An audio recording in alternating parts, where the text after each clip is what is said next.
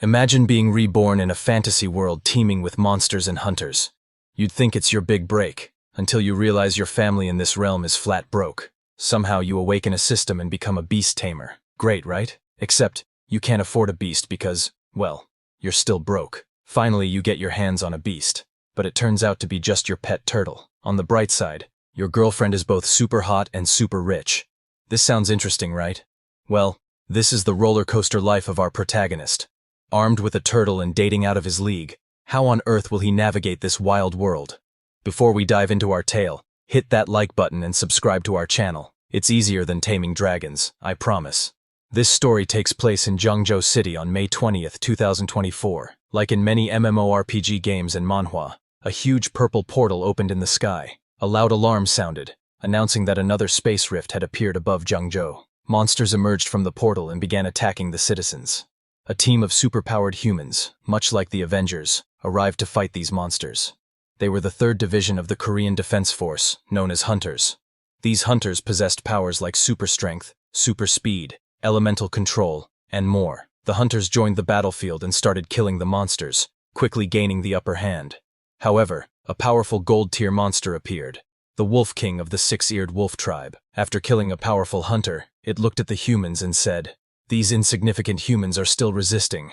Wiping you out is only a matter of time." Saying this, it joined the battle and began killing human soldiers like ants. Nothing survived its claws. The leader of the hunters was shocked to see a gold-tier monster and wondered if this was a high-level portal. The Wolf King laughed and told the hunter's leader that it was too late to realize this. Before they could engage in a battle to the death, someone appeared at high speed. It was a high-ranking official who asked the 3rd Division Hunter Group to leave the Wolf King to him and go handle the other monsters. This high-ranking officer was Mr. Wenyuan, and his presence motivated all the hunters. The battle between the Wolf King and Mr. Wenyuan began.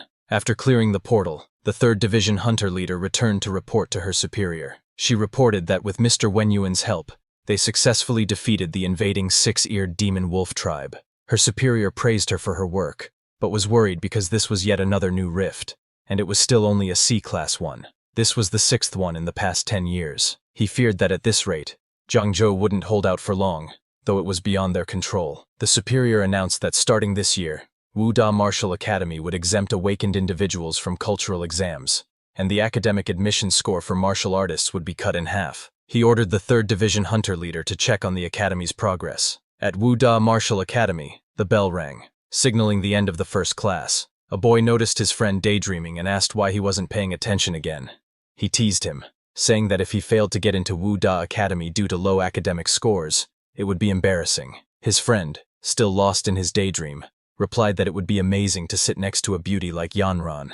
The girl he was referring to was Lin Yanran, the top beauty of the academy. While everyone's attention was on her, her attention was focused on our protagonist, seated next to her. Yanran smiled and asked him, since graduation was approaching, if he planned to attend the Literary Academy, or Wuda Academy. Our protagonist, Su Bai, lost in his books, replied that he didn't know. He explained that if he went to the Literary Academy, his grades were only average. Besides, in these chaotic times, what use were foreign languages and advanced mathematics? And if he chose Wuda Academy, his family wasn't wealthy enough to afford all the supplements.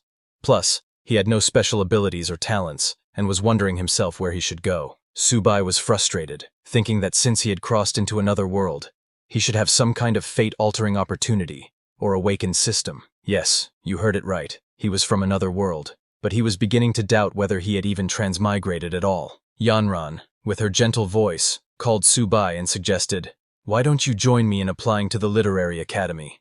I have a way to guarantee your admission." "What?"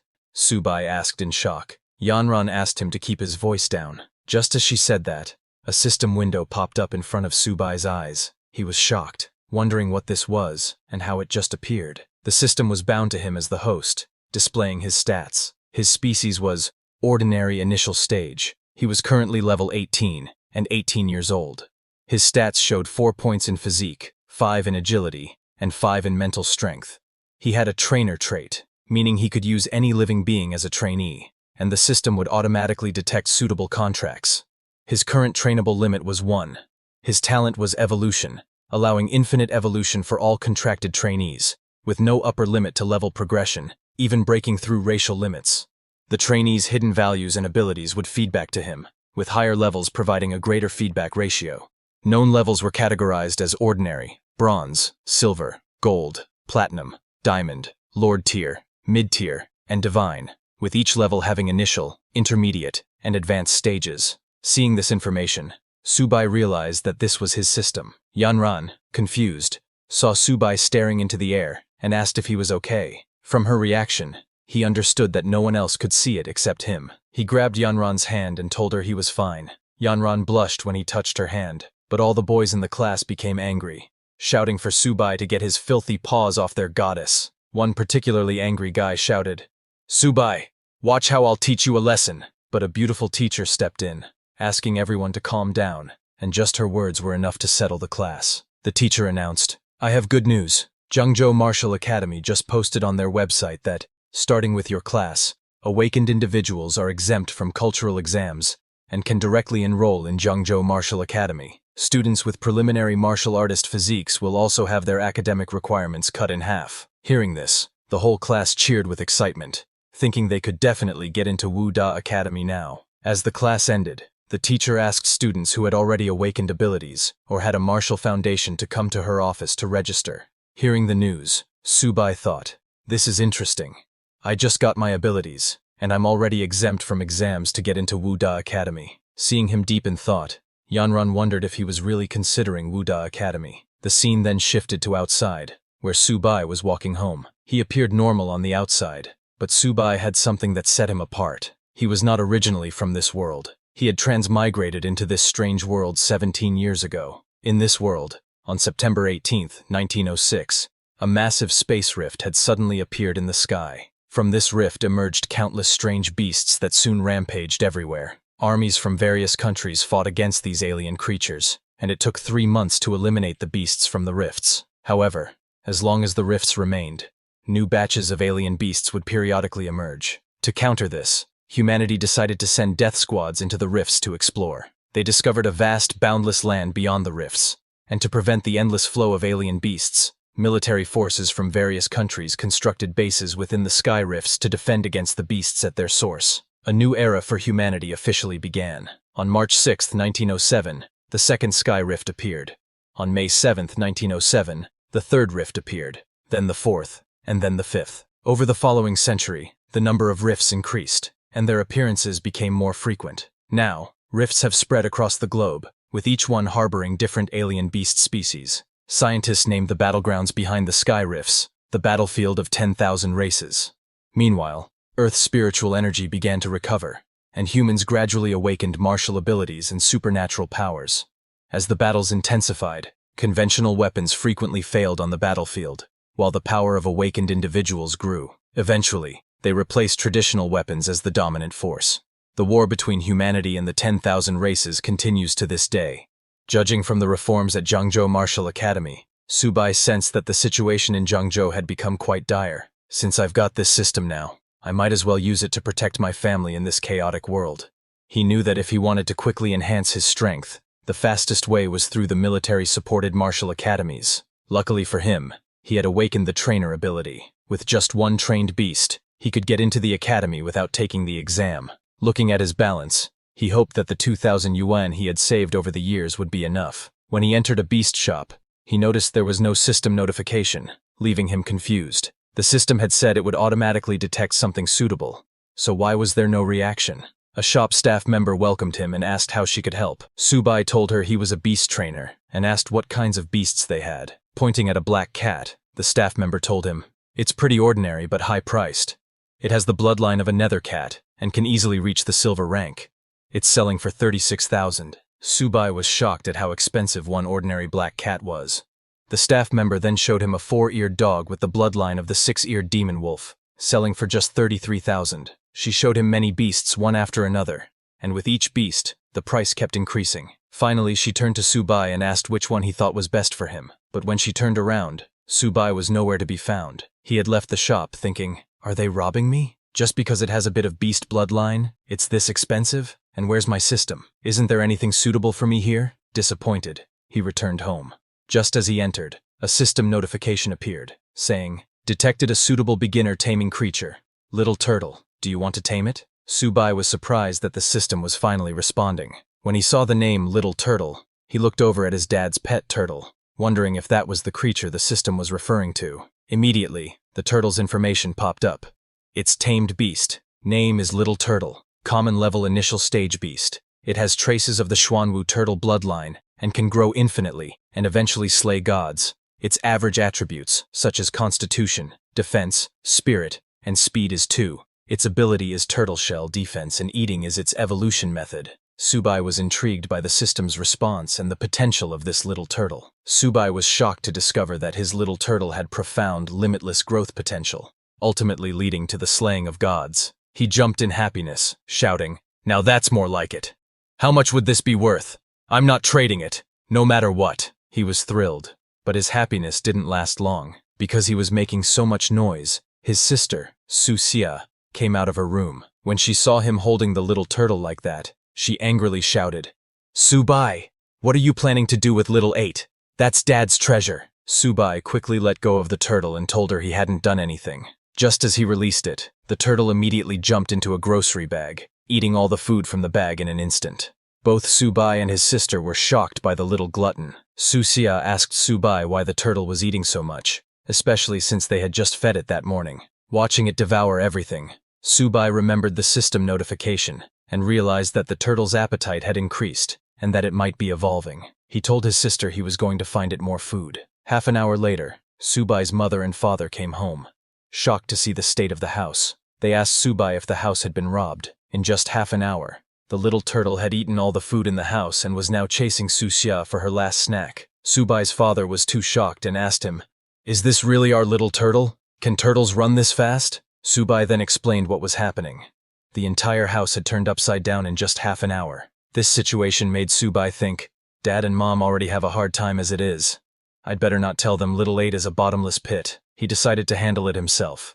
Meanwhile, after devouring everything in the house, the little turtle finally stopped. Su Xia was very angry at it, but as the turtle seemed satisfied, a huge robotic turtle form suddenly appeared from its body. Subai was shocked and asked, "Is this glutton finally full, or is it about to awaken its bloodline?" The scene then shifts to day 2. Little Turtle's explosive growth had come and gone, but its Xuanwu bloodline still hadn't awakened, and it had started eating even more. This was why Subai had come back to the pet shop again. When he entered, there were already 2 guests inside. When the shop staff member saw Subai, she asked if he had decided on what he wanted. He told her he wasn't here to buy this time. Getting closer to the staff member, he said, "I have exotic beast blood.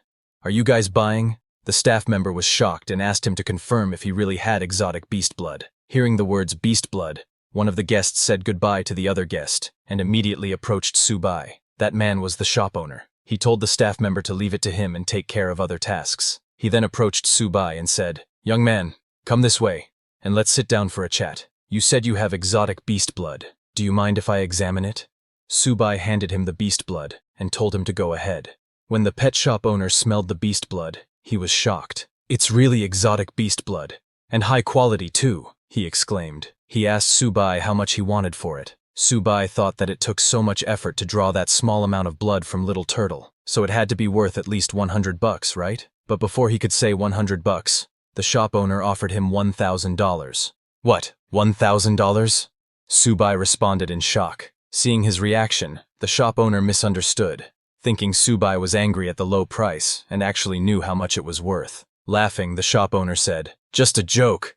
Such a high-quality product is, of course, worth $10,000. In shock, Subai shouted, $10,000? The shop owner misunderstood again, thinking Subai was getting angry at the low price, and raised the offer to $15,000. Subai was stunned and covered his mouth, thinking, who would have guessed that Little Turtle is so valuable? It's getting difficult to keep my smile hidden. He turned around to hide his excitement and said, "Fine, it's a deal. If I didn't need the money, I wouldn't sell it at all." After getting the money, he left the shop, with the shop owner personally seeing him off and saying, "Take care, young friend. If you come across such good stuff again, you're always welcome to come to me." Walking away, Subai looked at his balance and was thrilled. He hadn't thought exotic beast blood was worth so much.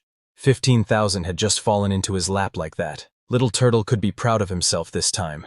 While he was walking, he suddenly got a call from his teacher, Ms. Lee. She told him that the results for cultural studies had just been released, And there was also an important announcement. She asked him to please drop by the school that afternoon to fill out his application form, and not to be late. Subai tried to ask Ms. Lee what the important announcement was, but there was no reply. Actually, it wasn't that she didn't reply. It was because Subai's old phone had no signal again. While talking, Subai hadn't noticed that he had wandered into an alleyway. Suddenly, a system warning notification popped up in front of him, telling him that there were 3 people nearby who bore great ill intent toward the host. They were currently within 10 meters.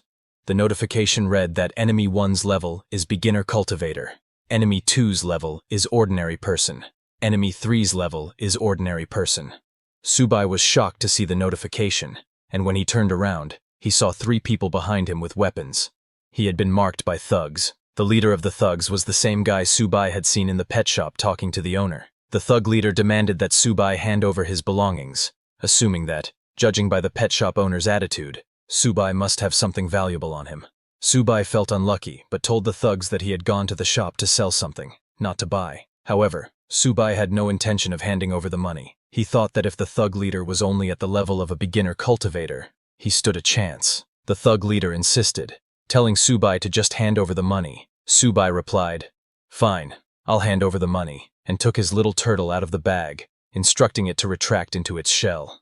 Immediately, little turtle hid in its shell, and Subai threw it like a rock at the thug leader. The thug leader used his baseball bat to defend himself, angrily shouting, "You little bastard!" But before he could attack, Subai quickly moved and kicked the thug leader in the groin, nearly incapacitating him.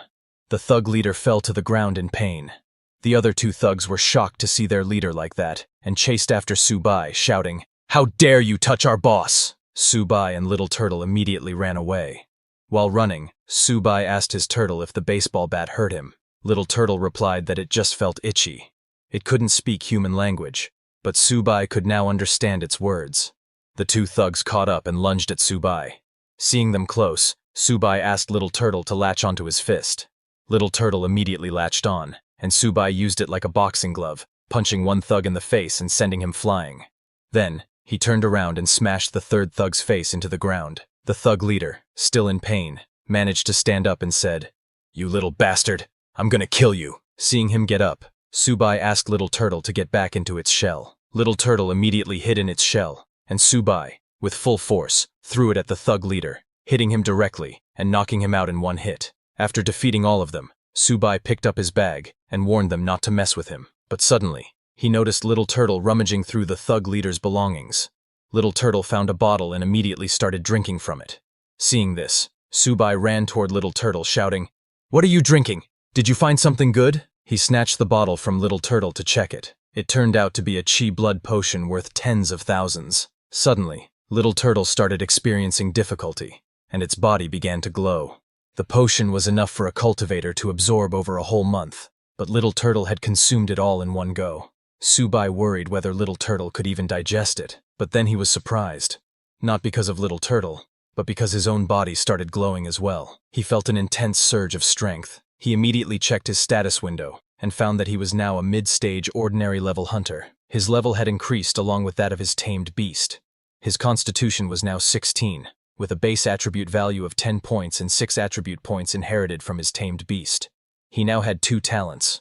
The first was evolution, which allowed his tamed beast to undergo unlimited evolution, with no limit to its grade, even up to the mythical grade. The attributes and talents of his tamed beast would be inherited by him to a certain extent, with higher grade beasts providing greater inheritance. The second talent was Turtle Skin Defense, which consumed a certain amount of physical energy to activate. When activated, a layer of turtle skin would cover his body, greatly increasing his defense. Subai was surprised to see the amazing effect of the Chi Blood Potion. His attributes had increased significantly, and he had even gained a new talent. Not only did Subai level up, but his little turtle also leveled up. Little Turtle's grade was now mid-stage ordinary, though the Xuanwu bloodline had not yet awakened. However, upon reaching the bronze grade, the bloodline would partially activate, greatly increasing its attributes. From an average of 2, Little Turtle's attributes had increased significantly. Its constitution was now 32, defense was 38, and both agility and spirit were 10. Little Turtle now also had 2 talents. The first was Turtle Shell Defense. When activated, it allowed the turtle to retract fully into its shell, forming a defensive posture that increased its defense by 300%.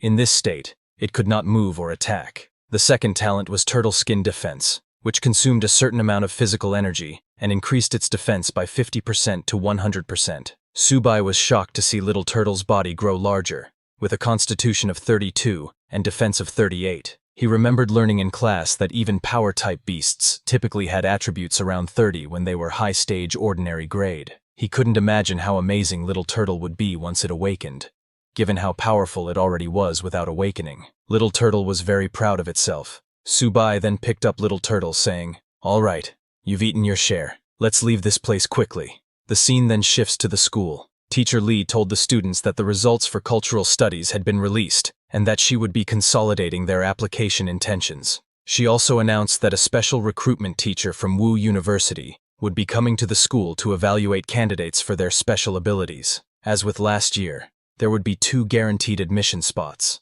While filling out the application, Yanran asked Subai if he had thought it through, and if he was applying for Wen College or Wu University. Subai told her that it would be Wu University. He was determined to get in. Yanran was shocked and asked, "Subai, didn't I tell you to apply for Wen College with me? Those who enter Wu University must go to the battlefield. Do you know how dangerous that is?" But Subai replied, "There has to be someone who goes to the front lines.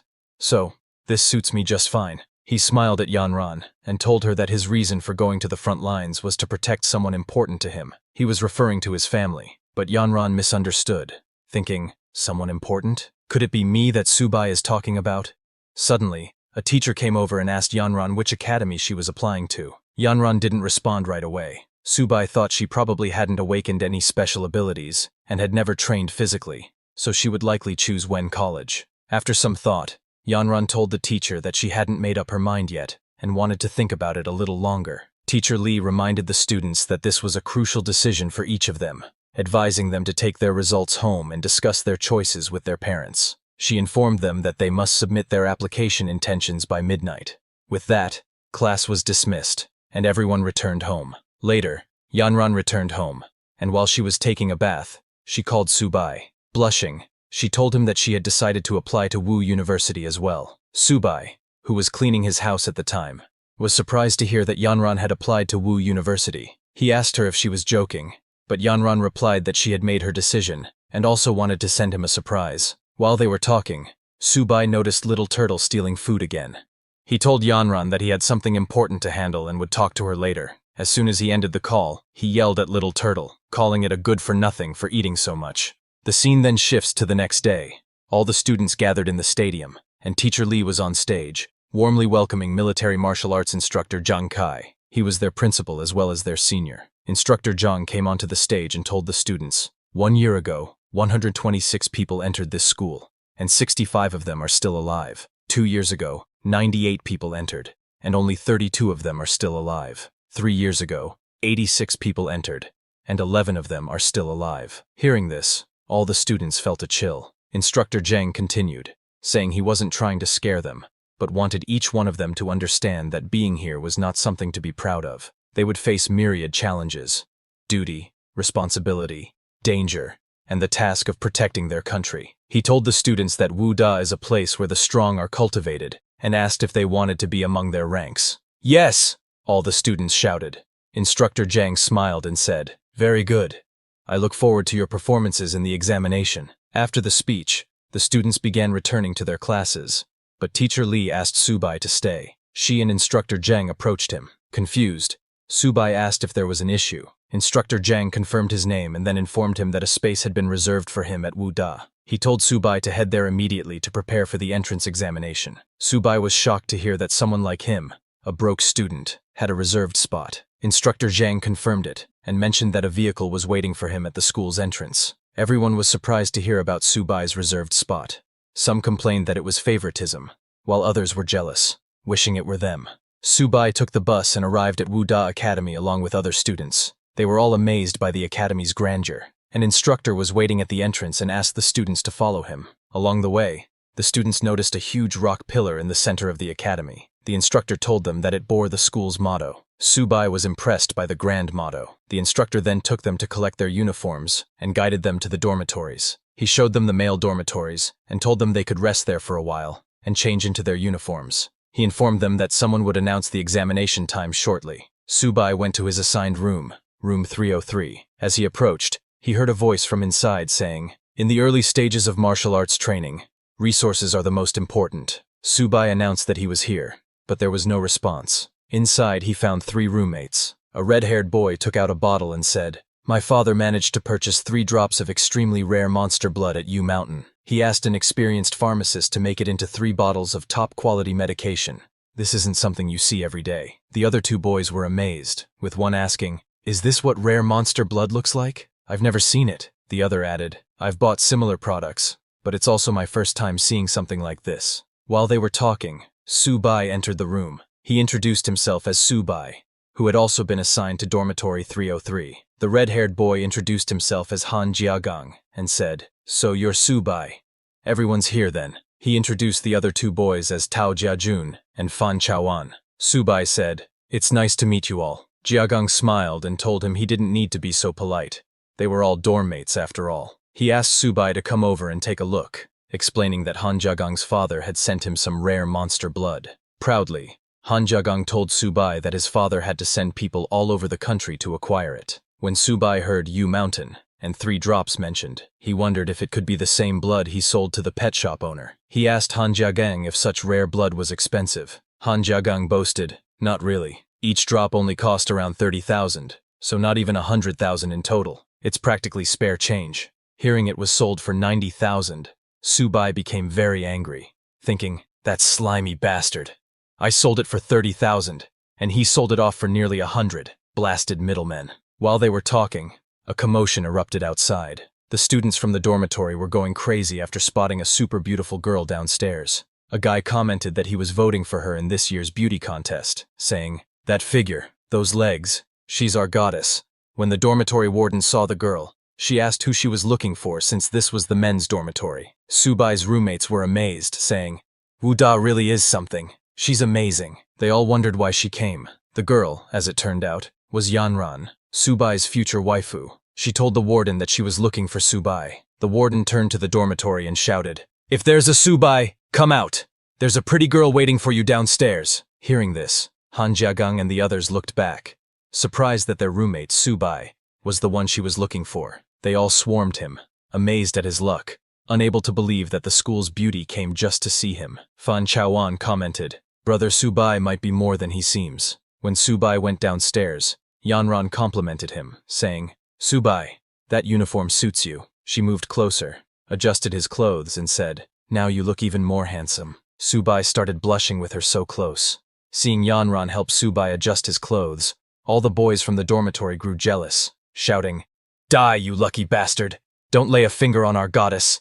Yanran then mentioned the reserved spot at Wu Da and asked if he was upset. Subai told her he wasn't, but he had planned to sit for the test himself. Then he patted her head, saying, "Still, you did it for me, so thank you." Yanran laughed and told him she was worried he'd be angry, but was grateful he thanked her instead. She handed him a bag, saying, "The entrance examination is the day after tomorrow. I prepared some pills for you." Subai, surprised, told her she'd helped him enough, and that she should save them for herself. But Yanran ignored his excuses and ran off after saying goodbye. The students from the dormitory were furious, muttering, "Who is this guy? Did he touch her head? Find out who he is. He's competing for her heart." When Subai returned to his room, Han Jiagang and the others started calling him brother, with newfound respect, surprising him. They started massaging his shoulders, asking, "Who was that goddess?" Confused, Subai asked, "What goddess?" Jiagang chuckled, "Brother, you're too humble. We're talking about the goddess you were just talking to." Subai told them they were high school classmates. Hearing that, Han Jiagang moved closer and said, "Brother Su, since we're dorm mates, I'm sure you could convince that goddess to bring some of her friends over." Subai hesitated before replying. Seeing him hesitate, Han Jiagang suggested that, since it was Subai's first time meeting them, they should take him out for a good dinner and chat. Without waiting for Subai's response, they finalized the plan and told him to rest up and get ready to go out that night. Then they all left the room. Watching them decide on their own, Subai thought, "These guys are really interesting." He then picked up his bag, took out Little Turtle, and let it out to get some fresh air. Checking the bag Yanran had given him, he found a blood essence potion.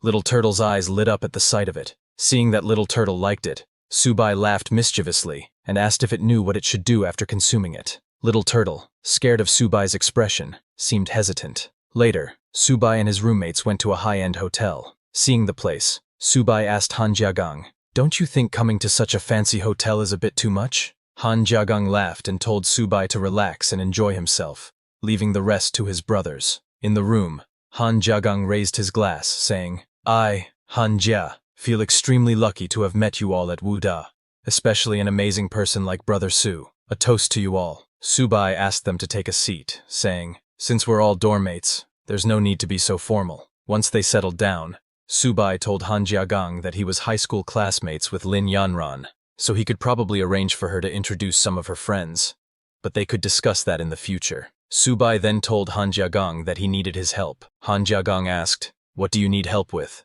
Subai took out a vial of red blood essence and placed it on the table, saying, "It's not a big deal, really.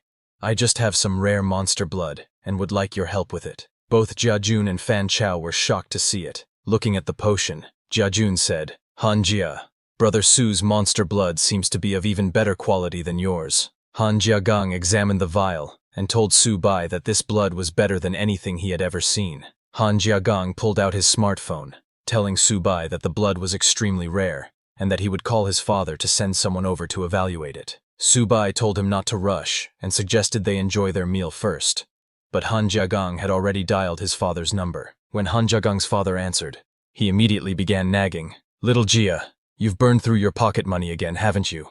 I sent you to Wu Da to get stronger, not to waste time." Han Jiagang quickly cut in, "Dad, I don't want money. This is serious.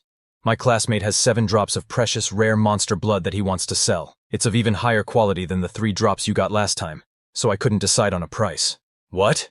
7 drops?" his father asked in shock. "Are you sure it's better quality than last time?" Han Jiagang confidently invited his father to come and see it himself. Hearing his son's certainty, his father said, "Send me your location. I'll send Master Chao over immediately." An hour later, Han Jiagang's father arrived with Master Chao. When Master Chao examined Subai's monster blood, he remarked, "This is simply exquisite. It's the purest monster blood with the highest energy content I've ever seen. I could make incredible things with this." Han Jiagang's father looked surprised and asked, "Master Chao, isn't that a bit of an exaggeration?" Master Chao replied, "Not at all. Even with the best equipment, the value of this blood would only increase." Han Jiagang, amazed, exclaimed, "Damn!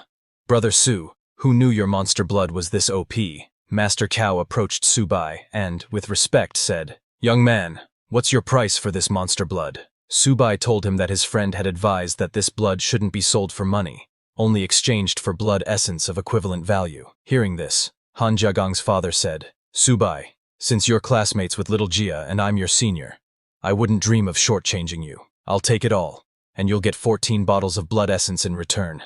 How does that sound?" Subai agreed and thanked him. Han Jiagang's father smiled and asked Subai if he would like to join the Han family, promising to provide him with resources for free. Subai thanked him for the offer but explained that he wasn't planning on joining a family just yet. Han Jiagang's father pressed him to reconsider, but suddenly, a loud voice came from outside. It was Yanran, who opened the door and said, "Subai said he didn't want to join a family, so no one is allowed to force him." She was visibly angry and asked Han Jiagang's father if he understood. Subai was surprised to see Yanran there and asked her why she had come. Yanran replied that she was there to settle her own business, but hadn't expected to run into him. Seeing Yanran's attitude, Han Jiagang's father grew angry, but Master Chao quickly intervened and informed him of Yanran's background. Han Jiagang's father was shocked and frightened upon learning her background. He quickly explained to Yanran that it was all a misunderstanding, saying that Subai and his son were just classmates and good friends. Hearing this, Yanran calmed down and asked Subai if he was heading back to school, suggesting they go together. Since Subai had finished his business, he agreed, said goodbye to everyone, and left with Yanran. Watching them go, Han Jiagang called out, saying he was going back to school as well, and started to follow, but his father stopped him. Han Jiagang's father advised him to build a good relationship with Subai, because the Han family's future might depend on it. He also instructed him to keep a safe and respectful distance from Lin Yanran. Han Jiagang was stunned, realizing that his friend Subai and the goddess Yanran were indeed very impressive. 2 days later, at the military training field at Marshall University, all the freshmen gathered on the university grounds. Instructor Zhang addressed the students, announcing that over the next few days, they would participate in freshman special training, which would take place in the battlefield of all races. Hearing this, many students were scared, asking if they were really going to the battlefield of all races for training. fearing it was far too dangerous. Failing the training was one thing, but losing their lives was another. Instructor Zhang reassured them, saying the area designated for their training had already been cleared, and that the instructors would ensure their safety. He continued, explaining that they would be divided into groups of 50, each led by a bronze-level instructor, who would act as their homeroom teacher and assign their training tasks. He wished all the freshmen a victorious return. After the announcement, Yanran came running to Subai, very excited, and told him they had been assigned to the same class. Subai smiled and asked if she arranged that on purpose. As they talked, a female instructor appeared and called for Class 8 to gather. Class 8 was the group that included Yanran, Subai, and his roommates. The red-haired instructor introduced herself as Liao Yuxin, their special training instructor. All the boys were going crazy over the beautiful instructor. Instructor Liao told them that she would be the one assigning all their training tasks, and their first task was to write a will. The students were shocked to hear this. Instructor Liao explained that they had one day to write their wills and would need to be at the teleport plaza by 8 a.m. the next day, as they would be departing for the battlefield of all races. The students were scared. One student exclaimed, "Is there really a risk to our lives? I still want to carry on the family line." Another said, "I'm going to write my will. There's so much I need to leave for my parents." Hearing this, Yanran asked Subai if he had any plans. He told her he didn't have much to prepare and would head back to the dorm first. While both Yanran and Subai were relaxed, Han Jiagang and the others were anxious. With the battlefield ahead, they felt there was a lot to prepare. When everyone returned to the dormitory, Han Jiagang invited Subai, saying that since they were heading to the battlefield the next day, he was taking the boys out for a good time that night. He asked Subai to join them, but Subai declined, saying he had other things to take care of, and told them to go enjoy themselves. Han Jiagang understood and agreed. As he was leaving, he noticed Subai's little turtle eating in a corner. He patted the turtle and said, "Brother Su, your little pet turtle is something. Its shell is tough." Subai told Han Jiagang that the turtle was named Little 8, but that it had a bit of a gluttonous side. Little turtle didn't like being called a glutton, pouting in response. After that, Han Jiagang and the other two roommates left the room. Meanwhile, Little Turtle finished its plate and asked Subai for more food. Subai said, "You little glutton. All you think about is eating. Fine, I'll let you eat all you want today. But once we're on the battlefield of all races, you'd better perform well." He gave Little Turtle more blood essence, which it immediately drank. Subai laughed and told Little Turtle to slow down, reassuring it that no one would take the food away. As he was feeding Little Turtle, a system notification popped up, congratulating him because his pet, Little Turtle, had leveled up to a high-rank ordinary exotic beast. Due to this, Subai's level had also increased, and Little Turtle had gained a new talent, Heavy Strike. Subai checked the status window and saw that his tamed beast, Little Turtle, was now high-rank ordinary. Its attributes had increased significantly. Physical strength was 64, defense was 78, agility was 20, and mental strength was 20. It now had 3 talents: Turtle Shell Defense, Turtle Skin Defense, and Heavy Strike. The new Heavy Strike talent consumed stamina to increase attack power by 100% to 200%. The more stamina consumed, the stronger the attack. Subai then checked his own status window and found that he had also leveled up to high-rank ordinary. His physical strength was 28, with 15 as his base strength and 13 points inherited from his beast. His agility was 19, and mental strength was 34. He now had 3 talents: Infinite Evolution, Turtle Skin Defense, and Heavy Strike. The new talent worked the same as Little Turtle's, consuming stamina to enhance his attacks. Subai was amazed, realizing that the blood essence was incredibly effective. Little 8 leveled up again, and these stat boosts are insane. He looked at Little Turtle and said, "Nice, Little 8. When we get to the battlefield of all races, let's go all out together." Now, both Subai and his Little Turtle were ready for the battlefield. The next day, all the students gathered in the field. Instructors reported to Chief Instructor Zhang that all trainees were geared up and ready for battle. Chief Instructor Zhang ordered a soldier to open Teleport Formation 1 and prepare for teleportation. The teleport formation activated, ready to transport students to the battlefield of 10,000 beasts. Seeing such a huge teleport formation, the students were amazed, saying, "Only Martial University has something like this." Yanran, feeling worried about Subai, told him to be careful once they were on the battlefield of all races. Subai reassured her, saying they would complete the mission safely. They wished each other good luck and approached the teleportation formation. Instructor Liao advised them to relax their bodies and prepare for teleportation. One by one, the students entered the formation and were instantly transported to the military base within the battlefield of all races.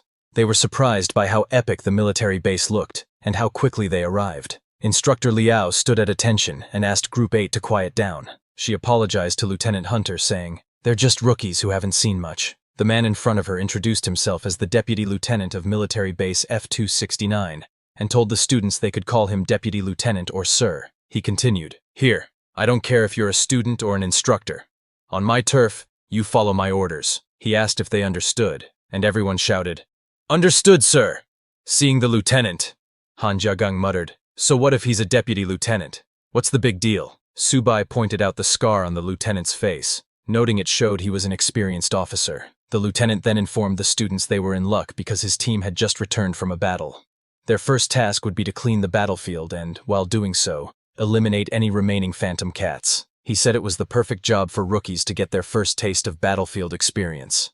With a serious expression, he added that eliminating the phantom cats would earn them military merit points, which could be exchanged at the logistics department for blood vitality powder and various grades of body tempering elixirs to strengthen themselves. Hearing this, Jiajun got excited, exclaiming, "Truly, fortune comes with risk." Han Jiagang added, "No wonder so many risk their lives to come to the battlefield of myriad clans." Seeing them eager, the lieutenant smiled and said, "You little brats look ready to give it a try. Good. Move out immediately. Follow me." Everyone was thrilled. As they followed the lieutenant, Subai thought to himself that he needed to gather enough military merit points to exchange for elixirs. Little 8 would have a feast as well. The lieutenant first led them to some injured soldiers, explaining that these were the wounded, just back from the battlefield. Seeing the injured soldiers, Jiajun asked if they had been hurt while dealing with the phantom cats. Han Jiagang replied, "No way. Aren't phantom cats the weakest beasts? How could they be so terrifying?" Seeing the injured soldiers, some students grew scared and exclaimed, "Even the weakest phantom cats are this dangerous? How am I going to survive and make it home?" "Enough chatter," Instructor Liao shouted. She asked them if they thought the battlefield of myriad clans was a playground, reminding them that since they enrolled at Wuda, they must always be prepared to face danger. Yanran, seeing the injured soldiers, was scared and asked Subai to stay close to her once they were on the battlefield, as she didn't want anything to happen to him. Subai, understanding the danger, decided to stay vigilant in the myriad clan's battlefield and reminded Yanran to be careful too. When they arrived at the gate, a soldier reported to the deputy lieutenant that they were currently executing their assignment to guard the northern gate and that they had killed 35 ferocious beasts attacking the camp that day. The lieutenant praised them for a job well done and ordered them to open the main gate, allowing the recruits to see what the myriad clan's battlefield truly looked like. At the deputy lieutenant's command, the soldiers opened the main gate. Instructor Liao told the students that with Deputy Commander Hunter leading the team, this was a rare opportunity and encouraged them to make sure to perform well. "Understood, Instructor," everyone shouted. Seeing the students' energy, the lieutenant smiled and said, "Brats, you've all left your wills at the mail depot, right? Because from this moment on, you will be constantly walking with death." When the main gate opened, the students saw soldiers battling fierce beasts. Han Jiagang was amazed, exclaiming, "Is this what a battlefield is like? How gruesome." One of the soldiers fighting the beasts turned around, noticing their captain. He approached, saluted, and asked why the captain had personally come. The lieutenant told him to talk less and assemble a team of soldiers to help protect this batch of students. The soldier replied, "Yes, sir," and left to gather a team. Instructor Liao explained to the students that they would be heading to Area F-260, where there was a patch of forest. Most of the monsters there had already been killed, and their mission was to retrieve the monster cores from the human cats in the area. After the explanation, the lieutenant stepped forward and shouted, "Rookies, are you ready?" "We're ready, sir," all the students replied in unison. Meanwhile, the assembled strike team received orders to follow and protect the students. As they began moving, the strike team leader approached Instructor Liao and assured her there was nothing dangerous about clearing out a battlefield. Laughing, he remarked that sending these newbies to the front lines would be a waste, as they would be like nobodies on the battlefield. He then turned to Captain Fu and asked why he was personally leading the team. Captain Fu replied, "Strike team leader, you talk too much. Don't ask pointless questions." Hearing this, the strike team leader stopped. Instructor Liao thanked Captain Fu for his assistance, and he responded, "It's nothing. These students are all warriors on the battlefield. It's my duty to protect them." Meanwhile, at Didu, the highest military command post in Long, a soldier rushed to report an urgent issue to the senior officer. He informed him that there was a latest report from the battlefield of all races. A large horde of monsters had broken through the defenses. Currently, 12 powerful golden-ranked individuals from the Yuming Cats tribe were involved in the fight, attacking 12 military camps in the southwest, from D128 to D140. The senior officer instructed the soldier to determine the monster's direction and send word to the other camps to prepare for an attack. The new students from Wu Da are entering the battlefield to practice their skills. They are Long's future. They must be protected at all costs. Meanwhile, at Area F-269, all the students arrived at the battlefield they had to clear. Instructor Liao told them that when clearing a battlefield, time was of the essence. Every minute they stayed was another minute they were in danger. Hearing this, everyone immediately got to work. Subai and Yanran were working together. Yanran told Subai that the hides, blood, flesh, claws, and teeth of the Yuming cats could be used to make weapons and medicines. Subai replied, "No wonder so many people would want to come to such a dangerous place. There are rare materials everywhere. My little turtle is going to eat well again." Looking at his inventory, Subai decided he would collect a few more cores and exchange them for blood spirit essence, thinking that would help little turtle level up again. But while checking his inventory, a sudden system warning popped up, alerting him to extreme danger. 164 Yuming cats were rapidly approaching, obviously hostile, and only 3 kilometers away, in the southwest forest. The system advised him to stay on guard, marking the threat as a 5-star high-level threat, with a life-threatening danger level of 4 stars. Subai was shocked, as the last time the system gave him a warning, it was only for a beginner-level martial artist. This was a 5-star life-threatening situation. Seeing Subai's alarmed expression, Yanran asked what was wrong. Without explaining, Subai ran to Instructor Liao, who was in a tree, and told her he sensed a large horde of monsters moving towards them from the southwest. Hearing this, Instructor Liao looked in that direction but saw nothing. She came down angrily and said, "Subai, this is a battlefield, not a playground. Do you know what will happen if you cause mass panic?" Subai tried to explain that he wasn't joking, and that there really was a horde of monsters approaching.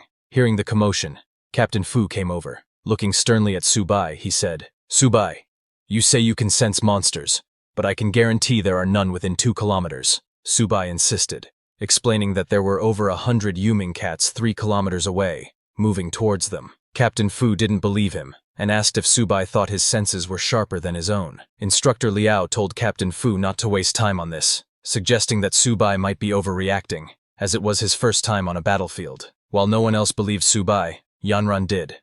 She told Captain Fu that no one should make a judgment before verifying the truth. Left with no choice, Subai stepped forward and pleaded with everyone to believe him, insisting that the monsters were getting closer. He explained that, as a monster tamer, he had an extraordinary sense for danger. Instructor Liao was surprised to hear that Subai had such a skill. She asked why the school hadn't recorded it. Subai replied that he was guaranteed a place at Wu Da, so his special abilities hadn't been noted. The students were shocked to hear that Subai had special abilities. One guy said, "If Subai has the ability to tame monsters, why haven't I seen anything he's tamed?" While they were talking, a loud noise suddenly came from the southwest.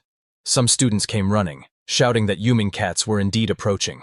Instructor Liao asked if they were sure, and the students confirmed that a whole lot of them were on their way. Hearing the news, Captain Fu ordered everyone to form a defensive formation. He instructed the messengers to contact the base and request reinforcements. The messenger returned with an update from the base. The surrounding camps were also under attack, so no reinforcements could be sent. Instructor Liao asked Captain Fu if there were truly over 100 Yuming cats, expressing concern that the students couldn't fight them without support. Captain Fu drew his weapon and confirmed that Subai's senses had been accurate. He could now sense the approaching horde of monsters himself. He ordered the strike team leader to assign 4 soldiers to protect the students. Subai, wanting to join the fight, told Captain Fu there was no need to protect him. Suddenly, a Yuming cat, a monster at the early bronze stage, appeared and immediately leaped to attack. Captain Fu and the soldiers started shooting at the monsters, ordering a retaliatory defense to protect the students. However, the regular soldiers were no match for the Yuming cats, which were more like tigers than cats.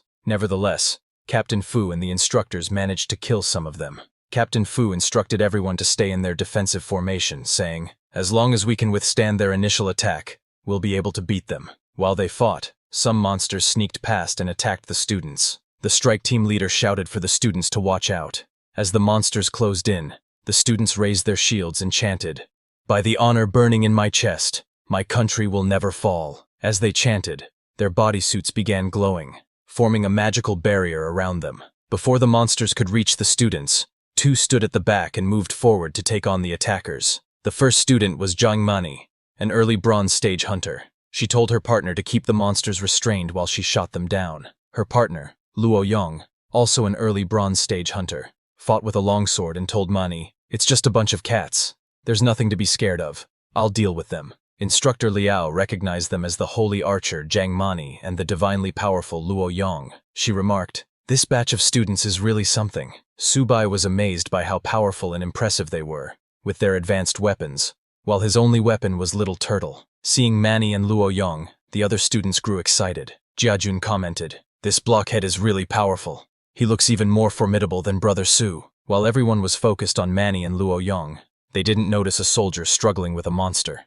Suddenly, a loud roar came from the forest, causing everyone to cover their ears. When the sound ceased, a large monster emerged from the forest, and all the Yuming cats knelt before it. The new monster was the king of the Yuming cats, a middle silver stage beast with a constitution of 45, agility of 88, and spirit of 43. Captain Fu was shocked to see the king of the Yuming cats, and couldn't understand why a silver stage cat king had appeared here. He immediately ordered the messenger to contact the base again and request reinforcements. Unaware of the monster's strength, Mani and Luo Yong charged at it. Luo Yong jumped to attack with his sword, while Mani supported him by restricting the monster's vision. When Instructor Liao saw them charging at a silver stage monster, she was terrified and shouted, "Mani, Luo Yong, come back now. This is a silver stage monster, not your plaything." But it was already too late. The king of the cats made its move and struck with its claws, taking down both Mani and Luo Yong in a single attack. They fell to the ground, losing their weapons. Instructor Liao urged them to return, but Captain Fu told her it was too late. He ordered his soldiers to provide cover fire as the king of the Yuming cats leaped again, aiming to strike down the soldiers. The king of the Yuming cats jumped again to strike Mani and Luo Yong, who were injured and unable to defend themselves. However, before it could touch them, something shining green shot through the air at high speed and struck the king of the Yuming cats in the face, sending it flying. Everyone was confused about what had just happened. That green shining object turned out to be Subai's little turtle. Everyone was shocked to see a flying turtle and asked what it was. Instructor Yu explained to the others, "It's a turtle that hit the king of the Yuming cats." When Han Jiagang saw the little turtle, he immediately recognized it as Subai's beast. Subai stepped forward to defend Mani and Luo Yong, saying, "As expected, this entrance is still a bit awkward." He introduced himself as Beast Tamer Subai and the little turtle as his beast. He then told Mani and Luo Yong to handle the smaller monsters, while he would deal with the Cat King. The other students were stunned at the sight of Subai and his turtle. They wondered if this turtle was really that impressive, and if the Cat King was truly knocked away by it. Yanren was overjoyed to learn that the turtle was actually Subai's beast. When the king of the Yuming cats got back up, Subai told his little turtle, "Show this wild cat what you can do."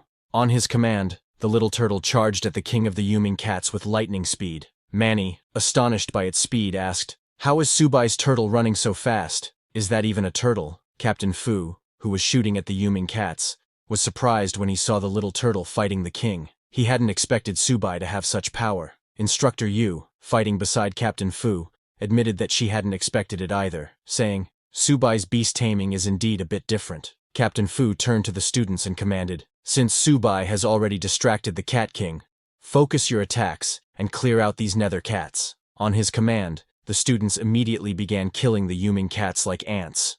Meanwhile, the king of the Yuming cats, furious at the little turtle, used demonic flames to strike it with its claws. The attack landed squarely on the little turtle's shell. Instead of injuring the turtle, the king of the Yuming cats lost all its claws. The little turtle had used its shell defense ability, which increased its defense by 300%. Captain Fu was shocked to see a normal-grade creature withstand the Silver Cat King's crushing claws. He marveled at the little turtle's insane defense but quickly refocused, realizing that now wasn't the time to be distracted. Captain Fu immediately moved towards the king of the Yuming cats and ordered his soldiers to cover him. "While the Cat King is occupied, I'll finish it," he shouted. While the king was busy fighting the little turtle, Captain Fu sneaked up from behind and jumped at it, aiming for its abdomen, its known weak spot. With all his power, he struck the king with his fire sword, yelling, "Prepare to die!" The king of the Yuming cats screamed in pain and lashed out with its tail, striking Captain Fu and sending him flying. Captain Fu's attack missed the abdomen. Undeterred, Captain Fu got back up and charged at the king again, shouting, "Once more! Beast, it's either you die, or I live." Seeing Captain Fu charging in, Su Bai told the little turtle to use its ultimate move. Hearing this, the little turtle's body began to shine, and it started spinning rapidly. Jia Jun and Fan Chao, watching, were confused and asked, "What kind of ultimate move is this? Why is the turtle spinning in place?" Ignoring their confusion, Su Bai sprinted toward the spinning little turtle. He had read in a book that the Cat King's weak spot was its abdomen. Timing his move perfectly, Su Bai kicked the spinning little turtle like a football, aiming directly at the Cat King's abdomen. The little turtle flew toward the king like a bullet at high speed. Before the Cat King could strike Captain Fu again, the little turtle hit the king squarely in the abdomen with a solid impact.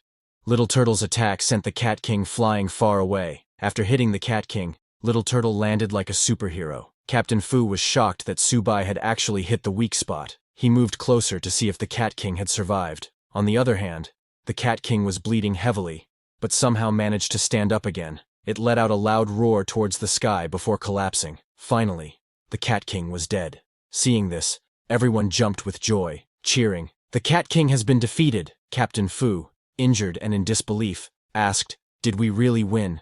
Yanran ran to Su Bai and hugged him tightly, exclaiming, "Su Bai, you're amazing!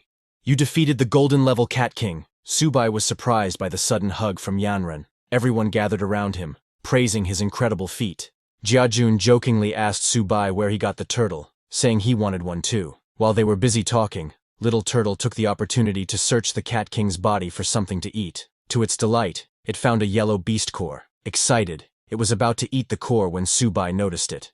He shouted, "Little Turtle, what are you sneaking off to eat now?" But before he could stop it, Little Turtle swallowed the yellow beast core. Su Bai was annoyed, but before he could say anything, a black shadow appeared in the sky. Everyone was confused and asked, "What's that in the sky?" Captain Fu immediately recognized it and warned the group, "This is dangerous. The Cat King's final howl has summoned its kind." Instructor Yu asked, "Could an even more dangerous beast be approaching?" Meanwhile, at the base operations center, a soldier reported to the commander, "According to the frontline energy wave analysis, Base F-269 is detecting a large number of unknown-level beasts. It's becoming extremely dangerous." This was the same base where Su Bai and the students were stationed. Suddenly, the commander received news that Hu Lin's daughter, Yanran, was among the trainee students at Base F-269. Wen Yuan, who delivered the news, urged the commander to provide immediate support. The commander agreed without hesitation, saying, "I'll dispatch a scout company to escort Mr. Wen to the battlefield." However,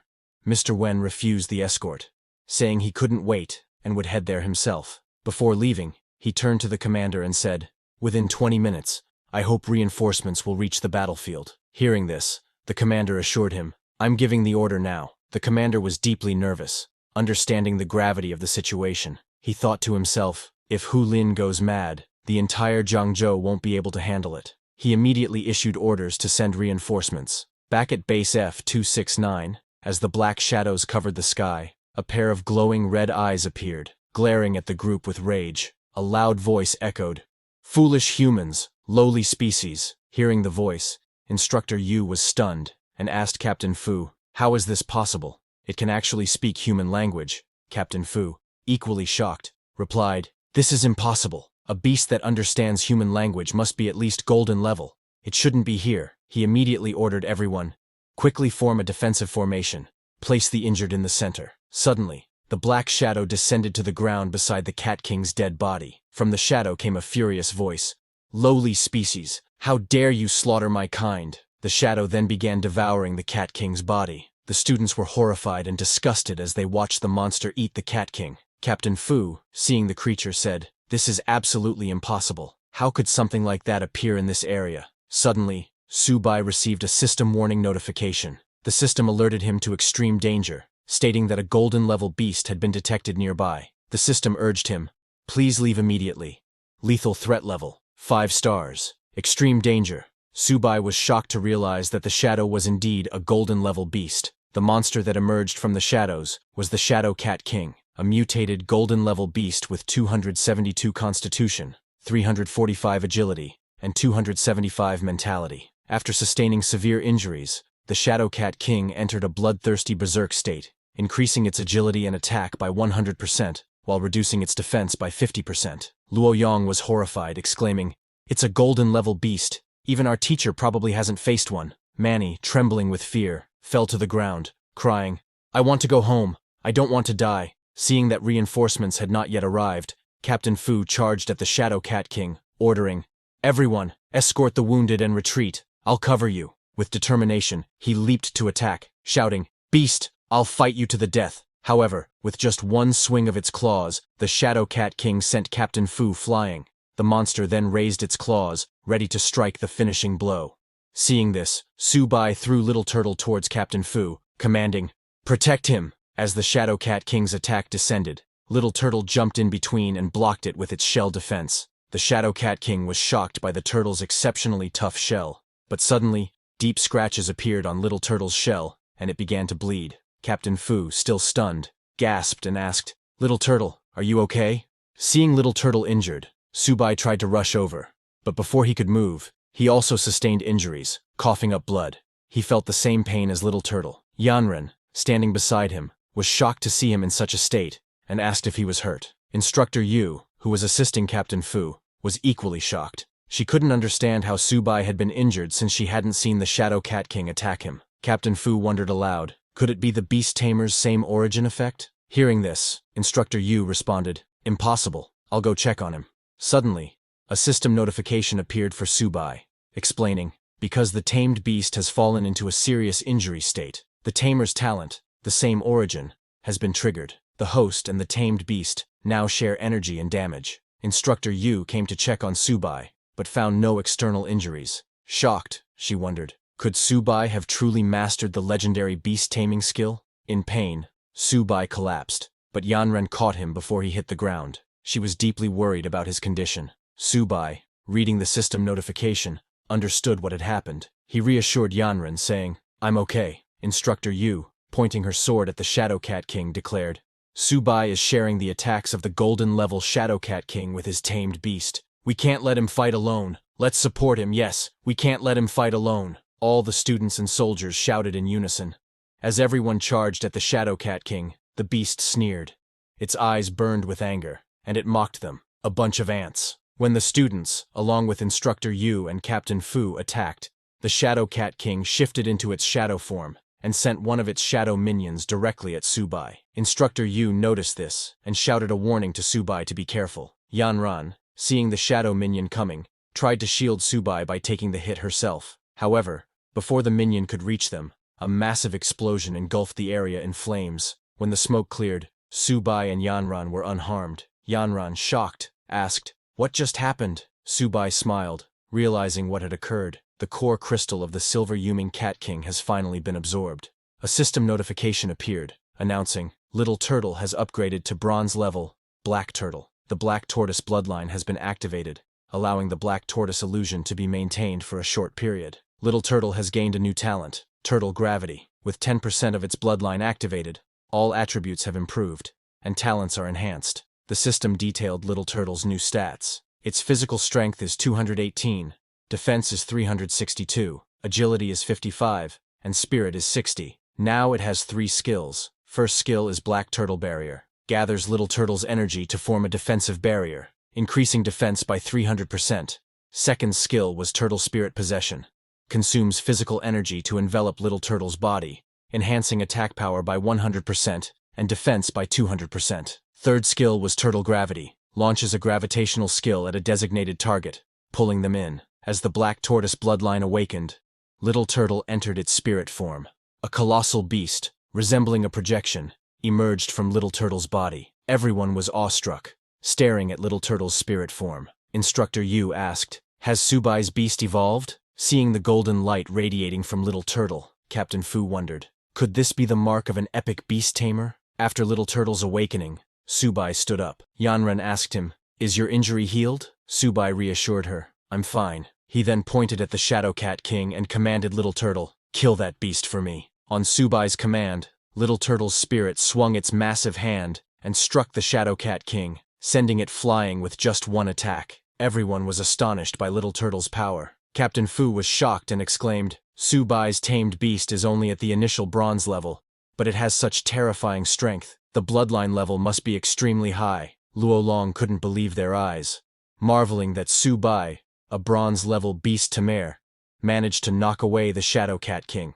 The Shadow Cat King, though sent flying, managed to regain its balance. Now furious, it let out a thunderous roar and summoned its shadow minions. "I want you all to die!" it bellowed, releasing the minions to attack the students. Seeing the Shadow Cat King go berserk, Captain Fu yelled, "Everyone, watch out! Retreat and split up!" However, the Shadow Cat King created dozens of shadow minions, sneering, "Don't even think about running away." The minions avoided Little Turtle and charged toward the students and soldiers. Seeing this, Su Bai commanded Little Turtle, "Stop them." Little Turtle immediately used its turtle gravity skill over the entire area. A golden light spread across the battlefield, and before the shadow minions could reach the students, they froze mid-air. Little Turtle then pulled all the shadow minions toward itself, opened its massive mouth, and swallowed them whole, killing them instantly. Su Bai then instructed, "Don't hold back, finish it." On his command, Little Turtle began gathering immense energy, a golden aura radiating from its body. It then unleashed a powerful energy beam directly at the Shadow Cat King. The Shadow Cat King, despite its strength, couldn't withstand the attack, and was vaporized in an instant. A few minutes later, Mr. Wen arrived at the battlefield, only to find the fight already over. The ground was scorched, with a massive crack running through it. Surveying the destruction, he wondered, what on earth did they endure on such a tragic battlefield? Meanwhile, Captain Fu was commanding his troops to clean up the battlefield quickly. Mr. Wen hurried over to Yanren, who was collecting monster cores with Instructor Yu. Relieved to see her unharmed, he said, "I'm so glad you're okay." Yanren was a little surprised to see him there, while Instructor Yu, confused, asked her, "Why is Mr. Wen here?" Captain Fu immediately saluted Mr. Wen and introduced himself as Fu Lin, the Deputy Battalion Commander of F-269 Military Base. Recognizing Mr. Wen's high rank, Captain Fu reported, "In this battle, a squad of my troops cooperated with the instructors and students from Wuhan University. We encountered a large group of nether cats. Over 800 nether cats were killed, including several bronze-level ones, 1 silver-level one, and 1 gold-level. Casualties are still being counted, and initial treatment is being provided to the seriously injured." Mr. Wen was stunned. "A gold-level beast appeared?" he asked in disbelief. Looking at the massive crack in the ground, he continued, "Captain Fu, you actually killed this gold-level monster? It's unbelievable." Pointing at Su Bai, Captain Fu reported to Mr. Wen, "It was Su Bai and his trained beast who killed the Shadow Cat King." Hearing this, Mr. Wen turned to Su Bai and asked, "Did you really kill this Shadow Cat King?" Su Bai, acting modest, replied, "It wasn't just my effort. The Deputy Battalion Commander, the instructors and I worked together to take it down." Impressed by Su Bai's humility, Mr. Wen patted him on the shoulder and asked, "After graduating from Wuhan University, would you be interested in studying at the Jiangzhou Fortress? Even though the Beast Tamer division has dwindled, I will personally guide you." Hearing this, Su Bai was thrilled, but replied politely, "Thank you for your kindness, Mr. Wen. I haven't thought that far ahead yet." While they were talking, Captain Fu approached and reported to Mr. Wen, "The battlefield has been cleared." He then asked, "Please give us your next instructions." Mr. Wen instructed everyone to return to base. When they returned to the base, Captain Fu stood in front of the teleportation formation and asked the instructors to count the number of people and have all candidates enter the portal in an orderly manner. He then addressed the students, saying, "Go back and train hard. You are the strongest class I have ever met." The students thanked Captain Fu before leaving. As they departed, Captain Fu turned to Instructor Yu and remarked, "These students are extraordinary, especially Su Bai. He has a bright future ahead of him." Instructor Yu nodded in agreement, saying, "For a freshman to achieve this level of strength is incredible. I can't imagine how powerful he'll become in the future." Captain Fu smiled and added, "Instructor Yu, we'll meet again someday. This time, I owe Su Bai my life." Instructor Yu replied, "You're too kind," before they parted ways. One by one, everyone entered the teleportation formation and returned to Wuhan University. Su Bai and Yanran were together, and he was overjoyed to finally be back. Jin Jun was ecstatic, exclaiming, "This trip was absolutely thrilling." Upon their return to the university, they were greeted with banners and cheers from the other students, who had gathered to welcome the heroes back from victory. All the teachers and students of Jiangzhou Wuhan University were present. A teacher handed a bouquet of flowers to Luo Yong, saying, "Welcome home, hero." Luo Yong was surprised and humbly responded, "The real hero is Su Bai. We're nothing. We were just cannon fodder." The other injured students agreed, telling the teachers, "It's good enough that we made it back alive. If not for the many missing classmates, We might have thought this was all just a dream. Instructor Jian approached and patted Subai on the back, saying, I already heard about your actions on the battlefield.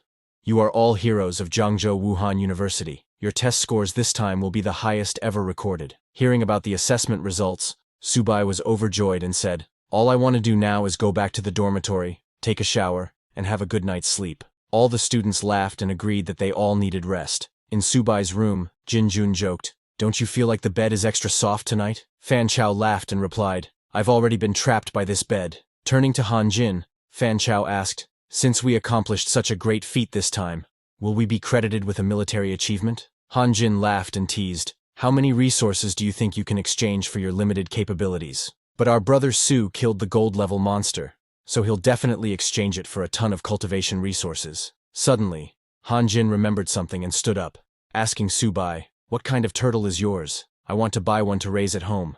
If nothing else, it's calming to watch a turtle. He chuckled, though watching it makes me feel a little jealous. Meanwhile, Little Turtle was lost in its dreams of a harem filled with female turtles. The next day, early in the morning, someone continuously knocked on Subai's room door. Irritated by the sounds of knocking, Han Jin woke up. He shouted, telling the person outside to stop knocking already. He was angry, wondering who it could be knocking this early in the morning. But when he opened the door, he was shocked to see many girls standing in front of the door holding gifts in their hands. A girl in glasses came forward and said, Juniors, we're from Zhongwu's student council. You're all heroes who just returned from the battlefield. We came to bring breakfast for you. A red-haired girl added that they seniors made it all by themselves and hoped he didn't find it lacking. A purple-haired girl, while giving the breakfast to Han Jin, asked him who Subai was among them. Han Jin got very happy after seeing that many beauties early in the morning. He thanked the seniors, saying he certainly wouldn't let their efforts go to waste. He let all of them enter the room. The purple-haired girl, looking around their room, again asked Han Jin who Subai was. Hearing all that commotion, Fan Chao also woke up. The red-haired girl asked him where Subai was and if she could take a photo with him. Pointing at Subai's bed, Fan Chao told those girls that his brother Su went out for a run. He asked them if they knew his brother Su. Hearing that Subai wasn't there, those girls got very disappointed and asked Fan Chao why he didn't say so earlier. The purple-haired girl told him that everyone on campus now knows Subai. With a sad face, she said, Too bad Subai doesn't know me. Jinjun also woke up and was surprised to hear that his brother Su is famous now. While leaving, the purple-haired girl told them to turn on the TV and take a look. She also took back the breakfast box she gave to Han Jin, saying, Since Subai isn't here, I'll just take the breakfast back then. Han Jin and the other two were shocked to see how these girls changed after knowing that Subai was not there. They all turned out to be gold diggers. On the other hand, Subai was running on the university's field, while taking note of his health. Suddenly, an important announcement on Longguo's military channel attracted the attention of everyone in the stadium, and they all looked at the broadcasting screen. The announcement was that yesterday, several provinces experienced large-scale attacks by ferocious beasts from the myriad races on military bases behind human lines. Among the beasts attacking the bases, gold-tier combatants were present in each instance. Students from martial arts universities across provinces were massacred, with survival rates less than 1 in 100. During this campaign, the instructors and students of Zhangzhou Martial University fought valiantly. They slew 1 gold-tier beast, 1 silver-tier beast, and numerous bronze-tier and ordinary-tier beasts. Among them, freshman Subai single-handedly held off a gold-tier beast with the support of instructors and a bronze-tier expert from the military. He achieved the feat of cross-tier slaying, a complete defeat across the board, with Zhangzhou Martial University standing as the sole victor. The news also showed Subai's photo on the screen and continued that the Longguo military has decided to award all participating students and instructors from Zhangzhou Martial University a collective second-class honor and a Great Wall silver medal. As for student Subai, for his outstanding contributions, he is awarded a first-class honor and a Great Wall gold medal. Subai was surprised and confused by the sudden awarding of the first-class honor. Everyone at the stadium was shocked to hear that Subai, a freshman, had achieved something this incredible. One guy, very jealous of Subai, remarked, A Great Wall gold medal, something I could never achieve in my life, is given to a freshman. A girl, very impressed by Subai, shouted, The Martial University is mighty. I really want to meet Subai. And she asked others who were acquainted with Subai, saying she wanted to date him. Realizing that if he stayed there, those crazy girls would not let him escape, Subai covered his face, thinking it was better to sneak away quickly. Slowly, he got away from there and hid behind a wall where others could not see him. While he was taking a breath, His phone rang. It was Subai's sister, Susia, who was very excited and told Subai that he was on TV. Subai was surprised that even people outside the university also got the news. He told his sister that he had already seen it. Susia told him that their mom and dad wanted him to come home to celebrate for him. Knowing his family's financial condition, Subai asked, "Isn't that unnecessary?" Subai's mother and father, who were sitting beside Susia, were very proud of Subai. His father told him that he had achieved such an honor, and now everyone in the neighborhood wanted to see him. Subai's mother told him that his third uncle's sister-in-law had just called, saying she wanted to introduce him to a girlfriend. Susia told him he better come back quickly. Otherwise, their front door was about to get kicked down by their neighbors. Hearing them so happy, Subai said, "The test just ended, and we have 2 days off. I'll pack up and come back to take a look." His sister was very happy, and told him that since he is so famous now, their dad will grin in his sleep. Subai laughed, and told her to hang up now. That afternoon, Subai returned to his family's apartment. All the neighbors started calling Subai's father, saying, "Old Su, your family's hero is coming home. Come out and welcome him." Subai was shocked to see that many people standing in front of their house, and asked them if all of them were waiting for him.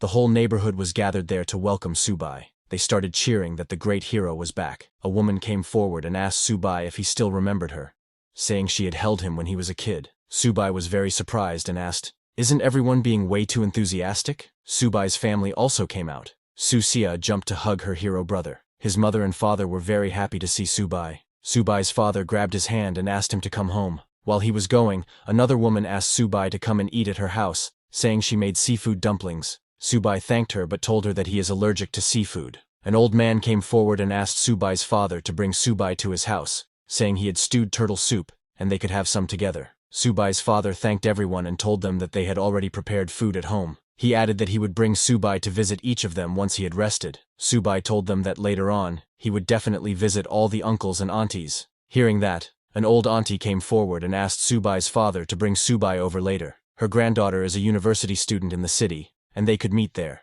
But another uncle came forward and told that auntie that her granddaughter isn't worthy of Subai. His granddaughter just graduated this year, and he would introduce Subai to her. Subai's father didn't expect their neighbors to behave like that. Somehow, Subai and his family returned to their house, and Subai was exhausted from dealing with all of them. He said that if he had known it would be like this, he would have snuck back after dark. Susia told him that it wouldn't work, because Aunt Jang had installed surveillance outside their house. She was just waiting for Subai to come back so she could introduce her granddaughter to him. Subai's father immediately walked towards the kitchen, telling them he was personally cooking today. His mother told Subai to take a rest first, saying his dad and she would cook. She asked her daughter to come help out. Subai immediately threw his bag on the side of the sofa and sat down, finally getting a moment to catch his breath. But before he could rest, suddenly a system notification popped up in front of his eyes. The system detected a contractible creature, a little kitten, and asked Subai if he wished to tame the little kitten. Subai was surprised to see that notification.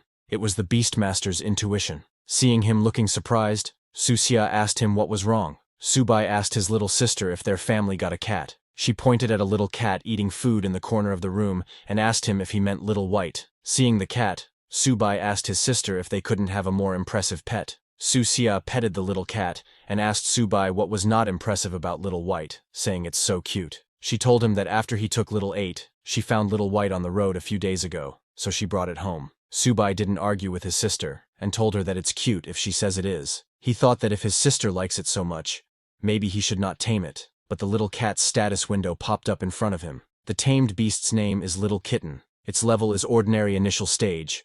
It contains traces of the White Tiger Sacred Beast bloodline, with infinite growth potential and eventual god-slaying capabilities. Currently, its average physical, defense, and spirit is 1.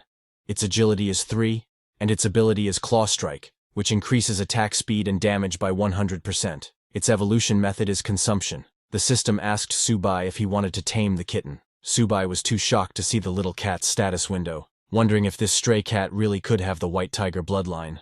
The little cat looked at Subai with curiosity. Susia told Subai that it seemed to like him. Subai clicked on the tame option, thinking he should tame it first and figure it out later. After taming the little cat, he turned to his sister, and while smiling, called her to discuss something. He told her it was about the little cat because her brother is a beastmaster. Before Subai could finish what he was saying, Susia immediately declined. She took Little Cat and said, "Since you already took Little 8, don't think about taking Little White." Subai tried to convince her, saying they could negotiate on this. He asked her if she didn't want a laptop. Susia ran with little cat, telling Subai that it wouldn't do.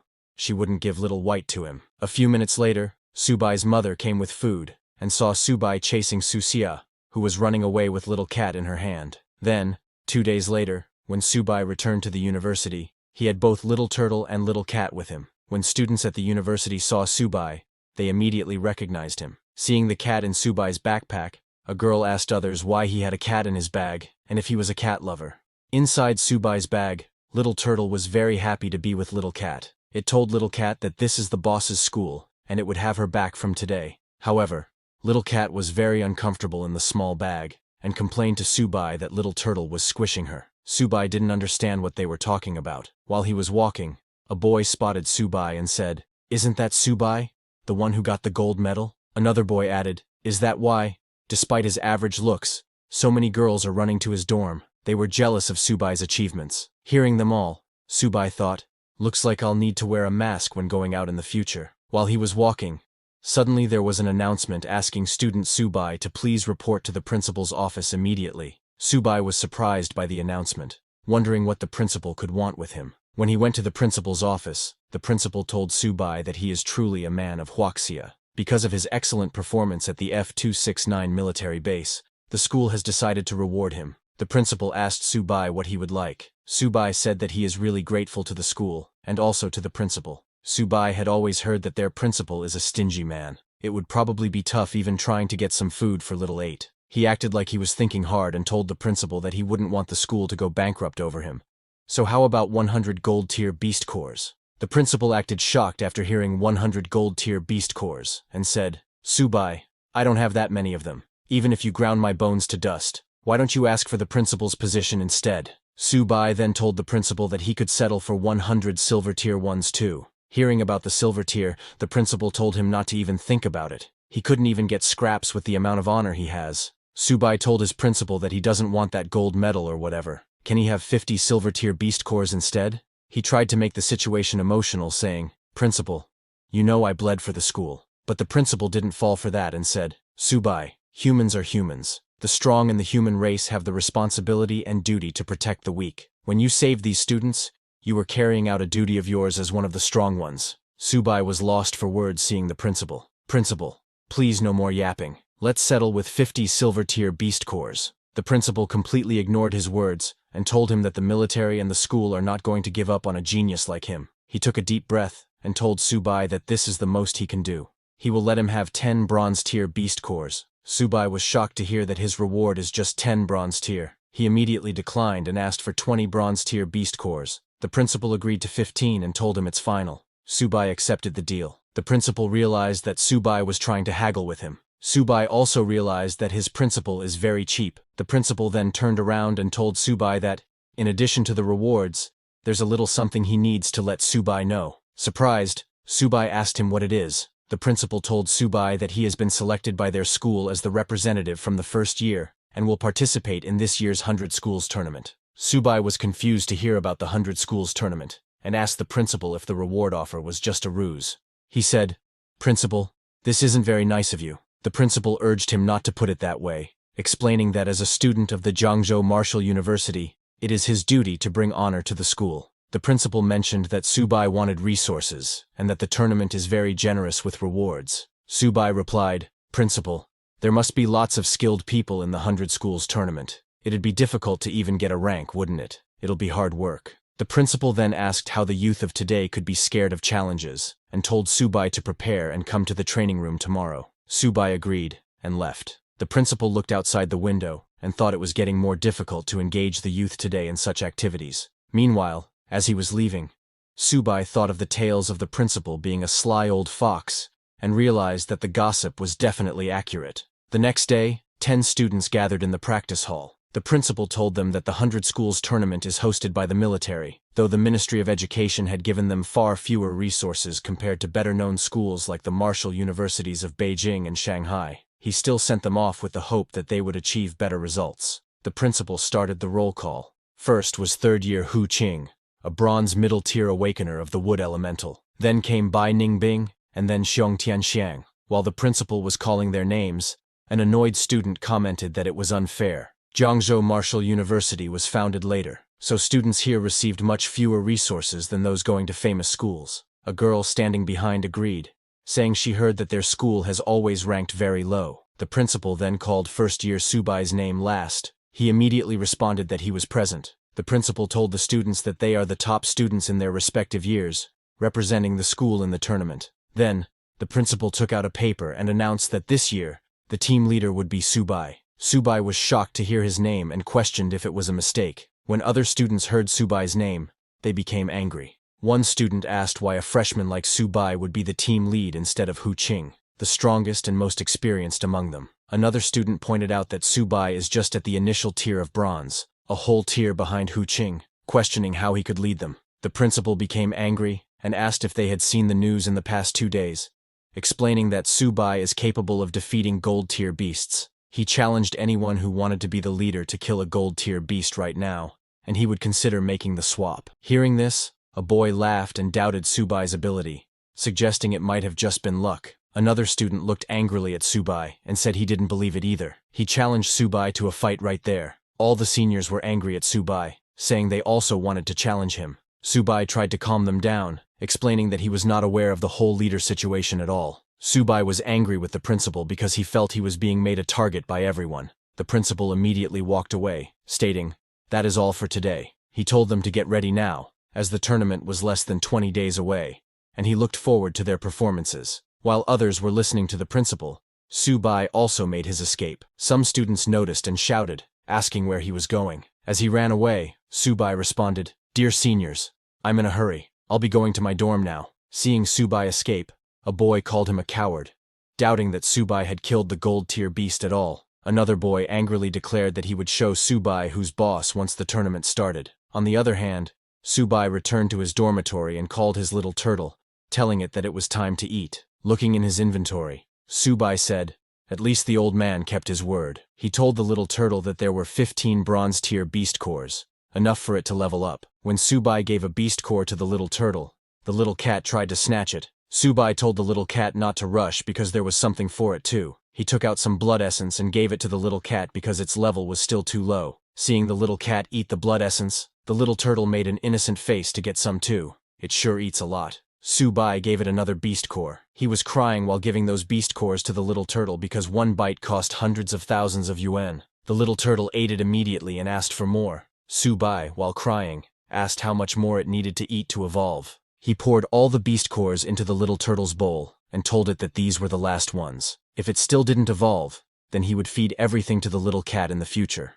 The little cat was happy to hear that. After eating those beast cores, the little turtle's body started shining again. Subai got a little scared seeing the golden light coming out of the little turtle's body. The whole university started shaking because of the little turtle's evolution. Everyone was confused, asking what happened and wondering if it was an earthquake. A system notification congratulated Subai because his mystic tortoise had leveled up to the bronze middle tier. Subai's level also increased. Currently, the little turtle's level is bronze middle stage, and 30% of its Zhuanwu bloodline is activated. All its attributes are enhanced, and talents are strengthened. The little turtle's physique is 568, defense is 862, agility is 95, and spirit is 90. Subai was happy that the little turtle finally leveled up. It didn't get more talents, but the stats and talent levels increased a lot. While Subai was looking at the little turtle's status window, suddenly another notification congratulated him, because the little cat also leveled up to the ordinary high tier and awakened.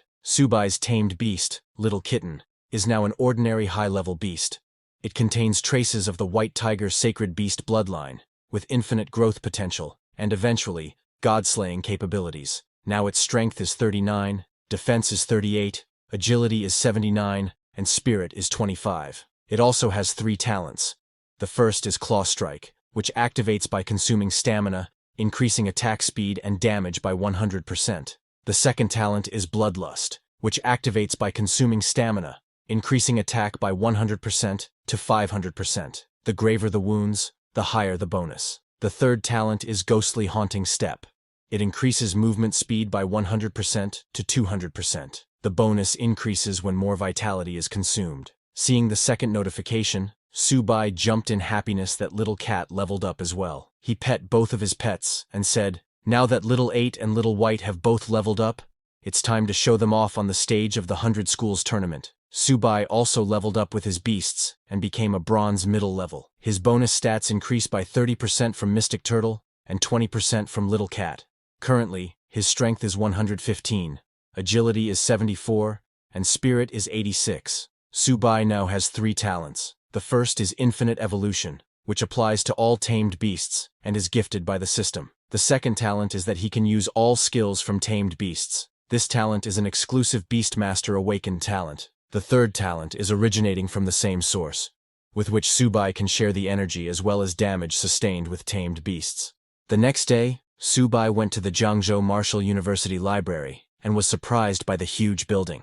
He told the librarian that he didn't expect Jianguni's library to be this big. The librarian informed Subai that their school's library had been here even before the university was founded, serving as the cornerstone of Jiangzhou Martial University's heritage. While scanning Subai's ID, she was surprised to see that a freshman already had 180 credits. As a beast tamer, Subai asked her about books related to beast taming. The librarian pointed him in the right direction and told him he was free to look up whatever information he needed. Subai thanked her and went to the beast taming section. He was surprised to see quite a few books on beast taming and thought it would take him a long time to go through them all. While picking his first book, he saw one written by Luo Fan. The name sounded familiar to him. Subai picked up the book, and while flipping through its pages, he noticed the beast taming skills written in the book, which included Heavens and Earth Converge, The Undying Soul, Divine Weapons Gather, Sacred Beasts Armed, The Roots of Grass and Trees, and Origin Confluence. Subai recognized the Origin Confluence skill, as he had already mastered it. He wondered what the Undying Soul and Sacred Beasts Armed meant. While engrossed in the book, Subai didn't realize he had left the beast taming section. 3 seniors walking by noticed him coming out of the section. They were the same seniors who had been selected for the university competition with Subai. Seeing him, one senior mocked, saying, "A beast tamer has no future, no matter how much they study." They then left to get their books. Subai didn't even notice them, as he was fully focused on the book. He was amazed by what he read, saying he didn't expect Senior Luo Fan to be so powerful. Luo Fan had created 3 divine skills: Origin Confluence, Sacred Beasts Armed, and Undying Soul, and had single-handedly fought against the invasion of all the tribes. It was a pity that he was eventually outnumbered and died on the battlefield. Just by briefly looking into the book, Subai understood that he needed to read it carefully. Suddenly, something shocking happened. While reading, the book started shining. Subai was shocked and confused. He couldn't understand what was going on and why the book was floating. He even felt a force flowing into his body. After the book stopped shining, Subai took it to the librarian and asked if he could borrow it. The librarian was surprised to see the book because it didn't have a classification label. She told Subai that it probably wasn't from the library. Subai insisted that it couldn't be possible because he took it from the bookshelf. The librarian decided to check the contents of the book, but even after using all her power, she could not open it. Frustrated, she wondered why she couldn't open the book. Subai was surprised to hear that and said, "That can't be right. I was just reading it a moment ago. Let me take a look." When Subai tried to open the book, it opened immediately. He asked the librarian to look, saying, "How is it possible that it can't be opened?" The librarian was also confused and said, "Maybe something went wrong." She told Subai to just take it to read, and that he could return it whenever he was done. Subai immediately took the book, and asked the librarian if he could borrow it for as long as he wanted. The librarian said yes. Subai was happy to hear that, and thanked the librarian before leaving. After Subai left, the librarian called the university principal, and told him that the book he left on the bookshelf had been taken by Subai. The principal was shocked, and asked if Subai could actually open that book. The librarian confirmed that it was true.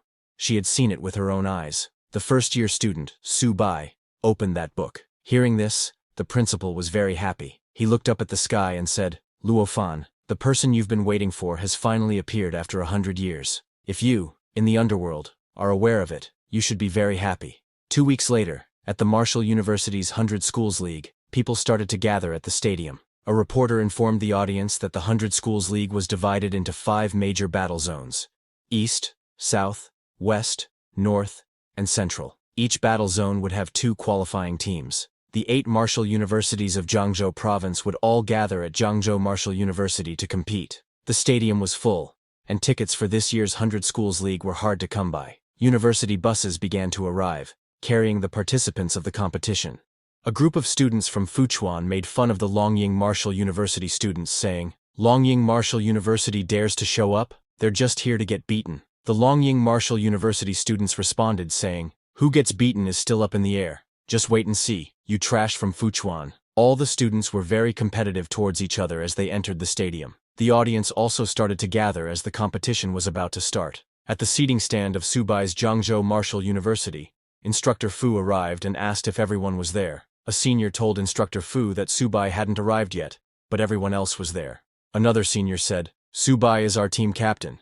He wouldn't back out at the last minute." Just as he said that, a voice came saying, "How could I back out at the last minute?" It was Subai. Instructor Fu was shocked to see Subai. It had only been a few days, but she could feel that Subai's strength had improved significantly. She told Subai that the match was about to start, and they needed to arrange their lineup. Subai told Instructor Fu not to worry, saying he had it all planned out. Before the start of the competition, a host appeared on the big screen and said, "Ladies and gentlemen, teachers and students, just a month ago, the myriad beast clans deployed large-scale forces to pin down the military's frontline capabilities. Meanwhile, smaller groups of vicious beasts bypassed the front lines to attack several provinces' rear military bases. The Martial University students in the attacked provinces were nearly wiped out by the myriad beast clans, with less than 1 in 100 surviving." The host asked, "Compatriots, shall we avenge this?" The whole audience shouted together, "We must avenge them!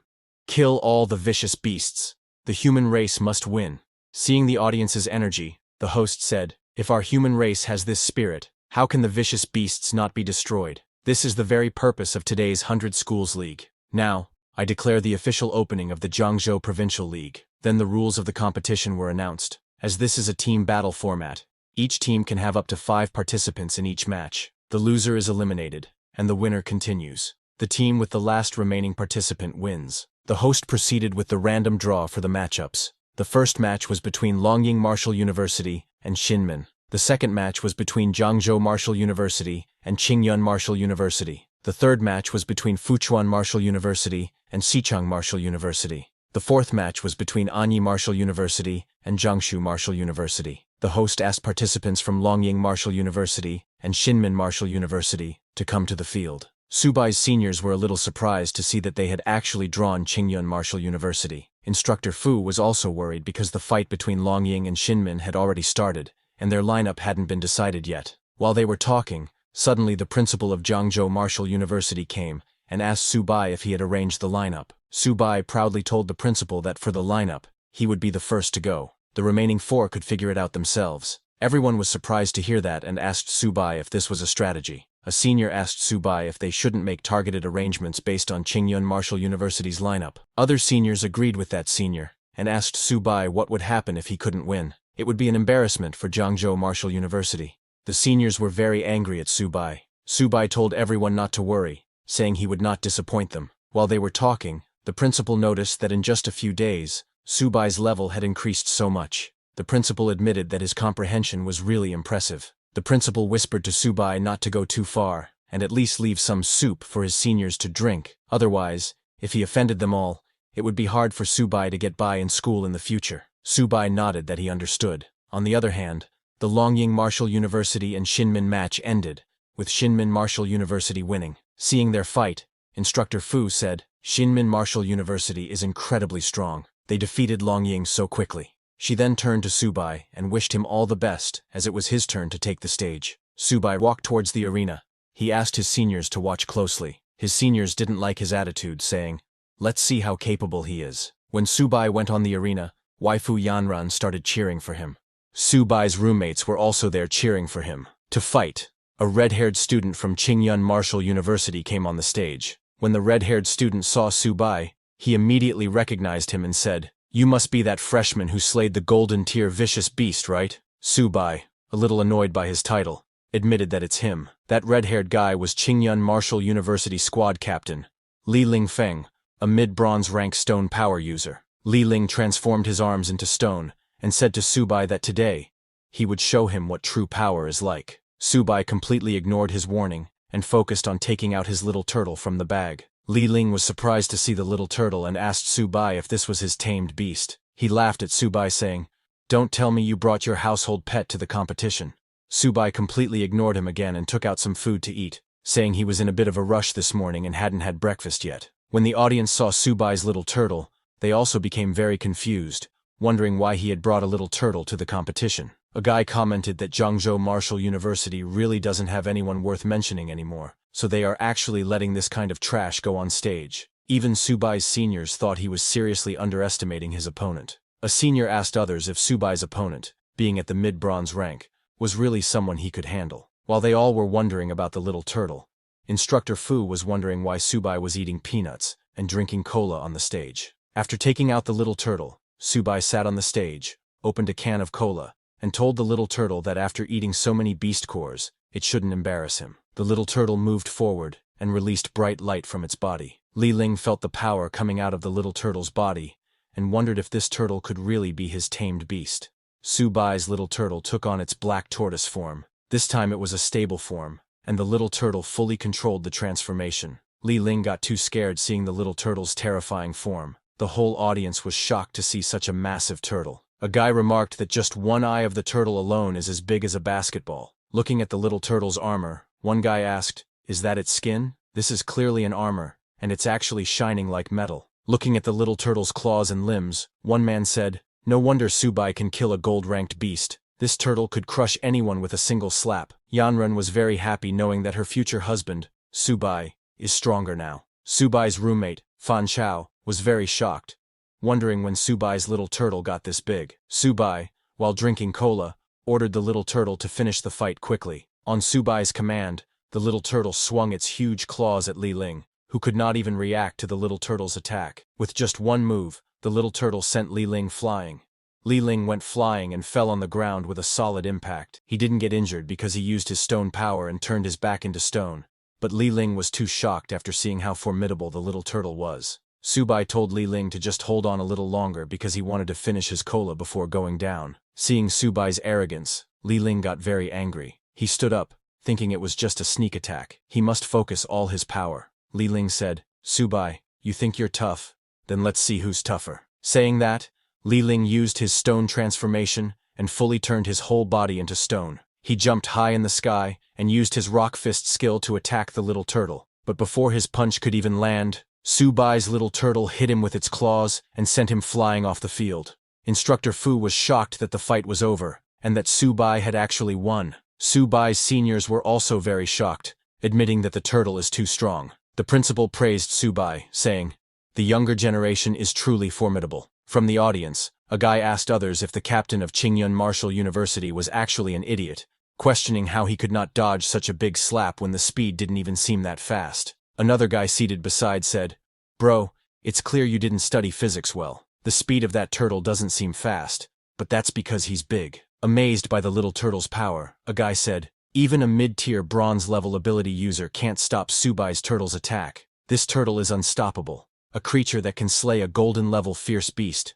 How could it be so easy to deal with?" Fan Chao was also very shocked because he knows that the little turtle wasn't this strong before. The host then announced that in the first match, Zhangzhou Martial University's Subai wins. After that, the second contestant from Qingyun Martial University, Zhang Xuan, came on the stage. Zhang Xuan, a mid-bronze rank blade user from Qingyun Martial University, took out her blade and thought, "I'll rely on speed to win, and I can't let that turtle get close to me." Thinking that, she charged at the little turtle with full speed, changing her direction again and again to confuse the little turtle. The host told the audience that Xuan was using her speed advantage, constantly staying outside the range of the giant turtle's attacks. Hearing that, the whole audience shouted, "Yes, that's how you fight."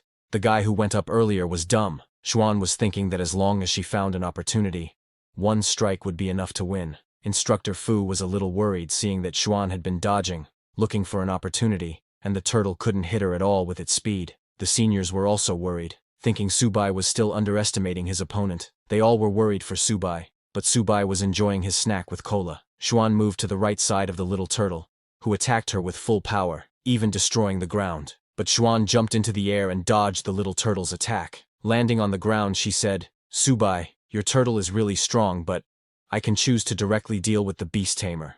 Saying that, she jumped to attack Subai, thinking it was too late for Subai to reverse the situation now. Subai was still drinking his cola. Instructor Fu got scared seeing that Xuan was going to attack Subai directly. Yanran was also very worried, asking Subai to be careful. Xuan struck at Subai with her sword, saying, "Subai, you lost." but before her sword could even touch him, the little turtle hit her and sent her flying. The little turtle used its tail to attack, which Xuan was unaware it could use. Seeing the little turtle's attack, the audience jumped in excitement, calling that move the turtle's divine tail swipe. Yanran also took a sigh of relief, as that was a close call. Subai's seniors were shocked to see that Subai won again, asking, "Isn't that too fast?" Both Instructor Fu and the principal admitted that Subai is really strong. Xuan lost her sword, so there was no point in fighting anymore. On the other hand, Subai was finally full. Then he stood up and came near Xuan, told the little turtle that it was too close to him, then told Xuan to hurry up and heal herself because his little turtle's strike was a bit too harsh this time.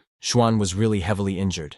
Some doctors took her off the stage on stretchers. On the other hand, Subai returned to his turtle and said, "All right, I'm going to get serious now." He stood beside his little turtle and asked who was coming up to challenge him next. Subai had already defeated 2 members of the Qingyun Martial University squad when the third opponent came to fight.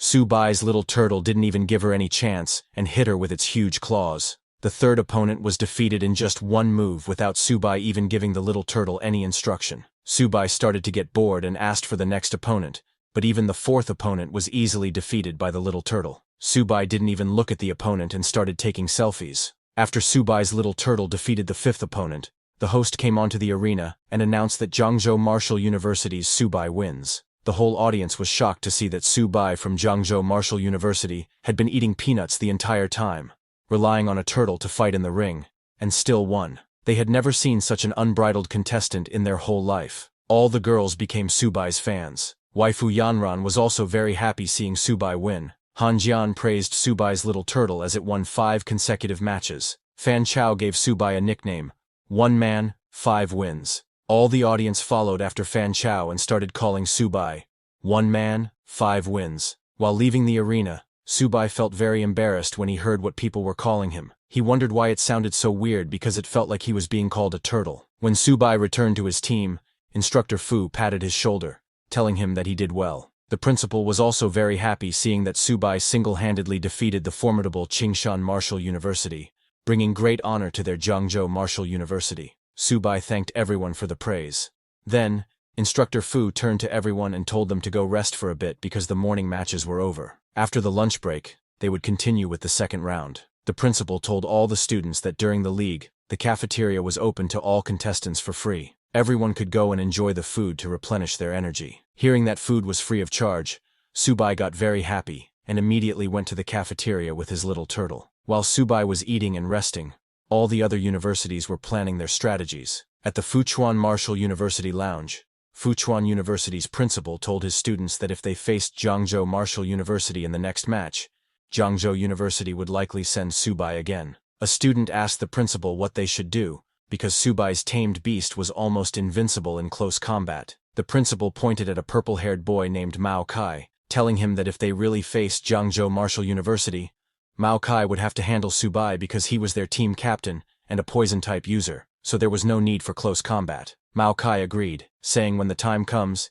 he would keep his distance and use poison to take down Subai's turtle. On the other hand, at Shinmin Martial University Lounge, Shinmin University's principal asked his students not to be discouraged. He told them that Subai was strong, but his weaknesses were also very obvious. Finding the right opportunity to bypass his turtle's defense line and then defeating Subai was the only way to win. A student named Li Feng came forward saying, "The principal is right. If we face Subai this afternoon, I'll handle him." Actually, Zhang Xuan's strategy this morning was correct. It's just that she wasn't fast enough. Shinmin University's principal agreed with Li Feng, since Li Feng was a speed-focused fighter with enhanced combat skills. Shinmin University's principal told him to find the right moment to attack Subai. Then, after some time, the host came onto the area and complimented the morning matches, saying they were truly exciting. The students demonstrated spirited determination and a tenacious, fearless spirit. The host told the audience that the second round of the competition would begin shortly, and that they would proceed with a random draw. All the teams started to gather in the arena. Seeing the Jiangzhou Martial University team coming, a guy from the audience said, "I feel like the other members of Jiangzhou Martial University don't even need to compete this time. Subai alone can defeat all other schools. It's really great to have such a teammate." Hearing that, another guy from the audience laughed and told the first guy not to get complacent, because this is still within the province. Facing martial universities from other provinces, Jiangzhou Martial University will still be beaten so badly that it won't be able to hold its head up, he said. Students from Jiangzhou Martial University agreed with him, because Jiangzhou Martial University had always struggled to hold their heads up before. But now with Su Bai, they are even more irrelevant. While they were talking, the host announced the results of the second-round draw for the Provincial League. The first match was between Jiangzhou Martial University and Xinmin Martial University. The second match was between Fuchuan Martial University and Anyi Martial University. The third match was between Longying Martial University and Qingyun Martial University. And the fourth match was between Xichang Martial University and Jiangsu Martial University. The second round starts, and for the first match, Su Bai from Jiangzhou Martial University and Li Feng from Xinmin Martial University come onto the arena. Seeing Su Bai coming into the arena, Li Feng said, "As expected, Jiangzhou Martial University has sent Su Bai to take the lead. Luckily, we've already prepared a strategy specifically for him." Li Feng started stretching. When Su Bai, who was very relaxed, saw Li Feng stretching, he asked Li Feng not to be so nervous, telling him that he just had to endure for a bit, and it would be over soon. The host gave the signal, and the match began. Captain of Xinmin Martial University, Li Feng was a high-level bronze-rank hunter. He immediately got ready to attack, telling Su Bai not to be too arrogant. Li Feng used his clear wind step skill and charged at the little turtle. He was so fast that he created an afterimage. When the little turtle tried to attack, it could not touch Li Feng's afterimage, nor his real body. Li Feng got behind the little turtle and, with all his power, kicked the little turtle. But his attack didn't deal any damage to the little turtle. Li Feng was surprised to see that he couldn't even break through the little turtle's defense at all. The little turtle used its tail to attack Li Feng, but he jumped and dodged the little turtle's tail. This continued. The little turtle tried to attack Li Feng, but Li Feng easily dodged its attacks. People in the audience were surprised to see that the little turtle was unable to hit Li Feng. A guy laughed at the little turtle, asking others to look at how Su Bai's turtle seemed provoked by Li Feng and was angry, howling repeatedly. A girl asked her friend if Li Feng suddenly charged at Su Bai, would he have any chance of winning? Her friend told her that Li Feng might actually have a chance because right now Li Feng was just bullying Su Bai's turtle for being so dim-witted. The girls who were cheering for Su Bai before now started cheering for Li Feng, shouting, "Come on, Li Feng!" In the arena, Li Feng ran away from the little turtle, provoking it to chase him. Su Bai's seniors immediately realized that Li Feng was trying to lure the little turtle away from Su Bai. Instructor Fu started to get worried, wondering what Su Bai was doing and why he wasn't coming up with a solution. A senior looked closely and told Instructor Fu that it seemed like Su Bai was looking for something. Indeed, while the little turtle was fighting with Li Feng, Su Bai was looking for cola in his bag because his lunch had been a bit salty. He was very carefree and started drinking cola in the middle of the fight. Meanwhile, little by little, Li Feng was luring the little turtle away from Su Bai. The whole audience started cheering for Li Feng. After creating quite a bit of distance between the little turtle and Su Bai, Li Feng thought that at this distance, even a tail swipe wouldn't work. But when he turned around to attack Su Bai, he was shocked to see that Su Bai was drinking cola. He got very angry and charged at Su Bai, shouting, "Su Bai, you're looking down on me too much." Li Feng jumped to attack Su Bai, saying he would make him pay the price. Su Bai didn't even look at him and called his little turtle. Just as he called, a yellow light came towards Li Feng. Before Li Feng could hit Su Bai, his body turned yellow and froze in midair. Li Feng was shocked. He couldn't understand why he couldn't move. That yellow light came from the little turtle's black tortoise illusion form. Su Bai ordered the little turtle to stop playing around and hurry up to finish the battle. The little turtle brought Li Feng near itself, then used its black tortoise gravity, and started collecting energy into its mouth. Seeing the little turtle collecting energy, Li Feng got scared and asked Su Bai to wait, wondering what he was going to do. But Su Bai's little turtle didn't stop and shot an energy beam from its mouth, which hit Li Feng and sent him flying, crashing into the stadium. Li Feng hit the stadium wall so hard that it created a hole in the wall. The little turtle's attack was too powerful, and seeing that, the whole audience was shocked. The guys who were laughing at the little turtle finally understood that it wasn't that Li Feng wasn't strong enough. It was that Su Bai was just too overpowered. A guy commented that if it was him, he would just surrender right away when facing Su Bai. How can one even fight against him? Seeing Li Feng's condition, a girl from his team asked their principal what they should do, because Li Feng had already been injured so badly. Left with no choice, Xinmin Martial University's principal decided to just give up. After a few minutes, the host came and announced that, unfortunately, facing the powerful opponent Su Bai from Jiangzhou Martial University, Xinmin Martial University had chosen to forfeit. He announced that the next university to face off against Jiangzhou Martial University is Fuchuan Martial University. The audience was surprised to hear the announcement, wondering how Shinmin Martial University could forfeit without even fighting. But deep down, they all understood that Subai was indeed too strong. So forfeiting was better than being humiliated in vain. Hearing that Shinmin had voluntarily forfeited, Instructor Fu said, Subai can conserve his strength for Fuchuan now. Hearing that, one of Subai's seniors got annoyed and asked Instructor Fu where Subai even needed to save his strength, as he had not even moved a muscle to fight. Another of Subai's seniors told the others that this next fight was going to be interesting, because the captain of Fuchuan is a poison-type user, so it won't be so easy to deal with him. Then, after a few minutes, Subai from Zhangzhou Martial University and Mao Kai from Fuchuan Martial University entered the arena. But just as the match began, Mao Kai asked Subai to wait, saying, "Let's not rush to fight yet." Mao Kai was a mid-level bronze rank hunter. While hiding one hand behind his back, Mao Kai walked towards Subai and said, "Subai, I admit you're very strong, and I know I'm no match for you.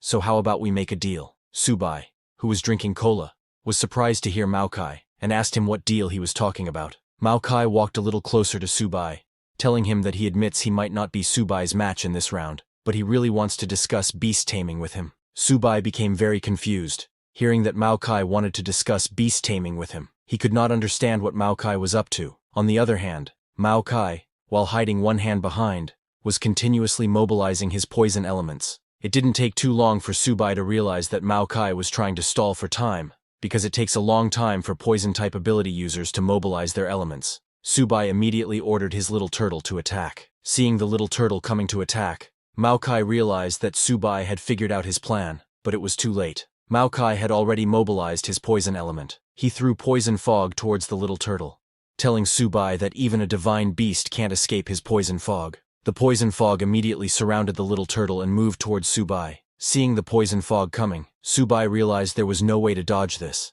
A senior from Subai's team panicked, saying, "Subai is too careless. I heard that Mao Kai poisoned quite a few high-level beasts in the previous trials." Instructor Fu also panicked, seeing Subai in danger and asking what they should do. However, Subai's principal was calm and told others not to panic because the match wasn't over yet. When the poison fog hit, the little turtle immediately held its breath and closed its eyes. The little turtle could not see in the poison fog, but Mao Kai was unaffected. While smiling, he passed through the little turtle easily, thinking, "Subai, let's see how long you can last in my poison fog.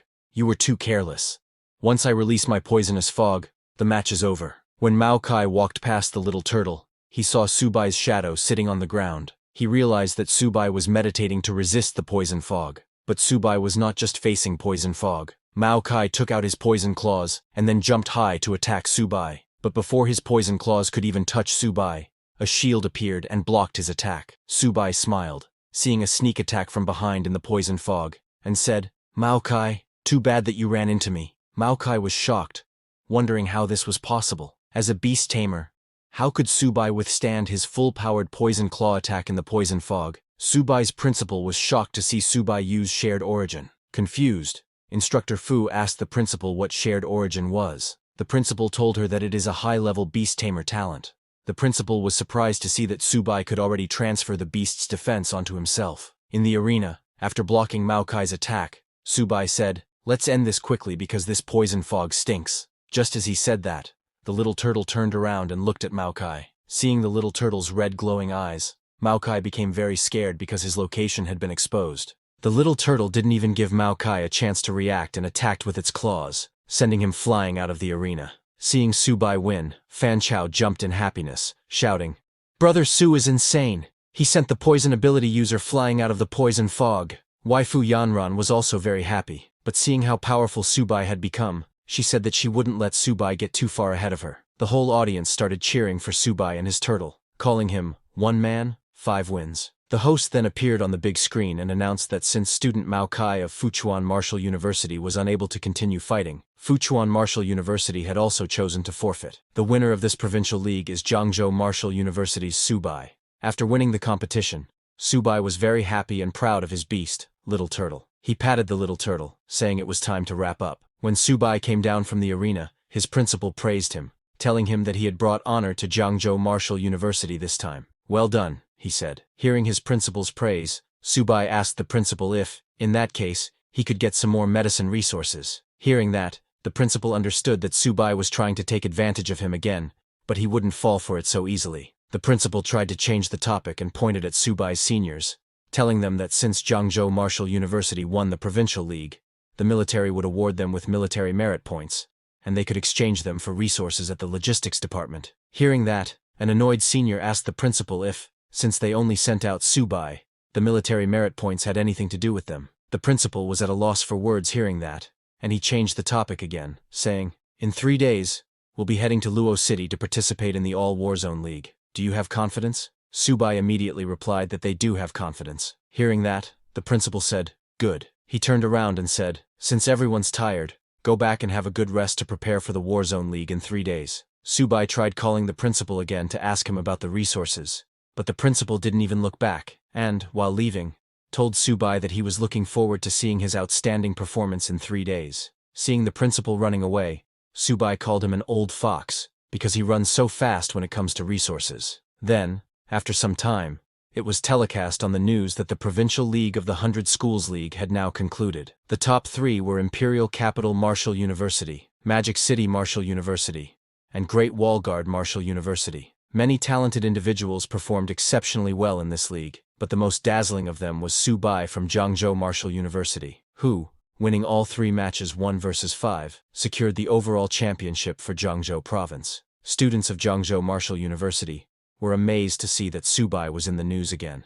Now those fangirls really wanted to meet him. Meanwhile, Subai went to his university's training room. He was happy to finally find a quiet place. He took out his little cat from his bag, telling it that he knew it was eager, but there would definitely be a chance for it to go on stage later. Subai exchanged his military merit points for 4 high-grade silver beast cores. He showed them to the little cat, telling it to eat them sparingly. He first gave 1 core to the little cat, and seeing that core, the little cat's eyes lit up, and it immediately ate the core. Just as the little cat ate the core, its whole body started shining, releasing yellow energy. Subai immediately received a system notification informing him that his ordinary high-grade common bronze rank cat had upgraded to a sharp gold white tiger. The little cat's sacred beast, white tiger bloodline was activated, and it acquired the sharp gold gale talent. Subai was amazed to see that his little cat leveled up after eating just 1 core, and that its white tiger bloodline had been activated. Subai immediately gave the other 3 remaining beast cores to his little cat,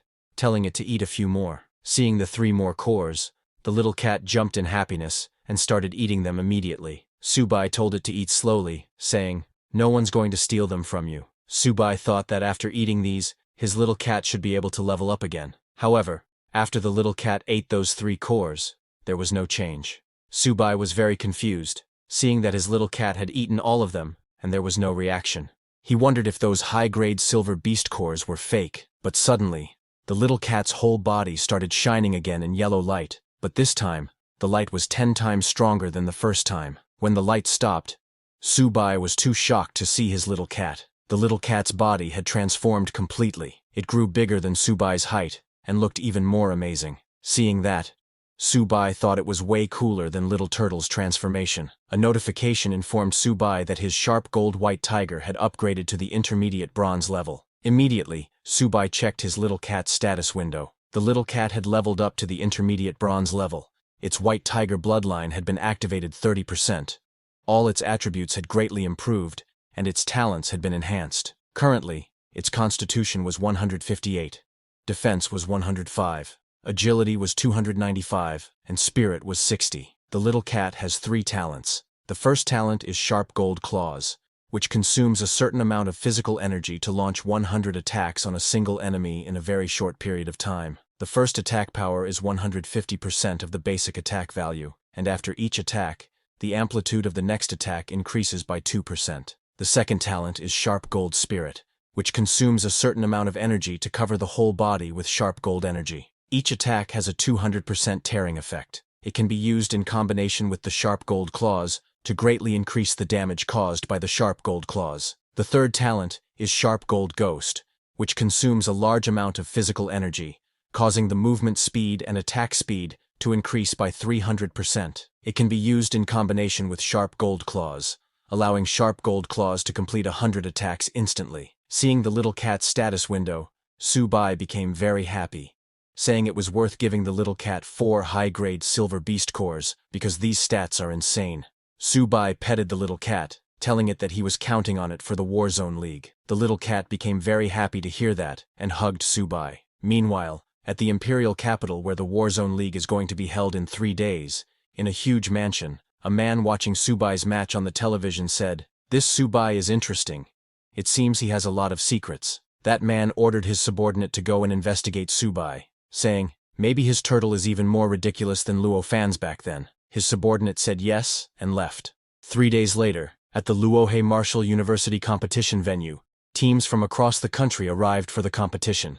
They were all amazed by the venue, commenting, "As expected of Luohe Martial University, their competition venue is several times larger than others." When Subai and his team entered the venue, they saw the whole audience cheering for Luohe Martial University to claim the championship. Subai and his seniors were confused to see everyone cheering for Luohe Martial University. The principal of Jiangzhou Martial University told Subai and others that Luohe Martial University was trying to intimidate them. While walking, Subai noticed an empty area and asked his principal why it was there. The principal explained that only 9 martial universities were participating this time, and 1 university had voluntarily forfeited. Subai asked the principal if that meant 1 university would have a bye during the random draw. The principal confirmed this and said it all came down to luck. Whoever got the bye would advance directly to the next round. Hearing this, Subai prayed to God that they wouldn't get the bye during the draw later, because he was counting on playing more matches to earn military contributions to feed his turtle and cat. One of Subai's seniors stepped forward and asked the principal to please allow him to participate this time no matter what. Hearing this, other seniors also stepped forward, requesting to participate. Subai was shocked to see that all of them wanted to participate. The principal laughed and reassured all the seniors, saying, "This time, all of you will have the opportunity to compete." Walking towards their university's area, the principal asked them to wait for Subai to draw lots first. A few minutes later, when the draw was complete, the host appeared on the big screen to announce the matchups. The first match was between Luohe Martial University and Fuchuan Martial University, and the university with a bye this round was Jiangzhou Martial University. Subai was too shocked to hear that because now he would get fewer chances to fight. Subai's principal laughed, telling him that he was truly their lucky charm. Instructor Fu was also very happy as they skipped the first round and went straight to the next, but only Subai was sad, wondering why he was so unlucky to have drawn the bye, because he wanted to compete. Then, after a few minutes, the first round matches began. Students from both Luohe Martial University and Fuchuan Martial University came onto the arena. When the match began, Fuchuan Martial University's contestant struggled to hold on, as Luohe Martial University's contestant pressed the attack. 2 hours later,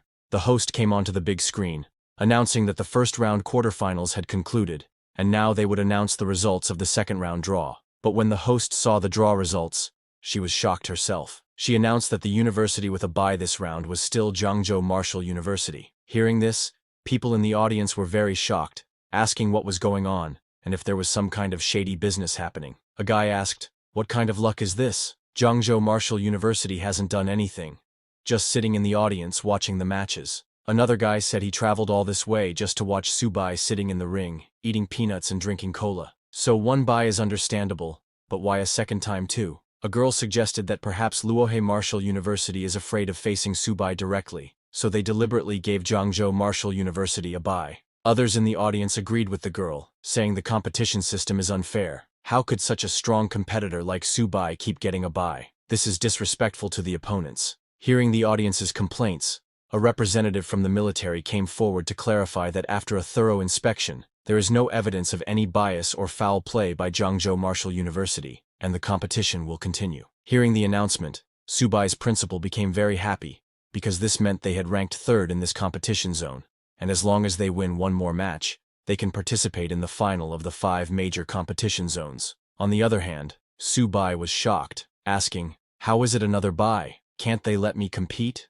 Then, 1 hour later, a host announced that the exciting moment was coming soon. The final match of this round's competition zone was about to begin. The next match is Jiangzhou Martial University versus Lanzi Martial University. But even when it was Jiangzhou Martial University and Lanzi Martial Universities competing, people from Luohe Martial Universities were cheering for Luohe. When it was finally Jiangzhou Martial University's turn, all of Subai's seniors surrounded the principal, asking him to let them go first this time. The principal asked everyone to please calm down, saying, "Although we have been very lucky, we still can't be complacent." The principal pointed at Luo Yonghao and Bai Ningbing, telling them to go up first and second. After them, Wang Qingqing would go, then Hu Qingshu, and then Su Bai would go last for the grand finale. Hearing the principal's fight order, all the seniors became very happy and excited, saying, "All right, principal, we'll definitely bring glory to the school." Only Su Bai was disappointed, because it looked like there was no chance for him in this match. When the match began,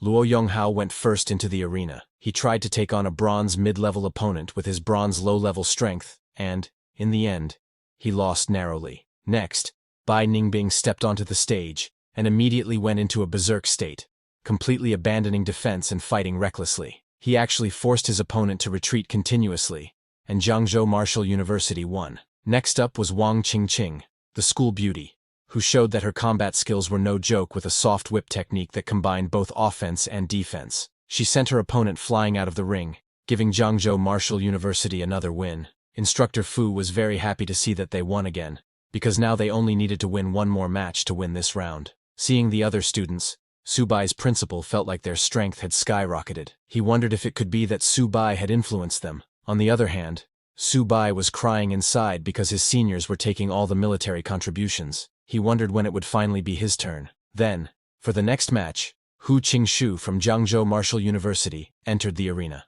When he entered, he invited the two remaining students from Lanza Martial University to come together, saying it would save him time. Hearing this, the students from Lanza Martial University became very angry, warning Hu Qingshu not to get too cocky, otherwise, he would lose miserably. However, the host informed everyone that the competition rules allow one person to challenge multiple opponents at the same time. Hearing this, both students from Lanza Martial University came onto the stage, and the match began. As the match started, Hu Qingshu closed his eyes and concentrated all his energy into one point. Suddenly, a huge spiritual tree appeared behind Hu Qingshu. This was a wood-type supernatural ability. With one swing of his finger, Hu Qingshu shot the leaves of the huge spiritual tree toward the students of Lanza University. When the tree leaves touched the students, they cut their skin. Both students were surprised by the attack. One senior student cautioned the other to be careful, noting that the leaves were suspicious, and just to hold on, as Hu Qingshu's psychic power wouldn't last much longer. Su Bai was surprised that a wood-type user could summon a millennium-old maple tree like this.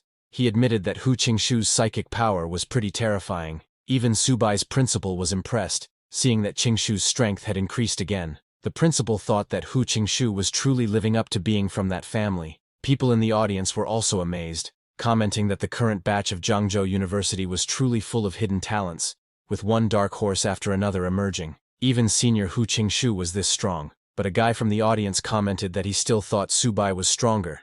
After all, his tamed beast had already defeated a golden-ranked one. On the other hand, Hu Qingshu's leaf attack was getting stronger by the second. The two students of Lanza University were struggling in the middle of that leaf attack, starting to panic because there were no signs of weakening in Hu Qingshu's attack. To end the match, Hu Qingshu collected hundreds of leaves together and shot them at the students of Lanza University to break through. In that attack, both students of Lanza University went flying without even being able to defend. Both of them fell out of the arena and lost consciousness. The host announced that in this round's competition, Jiangzhou Martial University won. On the other hand, Luohe Martial University also won their match. The host congratulated Jiangzhou Martial University and Luohe Martial University for advancing to the national finals.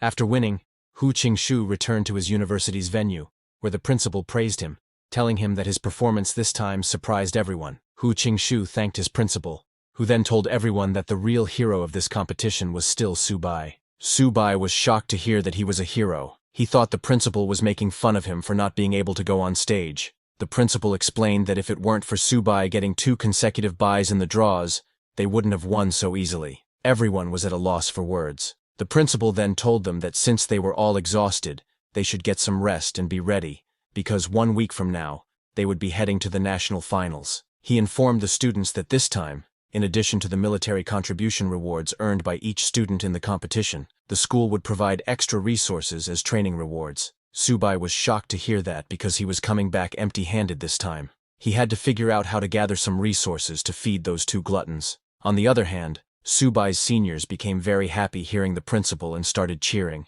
saying, "Long live the principal." Meanwhile, at the Lin family mansion of waifu Yanren, while she was practicing with some robots, her uncle Wen came to tell her that it was time to eat. Yanren, while practicing, kicked a robot and sent it flying. She then turned to her uncle and told him that she wasn't hungry yet and wanted to practice for another hour. Hearing this, Uncle Wen sighed because ever since Subai participated in the 100 Schools League, all Yanren did every day was watch Subai's matches and practice like crazy, completely ignoring the balance between work and rest. Suddenly, Yanren called to her Uncle Wen, telling him that the pills he gave her were almost used up, and asked if he could help her ask her father for some more because she wanted to increase her strength as quickly as possible. Her uncle said, "Okay," and left. He was very annoyed because many top families in the imperial capital had proposed marriages to Yanren, but she rejected them all with a single word. Her uncle was worried, wondering what kind of potion Subai had given her. 7 days later, Subai and his team arrived at Magic City. When they reached the university, all the seniors were amazed to see a huge golden gate. Examining the gate closely, a senior asked if the university gate was made of solid gold because it was sparkling. Another senior commented that it was just too luxurious. However, Subai was not impressed by the gate and said, "This gate alone must have cost billions. What a waste." The principal told Subai that it cost more than just billions. The materials alone cost 1.8 billion. Not to mention that the gate was built in 1 day by 20 gold level and 5 platinum level experts working together. The principal asked Subai to look at the motto of Magic City Martial Arts University and this grand gate, explaining that it's all meant to showcase the spirit that only the strong can protect the nation. While they were talking, a black-haired man came to welcome the students from Jiangzhou Martial Arts University. The man greeted Principal Zhou and introduced himself as Zhang Ming, the vice president of the student council at Magic City Martial Arts University. Zhang welcomed them into Magic City Martial Arts University and asked them to please follow him. The principal agreed, and they started following Zhang. While walking, a senior told another senior that Magic City Martial Arts University sure knows how to put on airs. Their principal traveled all the way here in person, and they only sent a student council vice president to greet us, he said. Another senior agreed, saying if it were someone from Imperial City Martial Arts University, their principal would come out personally to welcome them. While going towards their rooms, Subai noticed a huge building on the campus and asked his principal what it was. The principal told Subai that it was the Gravity Adjustment Training Ground. Hearing that, Subai said that if their academy had one of those, they could train at least 100 silver-level students every year. Subai's words struck the principal in the heart. Eventually, everyone arrived at the hotel. Zhang told Subai and his team that this was the hotel where they would be staying and dining. Zhang mentioned that the first floor offers a 24-hour buffet, and all the ingredients are meat from ferocious beasts of various species, cooked by top chefs. He added that it's very beneficial for enhancing a martial artist's blood energy, and there's no limit to how much they can eat. Subai again asked Zhang if it was really unlimited. Zhang assured him that, since they had come from far away, Magic City Martial Arts University wouldn't let them go hungry. They could eat to their heart's content. Hearing that, Subai jumped in happiness and immediately ran towards the buffet, telling his little turtle and cat that they were in for a feast. Surprised by Subai's enthusiasm, Zhang asked his principal if Subai was starving. A senior told Zhang that they could not imagine how much Subai's turtle could eat. Another senior worriedly said to the others that if Subai went in, there might not be anything left for them to eat. Hearing that, all the seniors hurried to the buffet, or they would go hungry that night. Seeing them like that, Zhang was at a loss for words. The principal laughed and said, "Young people, so full of energy." The next day, when Subai's team entered the competition venue, they were surprised to see how big it was. A senior commented that the competition venue at Magic City was really on another level. She had only ever seen such a large venue on TV. Subai's principal was already at the venue, and asked all his students to stop acting like they had never seen the world before. He then explained the competition rules to them, mentioning that this final tournament features martial arts universities from 13 schools competing. The Great Wall Guards Military Academy, being directly under the military, automatically enters the top 4, so there would be no buys. Surprised, a senior asked the principal why the Great Wall Guards Military Academy got a free pass to the top 4. Other seniors agreed, saying it was so unfair. The principal explained that it was because the Great Wall Guards Military Academy is a military genius training base, and the only martial arts university located on the front lines of the battlefield against the multiracial invaders. The seniors were shocked to hear about a military genius training base, and even Subai was surprised to hear about an academy located on the front lines of the battlefield, commenting that it was intense. The principal told them that this is why the national finals are full of hidden talents, and he instructed his students to never underestimate anyone. He decided to let Subai take the lead, with Hu Qingshu as the anchor. The whole team understood the plan and cheered, confident that Jiangzhou Martial Arts University would win. Sometime later, the host appeared on the big screen, asking all the teachers and students to please settle down, because the 100-school competition finals were about to begin. She then announced the draw for the first round of matches. The first match was between Jiangzhou Martial Arts University and Yokohama Martial Arts University. The second match was between Imperial City Martial Arts University and East China Martial Arts University. The third match was between Magic City Martial Arts University and Nanjing Martial Arts University. These three matches would happen simultaneously. Seeing the draw, Subai's principal said their luck wasn't bad, as they hadn't drawn any of the top 3 universities in the first round. A senior said Yokohama Martial Arts University was about on par with them, and asked the principal to let him go first. But before the principal could say anything, Subai intervened, saying he would go first because he wanted all the schools to know Jiangzhou Martial Arts University's attitude. However, it was a straight lie because he just wanted to earn military merit for himself. Students from both universities entered the arena, and the match began. When they entered, a student from Yokohama University immediately mocked Subai, saying, "Subai, your university making it to the finals is already impressive enough, but this is the end of the road for you." Subai completely ignored the student and opened his bag to take out the little turtle, telling it, "Let's finish this quickly." The little turtle came out of the bag and immediately transformed, roaring loudly into the arena. New people in the audience were surprised to see that Jiangzhou Martial Arts University actually sent a beast tamer to compete. Those who had seen the little turtle before were amazed to see that it looked even bigger than before. Everyone was very excited, thinking this was going to be good. On the other hand, after seeing the size of the little turtle, the student from Yokohama Martial Arts University got very scared and exclaimed, "This is way too big. This has to be cheating. I don't accept this." But before he could complete his words, the little turtle hit the student and sent him flying out of the arena. The little turtle had already defeated the student, and Subai was still pulling out his chair to sit down and eat. Seeing the student defeated, Subai acted surprised and said, "You're that weak? I haven't even started eating my peanuts yet." The student from Yokohama Martial University thought that beast tamers were supposed to be weak, but was shocked to find that beast tamers are handling martial artists as if it's nothing. Seeing Subai take out a chain, a girl from the audience said, "This is the national finals, and Subai actually brought a small stool. Isn't that too disrespectful?" Hearing the girl, a guy sitting beside her asked if she had not watched Subai's previous matches.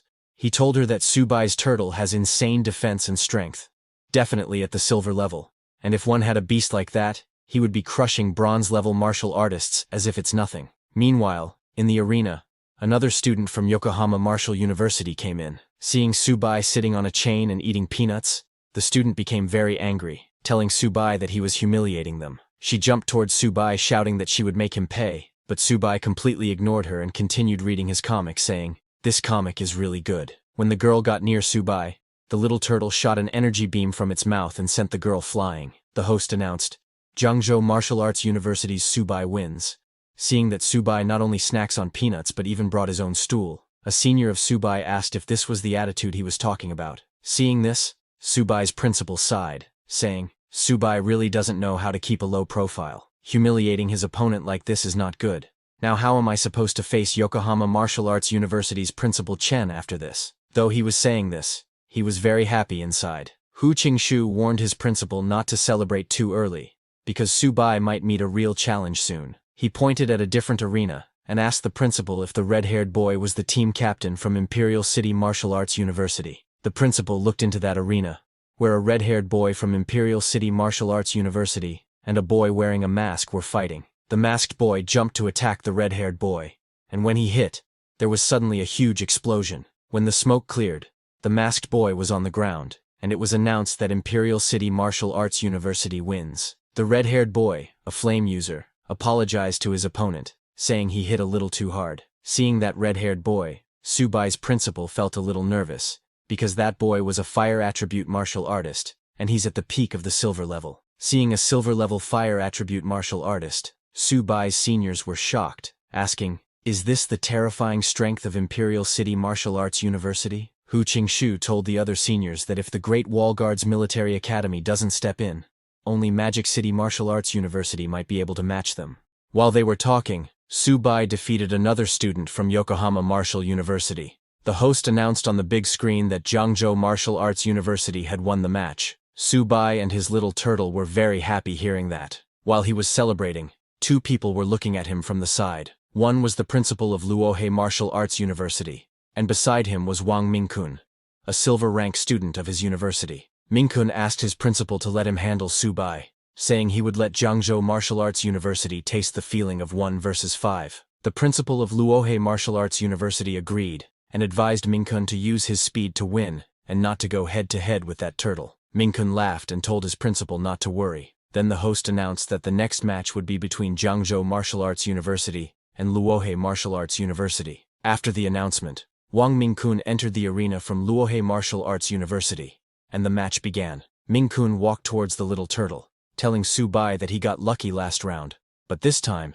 Jiangzhou Martial Arts University wouldn't be so fortunate. Subai didn't argue with him. He sat on his chair, opened his bag, and took out a cola. He was a little excited, seeing that his opponent this time was a silver rank wind attribute ability user, and ordered his little turtle to charge. Seeing Subai's arrogance, Mingkun got very angry and shouted, asking Subai to feel the power of the wind. Just as he said that, a strong gust of wind started blowing around Mingkun. This was one of Mingkun's skills. He smiled and said he was going to show Subai the strength of a silver rank. Saying that, he mixed in with the wind, turned into a tornado, and attacked the little turtle, trying to take it out. Mingkun was shocked to see that Earth's gravity couldn't lock onto the little turtle. So, he left the little turtle and went after Subai, thinking he would take out Subai before he could even react. He got behind Subai and struck with a wind blade, shouting, "Goodbye, bronze brat." But Subai was still drinking his cola, and wasn't paying any attention to Mingkun. He was only concerned that the wind was making it hard for him to eat his peanut. Seeing that Subai was still not paying attention,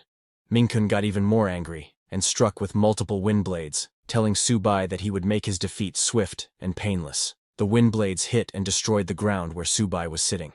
While landing on the ground, Mingkun said, "Subai, I couldn't help but hit a bit too hard. Go rest and recover." He thought he had defeated Subai, but when the smoke cleared, Subai was completely fine, as he had used his little turtle's golden shell skill to create a barrier just before Mingkun's wind blade hit. He came out unscathed, and asked Mingkun what he had said. Mingkun was shocked to see Subai using source synchronization. He could not understand how it was possible that someone had actually mastered Luo Fan's divine technique. Subai then finished his cola, and got a little serious. He looked at Mingkun and said, "You are a wind attribute ability user. Confident in your speed, are you?" Subai then turned to the little turtle and called it back into his bag. He then opened his bag and took out his little cat, telling Mingkun that since he wanted to play with speed, then he would play with him using speed. Subai told his little cat that it was her time to shine. Seeing the little cat, Mingkun started laughing, asking Subai if he was so stupid that he brought his pet cat. Many people in the audience, seeing Subai and his little cat for the first time,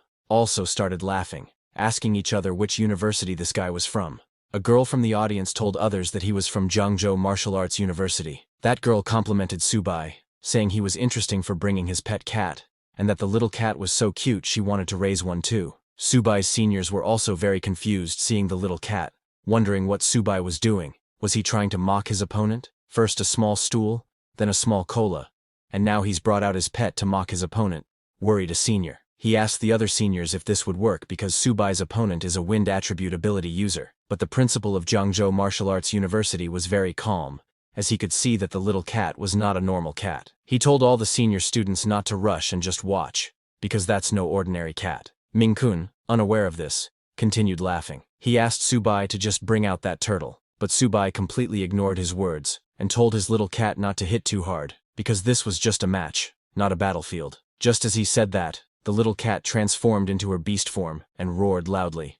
Its roar was so loud that Mingkun immediately covered his ears. Shocked to see the little cat's huge form, Mingkun wondered if the shadow he saw just now was his imagination. But when he looked towards the little cat, he got shocked because the little cat had gotten bigger, and it jumped to attack Mingkun. Seeing the little cat's transformation, people in the audience were shocked. A guy said that this is no pet cat, it's clearly a big tiger, maybe a white tiger. Another guy sitting beside the first guy told him that he had seen white tigers in zoos, but none of them were as big as Subai's cat. Subai's seniors were shocked to see that Subai's cat had transformed into a white tiger. They all wondered if this tiger was Subai's second tamed beast. In shock, a senior asked their principal how it was possible for Subai to have two tamed beasts.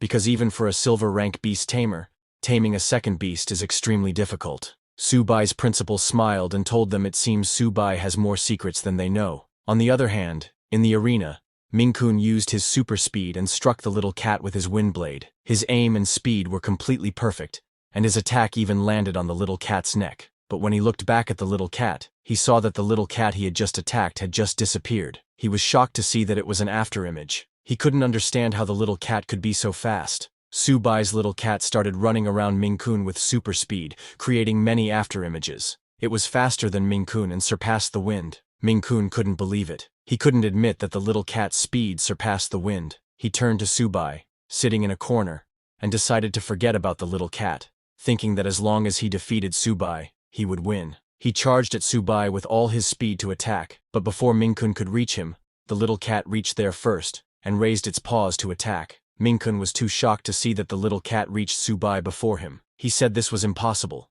but he didn't have any chance to dodge the little cat's attack. In a single strike, Subai's little cat sent him flying out of the arena. Ming-kun hit the ground with a solid impact and fell unconscious. The host appeared on the big screen and announced that Subai from Zhangzhou Martial Arts University had won. The audience was shocked to see that Subai had actually won.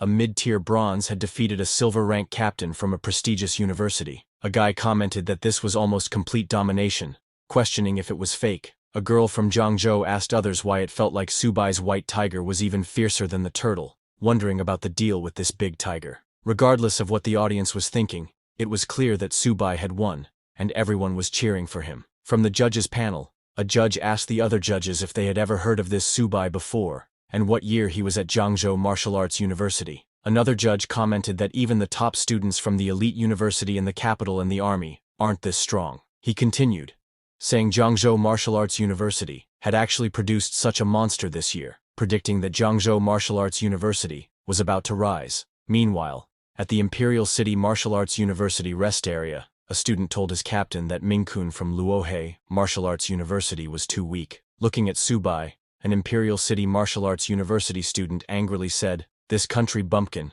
bringing 2 tamed beasts to freeload on our tens of thousands worth of buffet. If we meet him, we won't let him off easy." Imperial City Martial Arts University captain, Cao Zixuan, laughed and told his teammates that Subai was cocky, so if they meet him in the semi-finals, they should beat him to death. His teammates agreed, saying this country bumpkin needed to be taught a lesson. On the other hand, Subai's little cat continued winning its matches. She also defeated the second participant from Luohe Martial Arts University by easily overpowering him. When the third participant entered the arena, the little cat sent her flying in 2 seconds and also won the third match. The fourth guy was an ice attribute user and created an ice wall to block off the little cat's attack, but his wall didn't last long against the little cat, and Subai won the fourth match again. After that, the host came on the big screen and congratulated Zhangzhou Martial University for advancing to the top 4. The whole audience started cheering for Subai and his little cat, shouting, "Zhangzhou Martial University rises to the top." Seeing Subai win and advance to the top 4, Subai's principal started crying,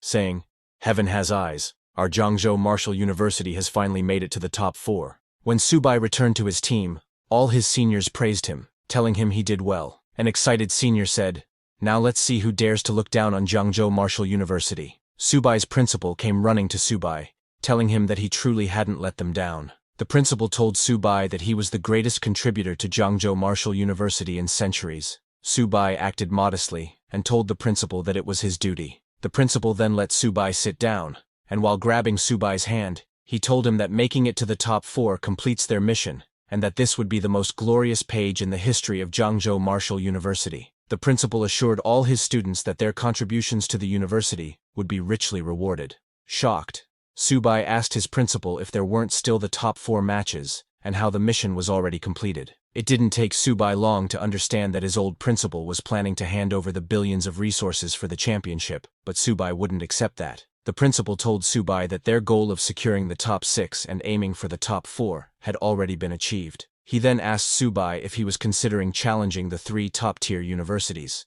Subai's seniors were also shocked to hear that Subai wanted to challenge the 3 top-tier universities. Confused, Subai asked his principal why he couldn't challenge them. Subai immediately stood up and pointed out to his principal, "Look at Modu Martial University.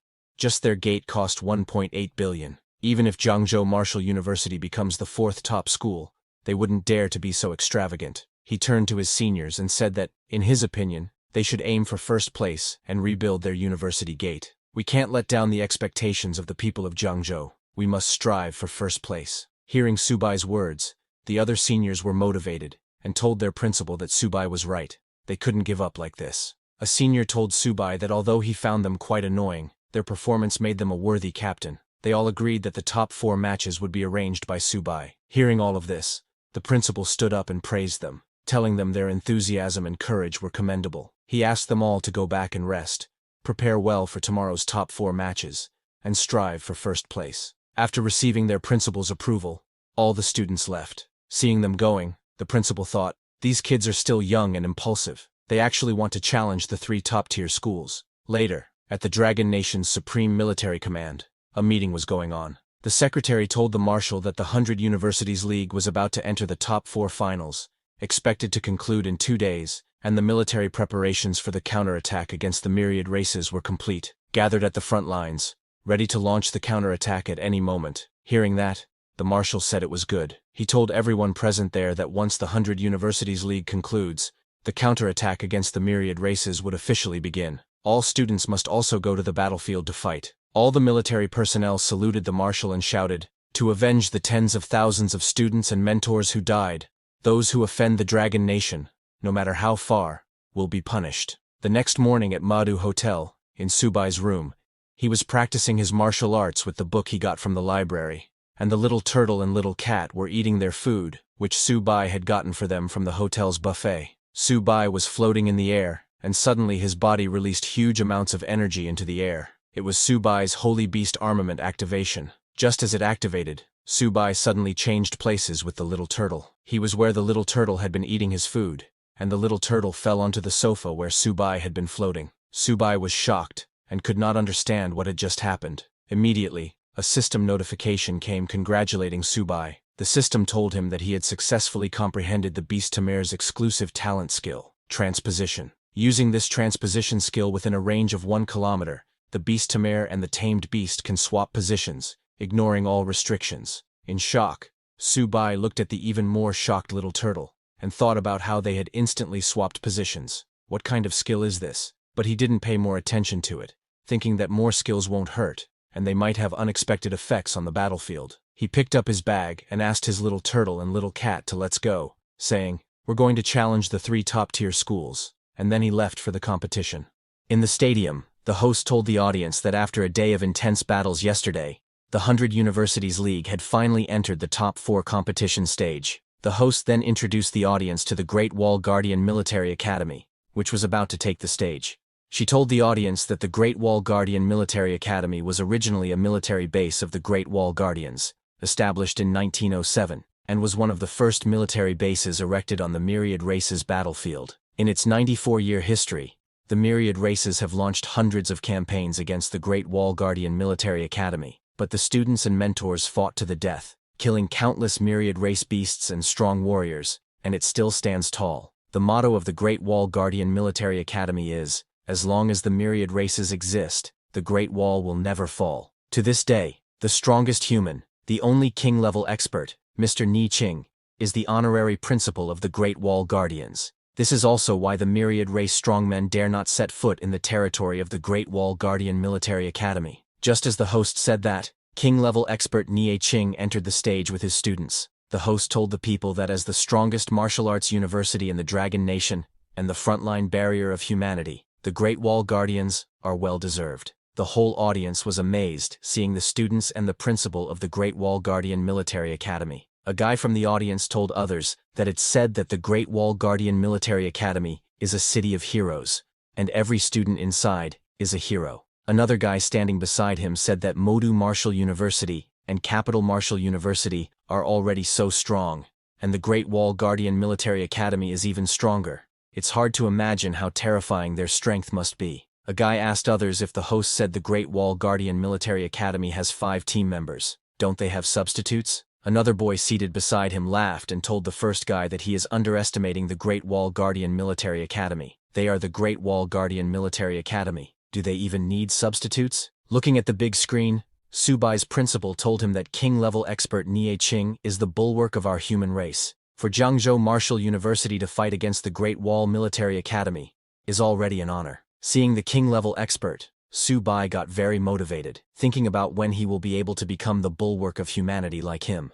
After that, the host came on the big screen and told the audience that the top 4 competition is about to begin, and she showed the draw results. The first match was between Great Wall Guardian Military Academy and Capital Martial University. The second match was between Modu Martial University and Zhangzhou Martial University. Seeing the result of the draw, the captain of Modu Martial University, with an annoyed expression, said, "This is so boring. We're up against Zhangzhou Martial University. Fighting such weaklings. I can't be bothered to even make a move." A girl from their team made fun of Zhangzhou Martial University, saying, "Our opponent is Zhangzhou Martial University. That trash. Winning against them won't even be glorious." Others from their team agreed, commenting that Zhangzhou Martial University is just a troublemaker. How do they even deserve to be in the top 4? A yellow-haired girl from their team asked her captain to let her go this round, saying she would take them all down in one go. While they were talking, the first match between Great Wall Guardian Military Academy and Capital Martial University began. The host informed the audience that the first to take the stage for the Great Wall Military Academy was their captain, Han Zhan, a Lord-level expert and grandson of General Han Dong. His purple-gold armor, forged from diamond-level cores, shone brilliantly. She wondered who Capital Martial University would send to face him. When Han Zhan entered the arena holding a huge spear blade, he challenged Wang Yang, the captain of Capital Martial University, asking him not to waste time and settle this between them. He asked Wang Yang if he dared to fight.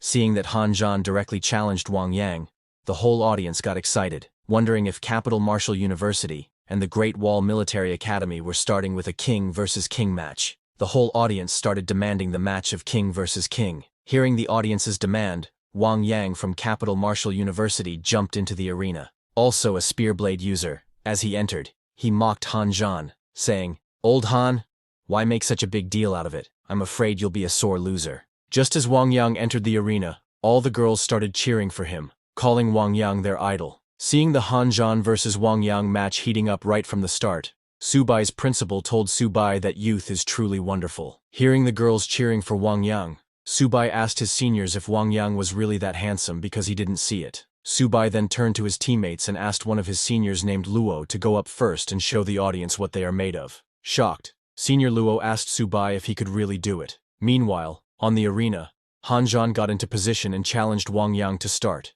saying he would let Wang Yang make the first move. Wang Yang accepted Han Zhan's challenge, and with lightning speed, charged at Han Zhan to attack with his spear. However, Han Zhan, while standing still, blocked Wang Yang's attack. People in the audience were surprised to see Han Zhan's diamond rank armor skill. They were shocked to see that Han Zhan had developed it to this level, but Wang Yang was not going to stop.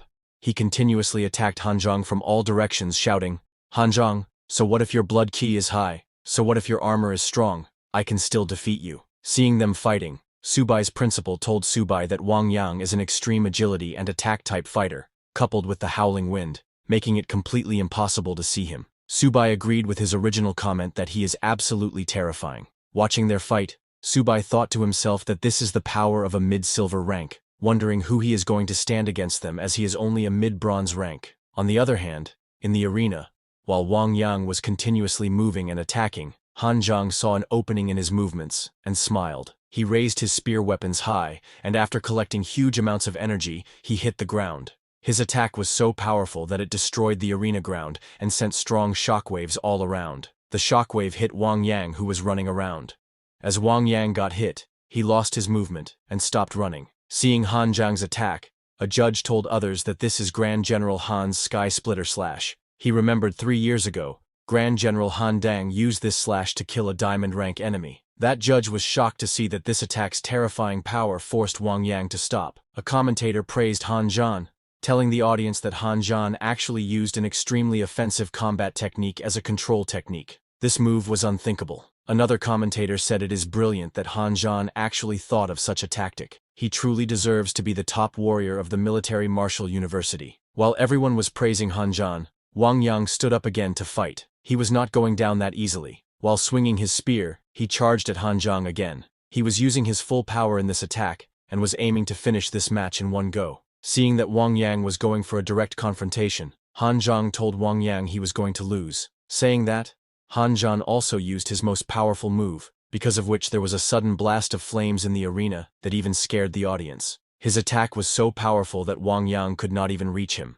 Because of Han Zhan's attack, Wang Yang's spear broke down, and along with the spear, All of Wang Yang's bones also broke down. Seeing Wang Yang's condition, people in the audience felt bad for him, saying it was too harsh. They felt even worse because that was just a strike with the back of the blade of Han Zhang. Otherwise, Wang Yang, the captain of Imperial Capital Martial University, would probably be a corpse by now. Some people were angry, saying it's just a competition. Is it necessary to go for the kill? It's just a tournament. Why not show some restraint? While people were talking, Wang Yang stood up again with the help of his spear. He praised Han Zhan, saying he is amazing, and then announced that he lost this match. The host immediately announced that in the semi-finals, first round, Great Wall Guard Martial University wins. It was Han Zhan's win, but after striking Wang Yang with his spear, Han Zhan's right hand was shaking.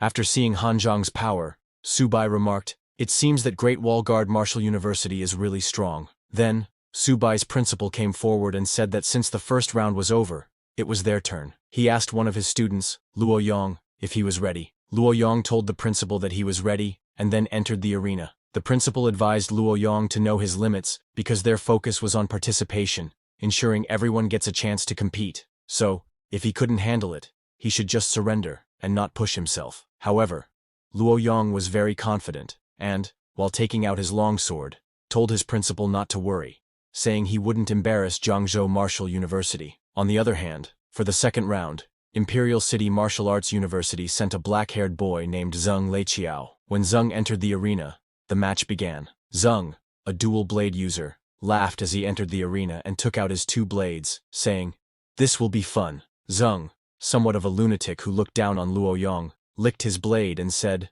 "Little brother, how do you want me to play with you?" Hearing his words, Luo Yong got angry and charged at Zheng, challenging him to bring it on. With full power, Luo swung his sword at Zheng, but Zheng dodged the attack with a slight move and mocked Luo, asking if that was all he got. Then, with super speed, Zheng moved and swung his dual blades to cut Luo multiple times. Luo got cuts everywhere, but he still didn't fall. Seeing that, Zheng laughed and said, "Little brother, let me write a few words on you," and began attacking Luo's back with his dual blades. While laughing, he told Luo that he was going to toy with him. Seeing Zheng attacking mercilessly, Luo's teammate said this was going too far, and that it was clearly humiliation. Another teammate asked the principal to let Luo Yong come down, but Subai stopped them. He told them that Luo was defending his dignity, defending the dignity of their Jiangzhou Martial University. In the arena, after attacking, Zheng stopped and put his blade at Luo's neck, telling him that if he didn't surrender, it would be worse. He asked if Luo wasn't afraid, but Luo, who had cuts all over his body and had no energy to even lift his sword, told Zheng that Jiangzhou Martial University would never surrender. Hearing that, Zheng stabbed Luo with his blade, asking if he was still not surrendering. Luo threw up blood from his mouth but said he would never surrender. Hearing that, Zheng's eyes turned red, and he began striking at Luo, acting like a lunatic who enjoyed cutting others. While laughing, Zheng said, "Let's see how long he can last," but Luo replied that he would never surrender. He continued taking on Zheng's strikes, repeating that he would never surrender, and at last, Luo lost consciousness and fell to the ground. Seeing that, someone from the audience said, "This is a bit too cruel. Does Zhen have no humanity?" A girl asked if this was too much, torturing one's opponent like this. After Luo lost consciousness, the host announced that Magic City Martial University's Zheng Leiqiao won the first match. Subai and his teammates ran towards Luo to check on him. Subai was very angry, telling Magic City Martial University that they had gone too far. A senior from Subai's team carried Luo down in his arms. After Luo came down, another senior from Subai's team named Bai Ning entered the arena, telling his principal that he was going next, and he wouldn't let Zhen act so arrogantly. Subai's principal asked Ning to be careful and not to fight Zhen head-on. Ning, a sword user, entered the arena as Zhen laughed and said, "Another one's here, but it seems like he's not very durable." While taking out his sword, an angry Ning told Zhen that he talks too much. The host immediately announced the beginning of the second round.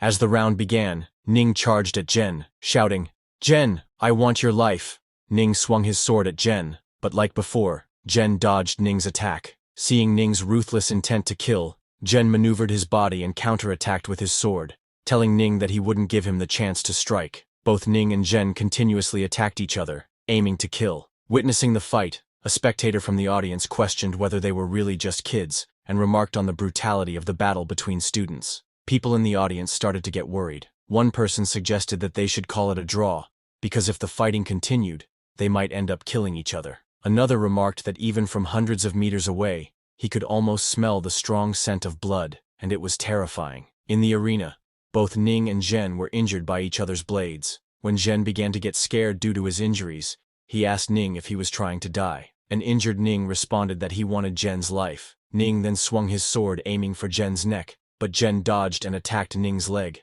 As Ning turned, Zhen came from behind and attacked Ning with his dual blades. However, Ning blocked Zhen's blades from reaching his body with his sword. Zhen mocked Ning, telling him that he was just a lowly bronze rank from a trash martial university. Tightening his grip, Zhen smiled and told Ning that he would lose. Struggling, Ning asked Zhen if he had forgotten that Jiangzhou Martial University never gives up. Saying that, Ning turned his sword's hilt towards himself, and without any hesitation, stabbed both himself and Zhen together. Shocked, Zhen asked Ning if he was crazy for also hurting himself. Ning laughed and told Zhen it wasn't enough to kill him. Ning then pushed his sword even deeper, telling Zhen that this is how Jiangzhou Martial University fights, unlike Zhen, who only knows how to bully the weak. Ning shouted, "Go to hell!" and pushed his sword further. In pain and scared, Zhen shouted, "Don't kill me, I don't want to die." Zhen then called for his principal to save him. Just as he said that, a hand appeared and stopped Ning's sword from behind. It was the Imperial City Martial Arts University's principal, who came to his students' rescue. He declared that in this match, Magic City Martial University concedes. To everyone's surprise, the host announced that Magic City Martial University concedes. Then, the Imperial City Martial Arts University's principal pushed the sword away from Zhen and Ning's bodies. Immediately, Subai's principal entered the arena to save Ning. He caught Ning as he was falling and, in anger, confronted the opposing principal, criticizing how Magic City Martial University students behave, first humiliating their opponent on stage, then begging for help at the brink of death. While removing Zhen, the Imperial City Martial Arts University's principal told Subai's team not to think that just because they made it to the top 4, Jiangzhou Martial University is qualified to clash with Magic City Martial University.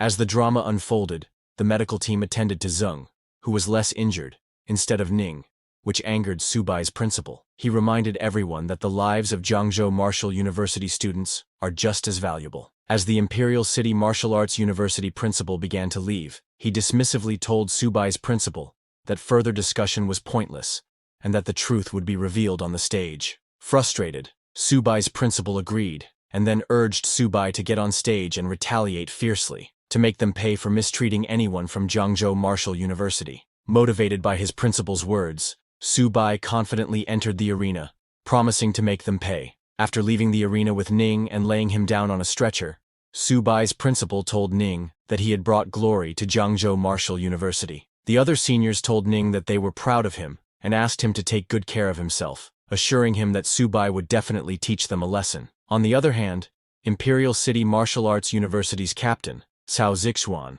approached his principal and asked to take care of the good-for-nothings from Jiangzhou Martial University. However, his principal advised Zixuan to be patient since the championship was still awaiting him. In the arena, when Subai entered, he declared, "I, Subai of Jiangzhou Martial University, hereby challenge Magic City Martial University. If Magic City Martial University loses, I demand that they publicly apologize to Jiangzhou Martial University." He shouted, asking if Magic City Martial University dared to accept the challenge. The audience also supported Subai, encouraging him to add oil and beat Magic City Martial University, expressing their anticipation for an apology. The public became very excited. A blogger asked his audience whether they thought Magic City Martial University would apologize to Jiangzhou Martial University, while a journalist noted that Jiangzhou Martial University, being close to overtaking the famous Magic City Martial University and forcefully demanding an apology, was a good headline. Imperial City's captain, Zixuan, questioned Subai, asking if he from Jiangzhou Martial University was even worthy. Another student from Imperial City Martial Arts University, named Huang, came forward and told his principal that he would go up and teach Subai a lesson, to let Jiangzhou Martial University know the gap between them. His principal approved Huang for this round. When Huang entered the arena, Subai asked him if he was there to apologize. Tightening his fist, Huang laughed and said that this so-called apology was just the moaning of the weak. Why should the strong apologize to the weak? Strength is right.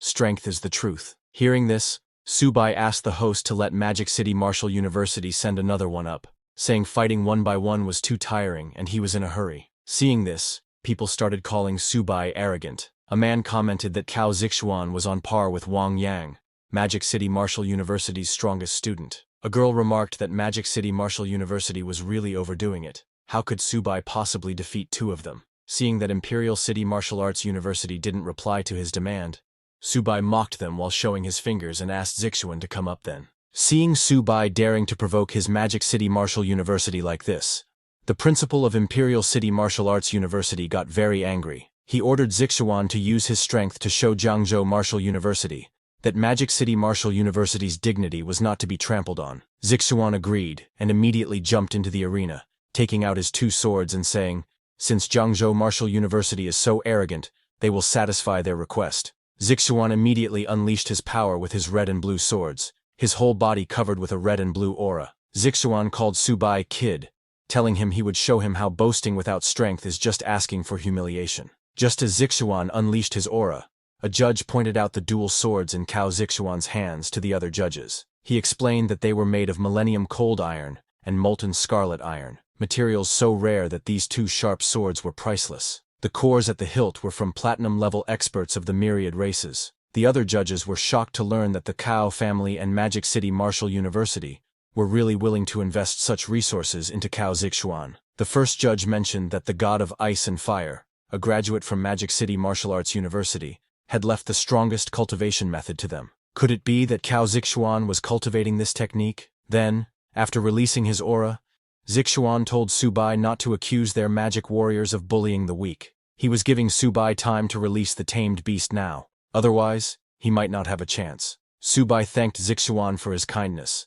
but told him that he was enough to fight them alone, without needing to tame the beasts. Saying this, Subai also released his aura. Hearing Subai, Zixuan laughed, commenting on how a beast tamer not relying on tamed beasts dared to fight them hand to hand. A shocked senior asked his principal how Subai was supposed to fight them. The principal told the seniors that Subai had activated shared origin. In the arena, after Subai didn't take out his beasts, Zixuan immediately charged at him shouting, "Subai, you are too arrogant, you are just courting death." Huang also followed Zixuan, saying the weak should know their place. Seeing them coming, Subai smiled, telling them that they were really impatient. He then unleashed his full aura and activated his Sharp Gold Spirit, Sharp Gold Ghost Shadow, and Earth Spirit Possession. After buffing himself with all those skills and strengthening his body, Subai got ready to fight. As Zixuan and Huang approached, Subai announced that he would settle the score with all of them from Magic City Martial University. Just as Huang got near, Subai didn't even give him a chance to make a move and punched him in the face, sending Huang flying. Zixuan was surprised, asking how this was possible. Seeing that Subai's speed had already reached the gold level, a senior of Subai asked another senior how a beast tamer's body could be so strong. The other senior asked if he had forgotten the combat power of the great master Luo Fan, after comprehending shared origin back then. The first senior questioned whether they were exaggerating by comparing Subai to the great master Luo Fan. In the arena, Subai was also surprised after seeing his power. He asked Zixuan if he had ever experienced the feeling of powerlessness. Hearing Subai, Zixuan immediately used both his fire and ice swords, admitting that Subai had the qualifications to make him take the fight seriously, but that was all he had. He told Subai to prepare to die and shot flames from his sword at Subai, but to his surprise, the flames could not reach Subai. Subai asked Zixuan if that was all he had got, then immediately got behind Zixuan with super speed, telling him that he was still too slow. While Subai was fighting Zixuan, Huang also got up. He told his captain, Zixuan, to let's attack Subai from both sides, but seeing Subai, Zixuan realized that Huang was in danger. He warned Huang to be careful, but it was already too late. Subai turned around with super speed and began punching and kicking Huang. Subai didn't give Huang any chance to retaliate and punched him 7 times. When Huang started bleeding, Subai kicked him and sent him flying. After being beaten so severely, Huang lost consciousness and fell to the ground. Subai told Huang that these 7 attacks were payback for the 7 cuts Luo had received. Seeing Huang unconscious, Zixuan became very angry and charged at Subai, shouting, "Subai, come at me if you have the guts!" When Subai saw Zixuan coming, he smiled and told Zixuan that he hadn't had enough fun yet. Angry at what Subai did, Huang Zixuan became furious and charged at Subai while wielding his fire and ice swords. He swung his swords and struck at Subai with both elements, but when those strikes reached Subai, he moved, leaving only his afterimage, which got hit by Zixuan's strikes. Subai mocked Zixuan, calling him too disappointing, and using his super speed, Subai appeared behind Zixuan asking, Is this all the strength that the prodigies of Martial University have? Before Zixuan could react, Subai punched him with a solid fire fist, sending him flying into the air. After sending Zixuan flying, Subai collected energy in his feet while mocking Zixuan, asking why, as Martial University's prodigy, he doesn't fight back and is just taking hits. Saying that, he jumped higher in the air and used both hands to launch an attack at Zixuan. Seeing Subai coming with full force, Zixuan got scared and used both swords to defend, but Subai didn't slow down. With full power, Subai punched Zixuan, telling him that he is too boring. Subai's attack was so powerful that it exploded the whole stadium with energy. When the smoke cleared, Subai was seen standing on Zixuan. He made fun of Zixuan, saying he loves beating prodigies the most. When Subai put his leg on Zixuan's face, Zixuan got extremely angry, shouting, "Subai, I will kill you." Saying that, Zixuan did something that surprised Subai. He released fire from his sword which covered Zixuan's whole body. Subai immediately jumped away, and only his shoes burned. While extinguishing the fire from his shoes, Subai mocked Zixuan again, saying Zixuan doesn't have much skill, but has quite a temper. On the other hand, Zixuan was so angry that he unleashed his violent state fire, which burns oneself. He released a burst of flame from his body, tearing apart his clothes, shouting he will kill Subai. Seeing that Zixuan was using a killing move, a senior of Subai asked their principal if Subai had gone too far with his taunts, and could this attack of Zixuan be dangerous. Shocked, the principal told that senior that to use such a big move, Zixuan has lost control. While Zixuan's body burned in flame, he jumped into the air to attack Subai, saying he wants his life. Seeing him coming, Subai didn't try to dodge, saying finally, there is something interesting. With full force, Zixuan struck at Subai, but his sword couldn't even touch Subai, as he used his great wall barrier skill of his little turtle, which blocked Zixuan's full power attack. Seeing that, Zixuan was shocked, saying it's impossible to block his twin swords. He asked Subai if he was a turtle in his past life. Hearing that, Subai laughed and got ready to strike back, asking Zixuan if that is all the strength he has got. Subai used Little Cat's speed and punched Zixuan in the face, sending him flying back into the sky, making him lose his swords. With a solid impact, Zixuan fell on the ground while his sword fell far away from him. Judges of this match were shocked, seeing that Subai actually has such a terrifying killing move. But the more surprising thing was that the battle between Subai and Zixuan even cracked the golden level arena. A judge told others that this is the terror of the primordial flow. Watching Subai's figure reminds him more and more of Luo Fan from back then, and Subai is only at mid-bronze rank, which means his talent might be even scarier than those from elite families. While they were talking, on the other hand, in the arena, Subai pulled out Zixuan's swords, saying, "These two swords look quite valuable." Seeing that, Zixuan got scared and asked Subai what he was doing. He told Subai to put them down because those are his twin swords, but Subai wasn't going to let it go. He told Zixuan that after seeing how Imperial Martial University acts, he knows they definitely won't apologize or compensate. So, these two swords will be considered compensation from Imperial Martial University. Hearing that, Zixuan got extremely angry and jumped at Subai like a beast, saying, "This is too much. I will kill Subai." But Subai easily dodged Zixuan's attack, asking, "Do you still think you have the strength for that?" He immediately kicked Zixuan in the face, telling him he is overestimating himself. With just one solid kick, Subai broke Zixuan's nose and sent him flying. Subai was very angry that Imperial Martial University dared to bully his Jiangzhou Martial University people. He jumped at Zixuan, who could barely stand, and continuously punched and kicked Zixuan, telling him that this is his punishment from Martial University. People in the audience were shocked, seeing that Zixuan had no power to resist in Subai's hands. They thought Subai was a total freak. Speed, strength, technique, he does not have a single weak point. They all started to wonder if anyone in Martial University stood a chance against him. A girl said she thinks only Han Zhan might be able to match this monster Subai. People felt bad seeing Zixuan's condition, but they were still very angry at Imperial Martial University, so they supported Subai, and wanted to see if Martial University would dare to be arrogant again after today. People of Jiangzhou, Martial University were very happy, shouting, "See, this is the price of provoking our Jiangzhou Martial University." Then in the arena, Subai stopped after he was satisfied and his anger calmed down. The host announced that this round, Jiangzhou Martial University's Subai wins. After the match ended and Subai calmed down, he suddenly looked at Han Zhan wondering why he kept staring at him. Subai noticed that from the start, Hanjan had been watching him like a hawk. When Hanjan saw Subai looking at him, he smiled and said, "Jiangzhou Subai, I'll be waiting for you." Subai didn't hear him and started leaving the arena while looking at Zixuan's swords. He thought that since Zixuan was so anxious just now, that means these swords are worth quite a bit. But while he was leaving, suddenly someone stopped him. The one who stopped Subai was the principal of Imperial Martial University. He told Subai that the match is over, so he should return Zixuan's weapons to Martial University. But Subai hid those swords on his back, telling the Imperial Martial University principal that the referee just said the arena is the battlefield, so weapons seized on the battlefield don't have to be returned. But he then smiled and told the Imperial University principal that he is not unreasonable. So if Martial University apologizes to Jiangzhou Martial University and apologizes to all the ordinary martial academies they have bullied and compensates for medical expenses and mental distress, then he will return these swords. Hearing Subai,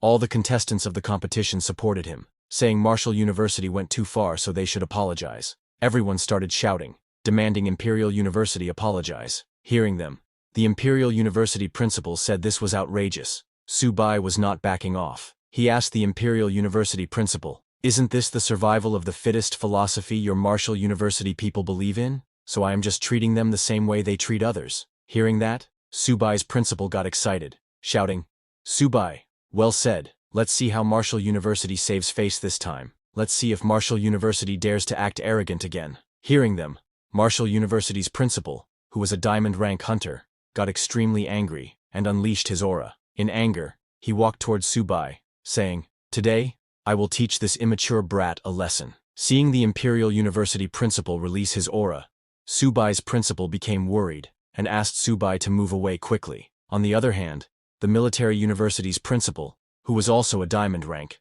got very angry seeing that the Imperial University principal was going to attack a student. In the arena, hearing his principal's warning, Subai started to back off, shocked, wondering if this was the explosive power of a diamond rank warrior. But before the Imperial University principal could attack Subai, the military university principal and Subai's principal jumped into the arena.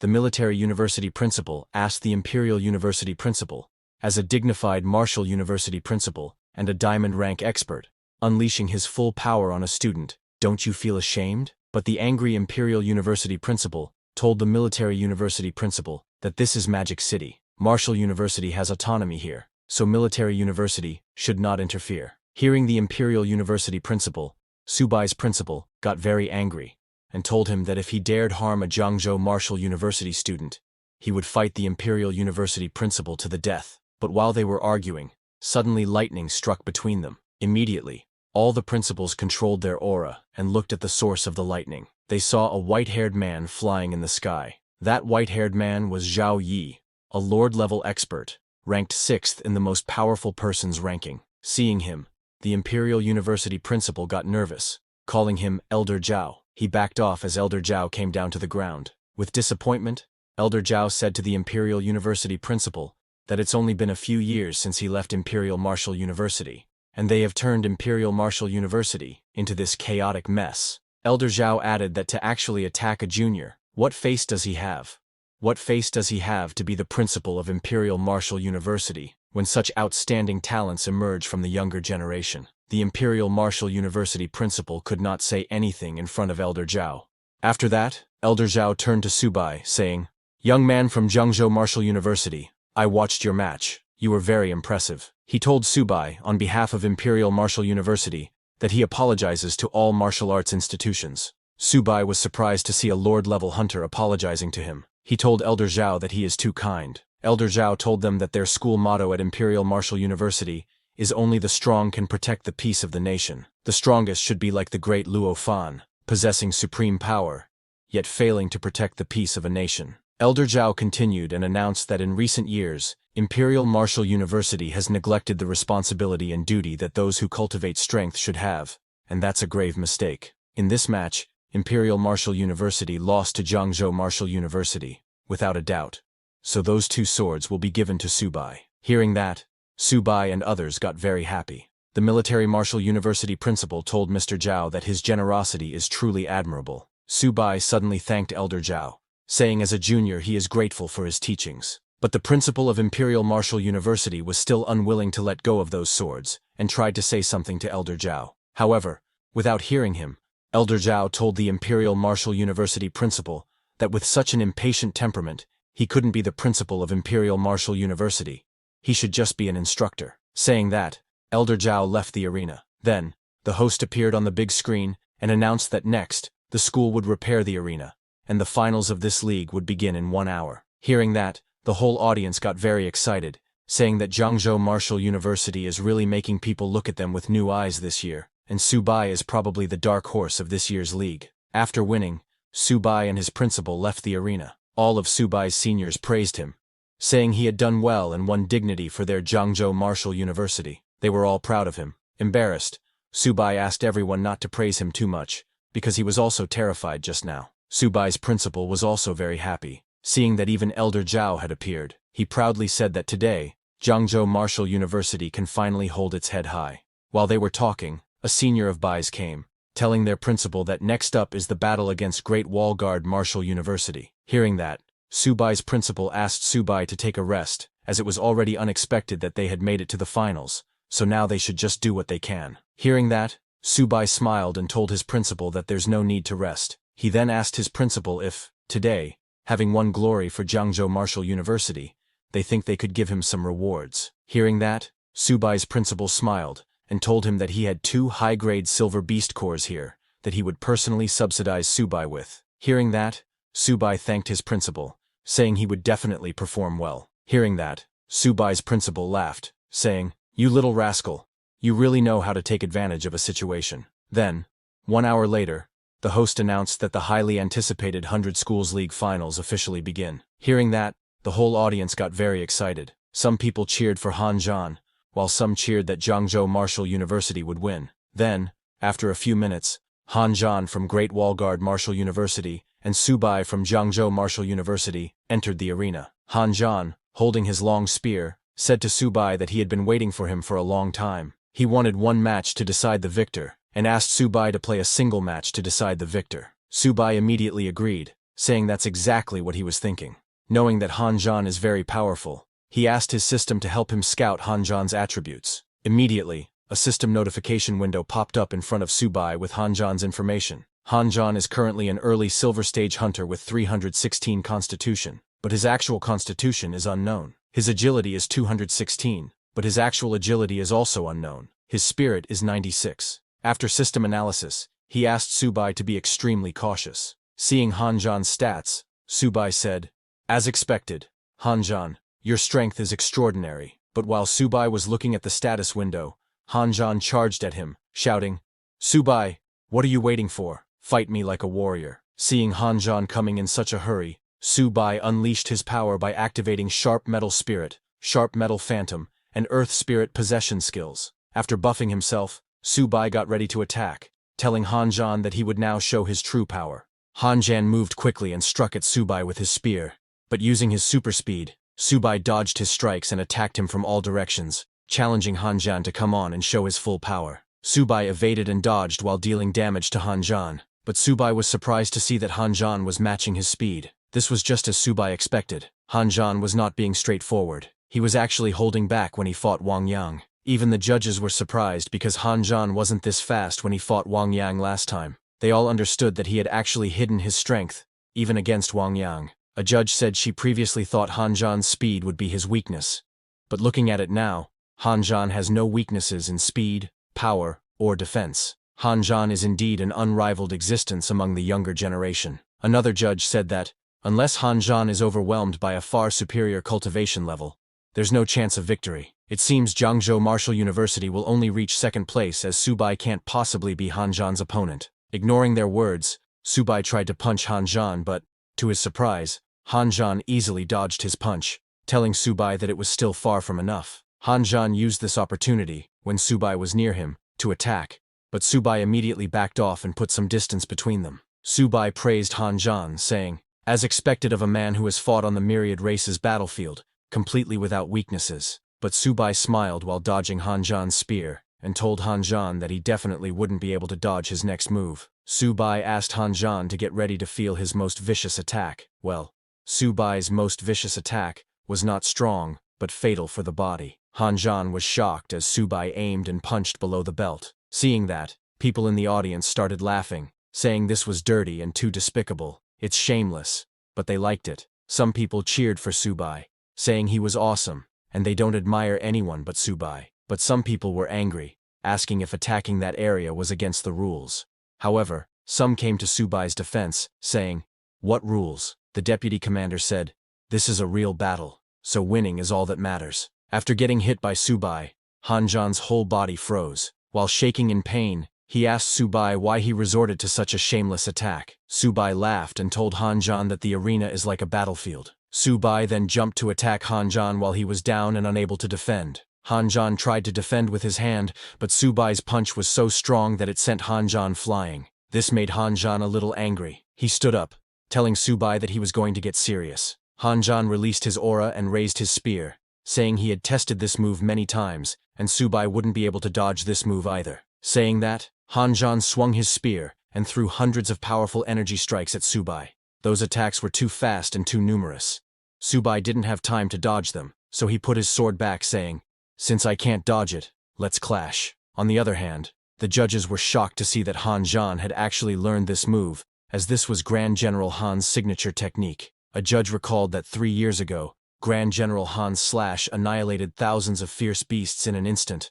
Among those thousands of enemies were a diamond and several platinum ranked from other races. In the arena, to defend against Hanjan's attack, Subai activated his Great Wall barrier. But when Hanjan's continuous strikes hit Subai's barrier, it started to break. While using his full energy to maintain the barrier, Subai saw that Hanjan was really going for the kill. However, Subai's energy was not enough, and his barrier got destroyed, sending Subai flying. After destroying Subai's barrier, Hanjan pointed his spear at Subai, challenging him to show his full power, because he didn't believe that Subai was that weak. When Subai fell, a senior asked his principal if Subai had lost. The worried principal told the senior that no one could withstand such a powerful attack, but to their surprise, Subai stood up again.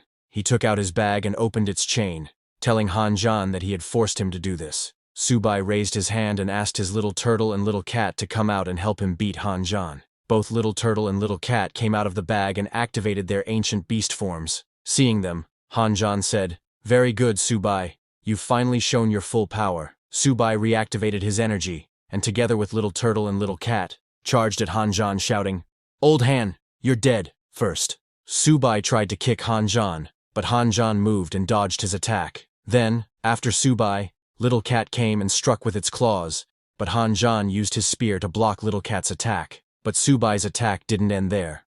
While Hanjan was busy defending against Little Cat, Little Turtle attacked him. Little Turtle's attack was so powerful that when it hit Hanjan, his armor immediately broke. Hanjan went flying as half of his gold-grade body armor broke. But Hanjan stood up again. Subai told Hanjan not to be stubborn because there's no shame in admitting defeat. However, Hanjan didn't want to give up. He grabbed his spear with his other hand while releasing his energy. He told Subai that he originally didn't want to use this move as he still can't fully control this power. However, now he had no choice. Saying that, Hanjan unleashed his full power. The purple energy that came out of his body was so much that it reached the stadium ceiling. Subai was shocked, seeing Hanjan's power, and asked if he was even human. Subai felt a little scared seeing Hanjan's aura, wondering if this was really gold rank power because it was too terrifying. Suddenly, a system warning notification popped up in front of Subai, telling him that his opponent is in extreme danger. As Hanjan's eyes turned purple, he laughed and told Subai that he was destined to lose this round. The audience were not happy hearing the judges say that everything below gold is an ant, but a guy from the audience explained to others that the gold rank is the watershed of true experts, and Hanjan was probably at the peak of the gold rank. Subai, being only bronze ranked, could not compete with a gold rank. Into the arena, after fully unleashing his aura, Hanjan shouted at Subai that he couldn't withstand his final blow. Saying that, Hanjan struck at Subai with full power. The strike was so powerful and big that it reached the stadium ceiling. Seeing that massive strike, Subai immediately realized that he couldn't withstand the blow that was about to hit him. At this moment, Subai remembered about the new transposition skill that he had unlocked a day before. He immediately turned to Little Turtle, asking it to save him. Using the transposition skill, Subai swapped positions with Little Turtle. Now, Little Turtle, having swapped into Subai's position, was hit by Hanjan's aura strike. As the aura strike hit Little Turtle, It exploded with a huge explosion, shocking the whole audience. But after swapping places with Little Turtle, Subai was completely fine. He didn't waste any time, and in the middle of that explosion, asked Little Cat to attack Han, as he would definitely be exhausted now. The judges were shocked seeing Subai swap places with his Little Turtle, asking what this spatial ability was. They couldn't believe their eyes because this is an ability that Platinum rank can barely touch. They all started to wonder if Subai was really bronze. A judge asked if this could be the characteristic of shared origin, but a senior judge immediately decided there that explaining that shifting position is a heaven rank technique, and Subai actually modified it. That judge wondered if Subai's talent could be comparable to the great Luo Fan. The students who participated in the tournament were shocked, seeing the power of Han, questioning if this was really a gold rank league. A worried student from the Magic Martial University said that this match was going to tear down their university. Meanwhile, in the arena, as the smoke of the explosion started to clear, the host said that it looked like the winner had been decided. And just as he said that, when the smoke cleared, Subai was still standing, and Han was under Subai's Little Turtle, lying on the ground. Han admitted his defeat, telling Subai that in this match he had won. Hearing that, Subai laughed, saying, "Old Han, you're a pervert." The host was quite shocked seeing that Subai won because most of the people didn't see Subai swapping places with his Little Turtle at the last second. While collecting his composure, the host announced that the champion of this league was Jiangzhou Martial University's Subai. Hearing that, all of Subai's seniors jumped in happiness. While crying, Subai's principal got on his knees, saying, "Great, I didn't misjudge you, Subai." The whole audience started to cheer for Subai, saying he is the strongest of the younger generation, he is invincible. People started to call him champion. This match was live telecasted at the Jiangzhou Martial University, and the students of the university got very excited seeing that Subai really won this match. Subai's roommate, who was in the audience, started shouting that Brother Su was too awesome. Waifu Yanren was also there, and she got very happy seeing Subai, saying he is the best. In the Su family living room, Subai's sister jumped in happiness, seeing that her brother had won and was now the champion. She asked her dad to look quickly, telling him that Subai had won and was now the national champion. Subai's father started crying, seeing that his son had won the match and become the national champion. In the arena, after Subai was about to leave, many reporters suddenly surrounded him from all directions. Some asked Subai if he had anything to say to his opponent Han, while others questioned him about his next plan as the champion of this 100 Schools League. Subai, very exhausted from the fight, was not happy seeing all those reporters charging at him together. Then, Subai's principal came to his rescue, asking the reporters to please make way, because Subai needed to rest now, and they would talk about the questions later. The principal somehow rescued Subai from those reporters and helped him come down from the arena. While going, the principal told Subai that he had consumed too much energy and should go back to the hotel to rest first, and that he would handle the rest. With excitement, the principal told Subai that he had made a fortune after this battle, and they were rich. The military's resource rewards were all Subai's now. Hearing his principal's words, Subai immediately got excited and asked the principal how much it was. The principal told him that it was at least 600 million. Hearing that, Subai's jaw dropped. In excitement, he asked his principal to let him go because the match wasn't over yet. He wanted to fight 10 more Han. Later, at the Magic City Hotel, it was reported on the Dragon Kingdom military channel that the 100 Schools League had recently concluded. The students of the martial universities had also shown their impressive talents to the world through this 100 Schools League. The most remarkable of them was the overall champion of this 100 Schools League, Subai of Jiangzhou Martial University. In recognition of Subai's brave and fearless performance on the stage, the military had decided to award him a first-class merit, a Great Wall Honor Medal, and 60,000 military merits. They hoped other martial university students would learn from Subai, and, no matter how strong the enemy was, they must have the spirit to fight to the end. The new ranking list of hundreds of schools had also been announced. First place was Jiangzhou Military University, where the military would invest 50 billion every year. Second place was Great Wall Guards University, where the military would invest 50 billion every year. Third place was Imperial Capital Military University, where the military would invest 20 billion every year. And in fourth place was Modu Military University, where the military would invest 10 billion yuan every year. With that,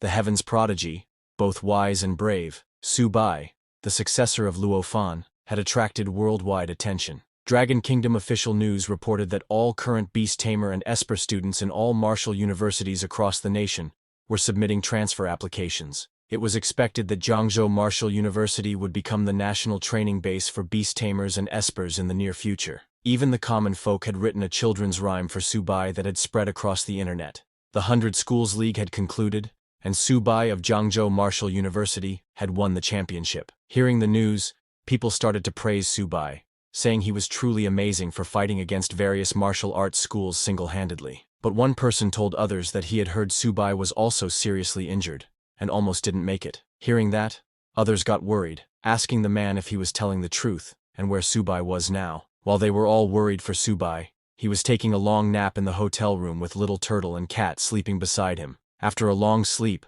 Subai finally woke up, wondering why he had been sleeping for so long. Before he could understand anything, one of his seniors named Manny entered his room with some food after seeing that Subai was awake. She told him that the principal didn't let them wake him up. Shocked, Subai immediately covered himself with a blanket and asked Manny why she was there. Manny told him that the principal said that when he woke up, they would all go back to Jiangzhou Martial University together, and that the special car downstairs would be waiting for them. While Manny placed the food on the table, Subai tried to stand up, saying, "I will get ready so we can go back to school. But before we go back, I want to take Little Turtle and Little Cat to the Magic City Martial University buffet for another feast." Hearing that, Manny laughed, saying, "This time, Magic City Martial University is really going to suffer." Later, at Jiangzhou Martial University, when the bus carrying Subai and others returned to the school, there was a huge crowd already present to welcome him. Pointing at the university's main gate, the principal asked Subai if he remembered saying before that he didn't like the gate of Jiangzhou Martial University.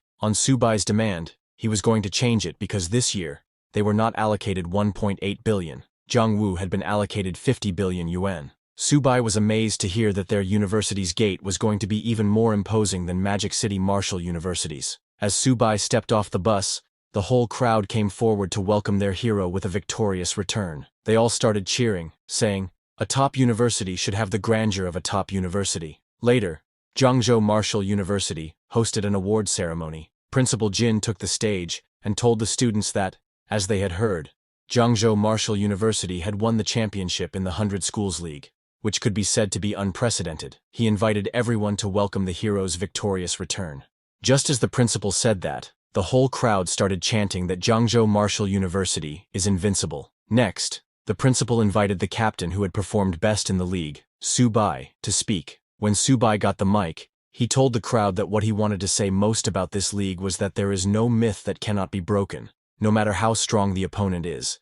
As long as they never give up, they can definitely defeat them. Hearing Subai, all the students got very motivated.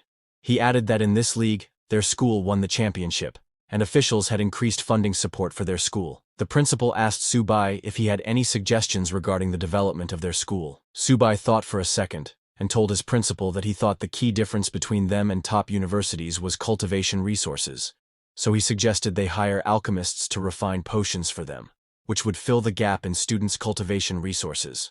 The whole crowd agreed with him. Subai then handed over the mic to the principal, saying that's all he wanted to say, and hoped that in the future, they could all work together to revitalize Jiangzhou Martial University. Hearing that, people in the crowd praised him, saying student Subai is truly worthy of being the overall champion of the 100 Schools League, a role model for Jiangzhou Martial University. Later, in the principal's office, the principal gave Subai the medal he had received after winning the tournament. While giving the medal, the principal told Subai that when he had earned his first Great Wall gold medal, he knew Subai would accomplish great things in the future. Hearing that, Subai blushed and told the principal that this is what he should do. He then mentioned the money, telling the principal that he hadn't forgotten about the 500 million the principal owed him. Shocked, the principal asked Subai if it wasn't 50 million, and how it had become 500 million. Subai told the principal that he had earned 50 billion for the school, and compared to 50 billion, is 500 million a lot? The principal was shocked that Subai really had the nerve to ask for so much. The principal told him that, including what he owed Subai, he would give him 100 million at most. The principal added that he would transfer 10,000 military merits to Subai. The school's logistics officer hadn't left yet, so Subai could go directly to him to exchange them for resources. Subai was shocked to hear that he was only getting 100 million. He asked the principal if he was treating Subai like a beggar, even after he had sacrificed so much for the school. However, the principal didn't listen to him and kicked him out of the office. Subai got angry, telling the principal that he was ungrateful, that he was biting the hand that feeds him, that he was kicking away the ladder. The principal didn't argue and told Subai that he must be tired, so he should go back and rest early. Saying that, he closed the door immediately. Seeing that, Subai became very angry, telling the principal that he was too cruel. He then left there and headed to his room, saying, "A gentleman waits 10 years for revenge." Subai decided to take the 100 million because that should be enough for Little Turtle and Cat to level up for now. A few days later, many girls came to Subai's dormitory with many gifts, asking if this was student Subai's dorm room, and saying they wanted to see Subai. But the dorm head told the girls that they got the wrong place. Subai wasn't in the dorm. Meanwhile, in the same dorm, Subai was in his room lying on the bed and was feeding Little Turtle and Little Cat. He told them to eat slowly and not to choke because he had bought them a huge amount of high-grade food. He praised them, saying both of them performed well in the league and should keep up the good work. But before he could complete his words, suddenly, there was a bright light below his bed. Subai was surprised to see that Little Turtle had leveled up. A system notification informed Subai that his Little Turtle had been upgraded to the first level of Silver, evolved into the Earth Spirit Turtle. The Black Tortoise bloodline was activated to 40%. It also obtained the talent power of natural elements. The origin of Earth. Subai's level also increased to Silver Primary Stage. Now, the tamed beast Little Turtle is at the Silver Beginner level. As the Xuanwu bloodline is activated by 40%, Subai's inheritable attribute ratio is increased to 40%, and the Earth Gravity talent is strengthened. Currently, Little Turtle's constitution is 738, defense is 862, agility is 120, and spirit is 120. Now it has 4 talents. The first talent is Earth Wall, which can gather the power of the earth to form a defensive posture, increasing defense by 500%. The second talent is Earth Spirit Possession, which consumes a certain amount of physical energy to fully cover with Earth Element energy, enhancing the attack power by 100% to 200%, and the defense power by 200% to 300%. The third talent is Gravity, which consumes a certain amount of physical energy and activates the terrifying gravity within a 3-kilometer radius. And Little Turtle's fourth and newest talent is Origin of Earth, which allows it to continuously draw the power of the earth element from the ground as long as it steps on it. Subai was shocked to see that he had been upgraded to the first level of Silver, saying, "It seems that this money is really not wasted." Excited, Subai told Little Turtle to continue to eat and level up more, but suddenly, Little Cat's body also started shining. A system notification informed Subai that his sharp white tiger had upgraded to the high bronze level, with the White Tiger bloodline now activated at 30%. Currently, Little Cat's constitution is 258, defense is 205, agility is 395, and spirit is 80. It has 3 skills: Sharp Gold Claws, Sharp Gold Spirit, and Sharp Full Move. It didn't get any new talent after upgrading. Subai was surprised to see that Little Cat had upgraded too. He petted Little Turtle and Cat while laughing, saying, "Hanjan has worked hard to cultivate until he is 20 years old. And he is only at the beginning of the Silver level. But with his 2 eaters, I've leveled up straight to Silver." While Subai was doing that, suddenly his room's door opened and Han Jing came running toward him, exclaiming, "Brother Su, you are my god!" Subai, shocked to see him behave like this, asked Han Jing what was wrong with him. Han Jing immediately grabbed Subai's legs in excitement. Subai asked him to talk slowly and not get so excited, but Han Jing could not stop his excitement. He told Subai that he had awakened his Beast Tamer ability, and was now an honorable and powerful Beast Tamer shifter like Su Hai. He took out a normal sea turtle from his bag, asking Subai to look at it. Surprised, Subai asked Han Jing why he had also gotten a turtle. Han Jing then told him that when his grandpa found out he had awakened the Beast Tamer ability, he was so excited and insisted on spending a fortune to hire someone to catch a bronze rank beast for Han Jing. Both Little Turtle and Little Cat were surprised to see that normal turtle. Han Jing was very excited and asked Subai what prospects a bronze rank beast could have, adding that if he was going to raise something, it would be a turtle, because a beast tamer who doesn't raise a turtle isn't a good beast tamer. Subai was at a loss for words after hearing Han Jing, and awkwardly laughed, explaining to Han Jing that not all turtles are the same. But before he could complete his words, suddenly a system notification congratulated Subai for activating the new talent, Domination. This talent allows him to use the sacred beast's blood essence to help those who admire the host to a certain extent, and subconsciously desire to become beast tamers, awaken their abilities. This allows their tamed pets to possess the bloodline of sacred beasts, becoming descendants of sacred beasts. Subai was shocked, wondering what the heck this domination was. Then another system notification popped up, informing him that the beast tamers awakened through Xuanwu's blood essence can awaken up to 10% of Xuanwu's bloodline, and the host can control their power and life or death. Subai was shocked to hear that he could help other beast tamers awaken and become descendants of sacred beasts. He wondered if this meant Little Turtle and Little Cat were going to have disciples and grandchildren. Seeing Subai's surprised face, Han Jing asked what was wrong and why he was more excited than he was. Subai immediately grabbed Han Jing, telling him it was okay. He told Han Jiang that he actually thought Han Jing was right. If he was going to raise something, it should be a turtle, and a beast tamer who doesn't raise a turtle isn't a good beast tamer. He asked Han Jing to let him see his turtle. Han Jing immediately became happy and gave his turtle to Subai. At the Zhangzhou Martial University admission hall, many new students had gathered to apply. An instructor asked them if they were all there to further their beast tamer studies. The students said, "Of course, Jiangwu is a top university now, so they want to apply and study under the great Subai." Hearing that, the instructor became very happy and asked the students to please settle down, telling them that since everyone had chosen to come to Jiangwu for further study, Jiangwu would naturally welcome them with open arms. She then asked everyone to please release their tamed beasts. Hearing that, the guy who was in front opened his bag and took out a turtle, telling the instructor that this was his tamed beast. Not only him, but all the students behind also took out turtles from their bags as their tamed beasts. The instructor was surprised to see that their tamed beasts were also turtles. The students told the instructor that it had to be a turtle. Who wouldn't raise a turtle at Jiangwu is not a beast tamer. Hearing that, the instructor got annoyed and said, "This isn't enrollment, it's a turtle convention." The instructor strictly asked a student named Huo Guang if he was really a beast tamer. Showing his turtle, Huo Guang said, "Of course, teacher, this is my tamed beast." But the instructor didn't believe him because he didn't have any spiritual power. She told Huo Guang that he was clearly a warrior with decent blood qi, and his turtle was just an ordinary wild soft-shelled turtle from the market. The instructor pointed at the boy behind Huo Guang, saying he was a lightning attribute esper, and many others standing there were not beast tamers. But Huo Guang didn't agree with her, saying he didn't care. He was a beast tamer and wanted to join the beast tamer department, wanting to be in the same class as Subai. The guys standing behind Huo Guang supported him, saying, "What's wrong with being a lightning attribute esper? Who says a lightning attribute esper can't be a beast tamer? I'm raising a lightning turtle." Huo Guang told the instructor that maybe if he joined the beast tamer department and spent enough time with Subai, he could really create a lightning turtle. Hearing them, the instructor got very annoyed and said, "This is utter nonsense." While they were talking, Subai walked past there. Seeing the crowd trying to join the beast taming department, he wondered why there were turtles everywhere in the school all of a sudden. As the crowd was arguing with the instructor, a girl from the crowd noticed Subai passing by.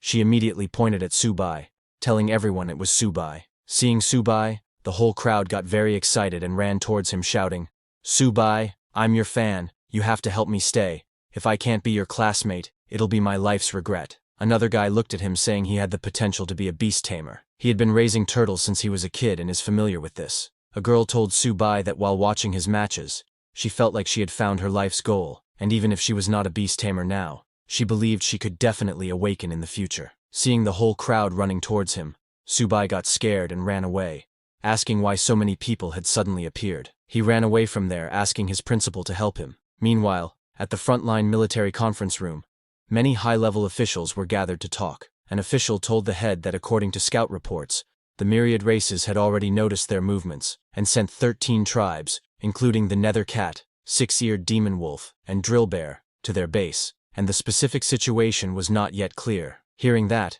the head officer stood up telling everyone that the myriad races' movements were getting bigger and bigger, but no matter what they were, humans must take the initiative. He told everyone that before this, he had already conveyed the order to select 3 warriors from this year's 100 Schools League to go to Bishui Pool to complete a reconnaissance mission. Hearing the Bishui Pool, other officers got shocked because it's a forbidden area. They asked the head officer how they could send students from the 100 Schools League because they hadn't graduated yet.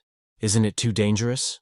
Other officials agreed and asked the head instructor, Mr. Ni Qing, if they shouldn't reconsider. But Mr. Qing told them that as warriors of their human race, students will always have to go to the myriad races front line, so he believes they can complete this mission. He added that only with him stationed here, the king-ranked expert among the myriad races won't dare to act rashly. He told the officials that this reconnaissance mission is crucial, so they should go and execute it carefully. The other officials agreed and left from there. At the same time, while running away from the crowd, Subai entered his principal's office, telling him something big had happened, and their school was almost becoming a turtle farm. When the principal saw Subai, he told him that he came at the right time. Pointing at the man seated beside him, the principal told Subai that this was the Chow family head, Chow Man, who came specifically to talk to Subai about recovering the Chow family's divine weapons. Pointing at the other people on the sofa, the principal told Subai that the other few were all guests of the Chow family. When Subai heard that they wanted to get Zixuan's dual swords back,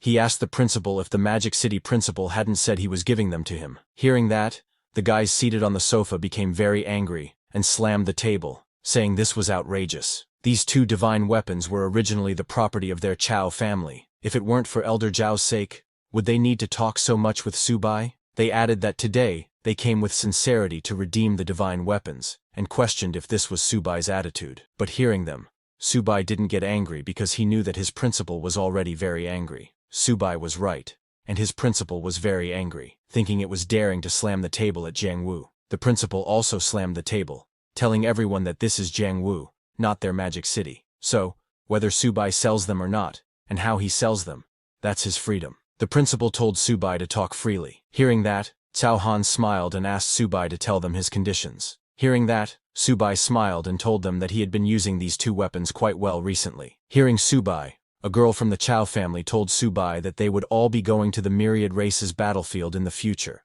and for that, increasing strength is the most valuable choice. So, instead of keeping two useless pieces of scrap metal, it's better for Subai to exchange them for the cultivation resources he needs. Subai thought for a second, then said that what this friend said made sense, and so in that case, let's make it 1 billion. People from the Chow family were too shocked to hear Subai demanding 1 billion. The girl from the Chow family told Subai that even reforging divine weapons wouldn't cost this much, but Subai told them it's not true, because these two divine weapons are indeed of little use in his hands, but in Cao Zixuan's hands, it's a life-saving item. So isn't Cao Zixuan's life worth 1 billion? How much time would it take to reforge a divine weapon? People of the Chow family were at a loss for words. The female got really angry, saying this was clearly extortion.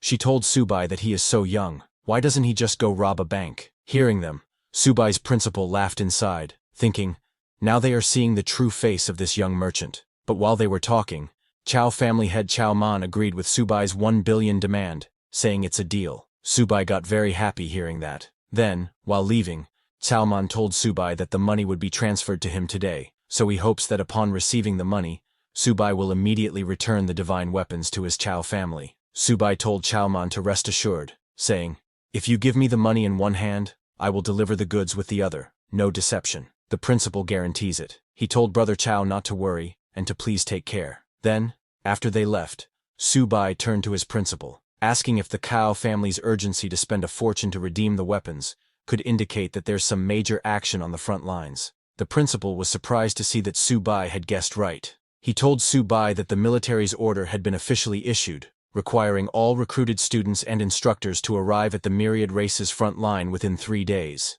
This time, the principal was also going, and the military had arranged a special mission for Subai and Qingshui. Surprised to hear about another special mission, the principal told Subai that this battle is the first counterattack the human race has launched against the myriad races in over 100 years. On the battlefield, they are no longer principal, instructors, and students.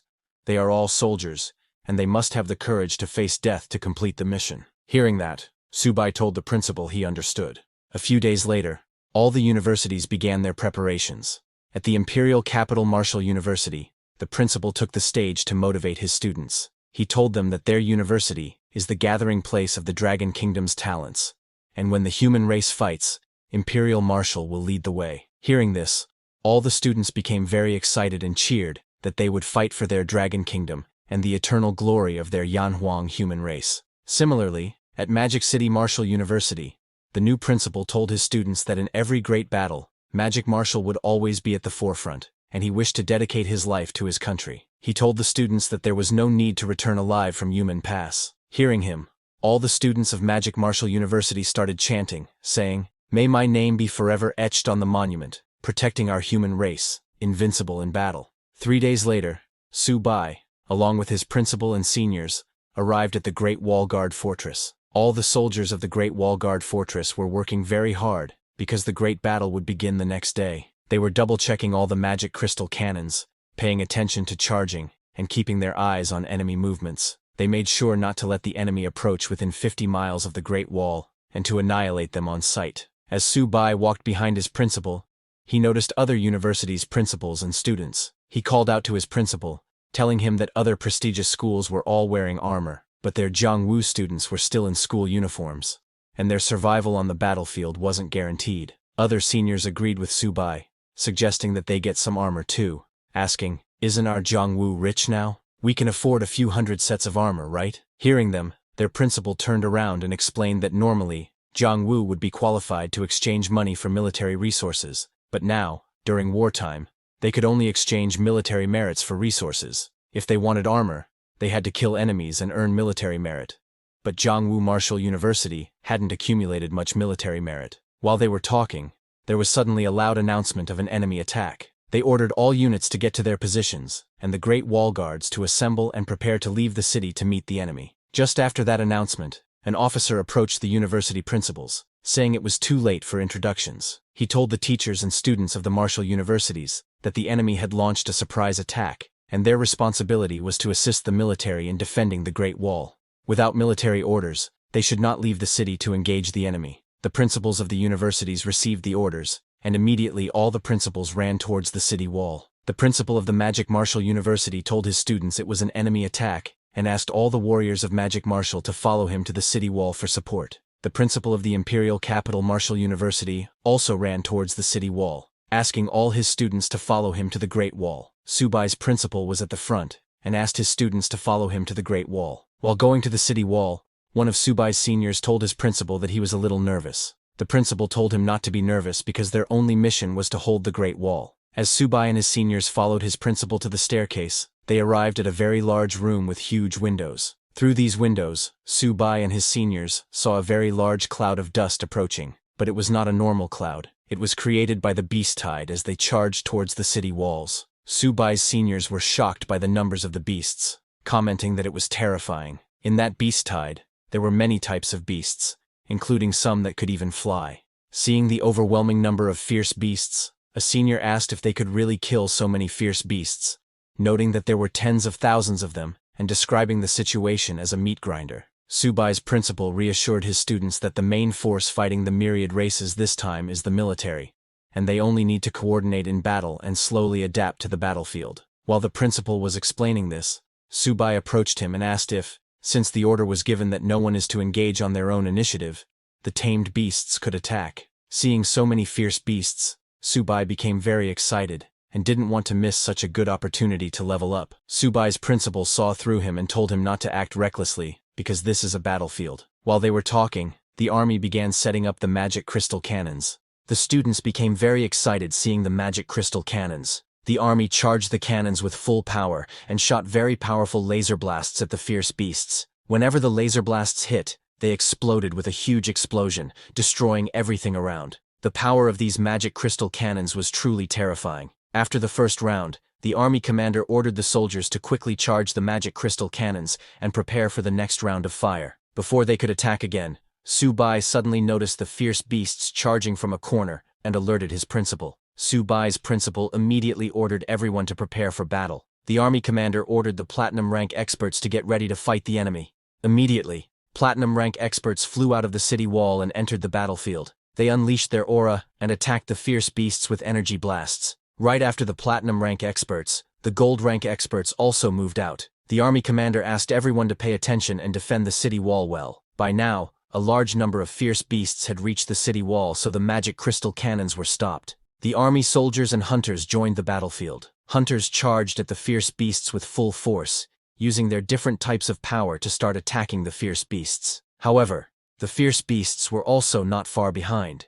They were also very strong, and were killing an equal number of soldiers and hunters. Seeing the battlefield, a senior of Su-bai asked his principal to let him join the battle too, saying he wanted to fight alongside the Great Wall Guards. Other seniors agreed with him, telling the principal that it's too frustrating just watching from here. But Su-bai's principal told them to stop talking nonsense, because this is a battlefield. It's not a place for them to act on impulse. Their mission is to assist in defending the Great Wall. He explained to them that the military issued this order to protect them, so letting them go into the battlefield now would be a pointless sacrifice. They will have the opportunity to kill enemies after they become qualified warriors. While the principal was explaining all this, behind him, Subai opened his bag and released his tamed beasts.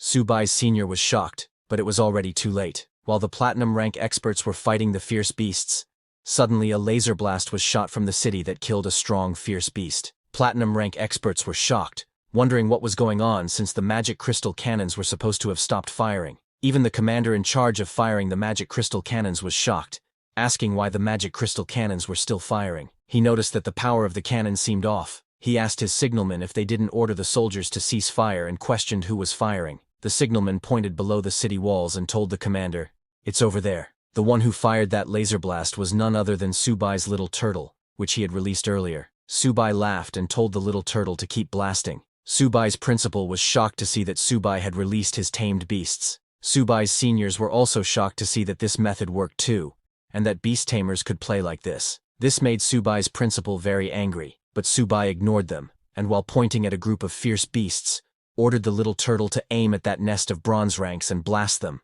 Subai fired again, and hit the target perfectly, but he hit silver rank fierce beasts instead. Seeing this, Subai got angry and shouted, "Little turtle, are you stupid? Didn't you see those are silver rank? The cannons can't blast them to death, and fighting them won't earn military merits." He ordered the little turtle to just keep blasting the bronze ranks and to be careful not to hit their own people. Subai's little cat also joined the fight and started killing the fierce beasts with its sharp claws. Subai warned the little cat to put some effort into it and not slack off, otherwise, he would feed all the beast cores to the little turtle. Hearing this, the little cat got more angry and started killing more and more beasts. Seeing this, the little turtle got competitive and increased its laser blast's power, exploding the whole battlefield with explosions. The destruction caused by the little cat and turtle shocked the hunters on the battlefield, who asked where these two tamed beasts came from. Their strength was extraordinary. A guy told others that he heard it's the tamed beast of a Jiangwu student. Everyone was shocked to hear that, saying it's impossible for a student who hasn't even graduated to actually raise such terrifying tamed beasts.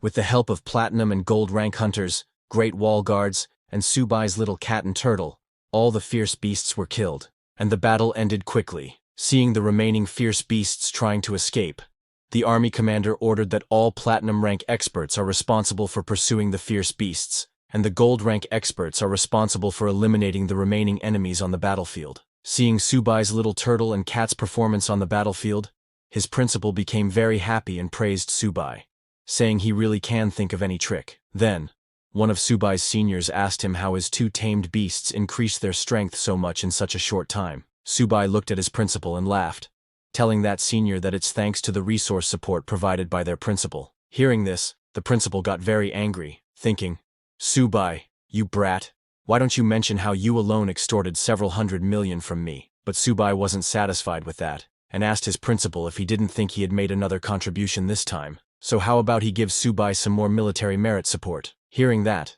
the principal got very nervous and tried to make an excuse, telling Subai that after killing so many fierce beasts in this wave, he should have earned quite a bit of military merit. As for them, they were all stationed on the city wall, so they didn't participate in the battle at all. Then, at noon, an officer reported to the general, telling him that the battle situation has been tallied, and their army lost a total of 568 warriors. All 200 magic crystal cannons are in the cooling and recharging phase, and can be used again in 5 hours and 40 minutes. In this battle, their army eliminated over 125,000 enemy fierce beasts. It took exactly half an hour, but this battle is a great victory. Great wall guards. General Huanshan was very impressed and told the officer to pass down his order. The main force will rest as there's still a big battle to fight tomorrow. The officer said yes, and then, hesitating, told the general that there's one more thing to report to him. He informed the general that the commander of the 35th Division reports that Jiangwu student Subai, although he didn't leave the city to fight, used his tamed beasts as magic crystal cannons, and eliminated many enemies in this battle. Consequently, the commander of the 35th Division wants to request military merit rewards for Subai. The general was surprised to hear that someone used tamed beasts as magic crystal cannons and said it's a bit interesting. He instructed the officer to normally reward military merits to Subai based on the number of enemies he killed. Later, at the base plaza, some guys were complaining, saying it isn't fair. They didn't even fight, so how can they get military merits? But another guy told him that if he had Subai's strength, he could do it too. While they were talking, it was suddenly announced how much military merit everyone got. All the students looked at the list and were shocked to see Subai's name on it. They could not understand why Subai, also a student like them, was able to get so many military merits. One complained, saying this must be some inside job. Cao Zixuan was also there and was very annoyed seeing the list, saying, "It's Subai again. How come you're everywhere?" When other students saw Subai's military merit numbers, they were even more shocked. He got over 40,000 military merits, which is worth over 400 million. They all wondered what exactly Subai did, because even a gold rank expert probably only gets this much. Irritated, Cao Zixuan said he would definitely surpass Subai. Just as he said that, a hand came onto Zixuan's shoulder. It was Subai, who laughed and behaved very friendly with Zixuan, saying, "Isn't this old Cao? Long time no see. Are you used to using your dual swords?" Zixuan was surprised to see him there. Subai laughed and told Zixuan that he was able to earn so much military merit this time, all thanks to Uncle Chao's generous support. He told Zixuan that if he needs anything in the future, just ask. Just say the word, because we are good friends. Don't always have to make such a long face. Hearing that, Zixuan got angry, saying, "Who's friends with you? I, Chao Zixuan, would never be friends with someone like you." Subai laughed again, and asked Zixuan to come on and tell him if he is not comfortable using his weapons. Hearing Subai, Zixuan got irritated and tried to get away from him, but Subai didn't want to let him go. He told Zixuan that he has been reading a lot of books on forging recently, and has gained a lot of experience in maintaining divine weapons. "How about I help you maintain your swords?" he added, mentioning that he charges very little. Zixuan didn't reply to him, and walked away. The next day, it was a very cloudy day, as a great battle was ahead. Early in the morning, a man flew into the air, and in front of thousands of soldiers were standing. The commander reported to that man that the Great Wall Guard reserve troops have assembled. That man flying into the air was none other than Zhao Yi, honorary principal of Magic Martial University. To motivate the soldiers, Zhao Yi told them that yesterday's attack by 100,000 fierce beasts was just a probing attack. Today, they will face an even greater number of fierce beasts, but our human race never sits idly by. Today is the day of our all-out counter-offensive. Today, I want everyone to wield their swords and protect our human lands. Hearing that, all the soldiers got very excited, shouting that they will counterattack and wield their swords and protect their human lands. Seeing their excitement, Zhao Yi immediately ordered his soldiers to charge. He went into the battlefield, and all the soldiers followed him with full speed. The city walls opened, and thousands of soldiers charged at the fierce beasts coming towards the city. Subai and other students of the university were again assigned to assisting jobs.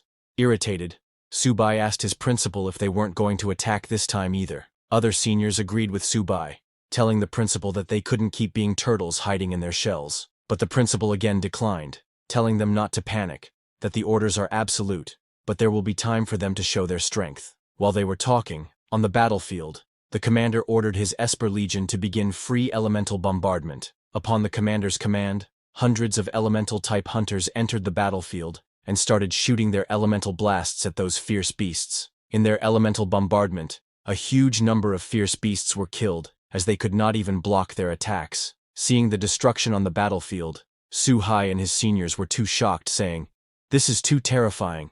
No wonder they say the myriad race's battlefield is a living hell. No creature can survive such a terrifying assault." Suddenly, a group of fierce bear beasts charged towards the city wall. A signalman asked the commander to watch out because the enemy's drill bears were charging. Hearing that the drill bears were charging, the commander immediately ordered the heavy armor legion to move out, because he knew that if those bears reached the city walls, they could easily destroy them. The commander ordered the heavy armor legion to withstand the drill bears' first wave of assault. The heavy armor legion captain told the commander he would complete the mission. He raised his heavy armor and ordered his heavy armor legion to charge with him. With spikes on their shields, the heavy armor legion collided with the drill bears' first wave. The captain and his team blocked the drill bears with full power, not letting them get near the city wall. While holding on, the heavy armor legion captain asked his party to block these beasts for him. On the other hand, from the fierce beast side, more and more drill bears were sent towards the human city walls. Seeing that the drill bears could not advance, the leader of the fierce beasts got very angry, and asked how the drill bear tribe could be stopped by mere humans. He ordered more drill bears to charge and crush those humans. Seeing the fierce beast talking, Subai was too shocked, asking why the leader of the myriad races was also humanoid. Subai's principal told him that platinum-ranked experts of the myriad races already possess the ability to shapeshift, and once they reach the diamond realm, they're no different from humans. Even if one lived with them, it's almost impossible to detect anything unusual unless they reveal a flaw. Hearing that, Subai got more shocked because he didn't expect the myriad races to have this ability. Frustrated, a senior asked his principal when the higher-ups would give them their mission. The principal told the senior that as the battlefield was gradually heating up, he believed their mission would arrive soon. Just as he said that, an army officer came there, telling all reserve team members to assist the main force in rescuing the wounded and cleaning up the battlefield. All the students got excited hearing that there was finally a mission. The officer told all Marshall University members to divide into squads to carry out the mission. He took out a paper and started announcing the team assignments. In the first team, there would be Subai, Hu Qingxu, and Han Zhan. The team captain is Subai, and they have no mandatory mission. Their team can assist in cleaning the battlefield or proceed to the Misty Mountains to join the main force. The team captain can make their own arrangements. In the second team, there will be Wang Yang, Cao Zixuan, Guan Jin, and Zheng Lakexiao, with Wang Yang as the team captain. Their mission is to proceed to the Misty Mountains to assist the military in exploring the terrain. Like this, the officer divided all the students into 52 teams and gave them their missions. He ordered all teams to assemble immediately and carry out their orders.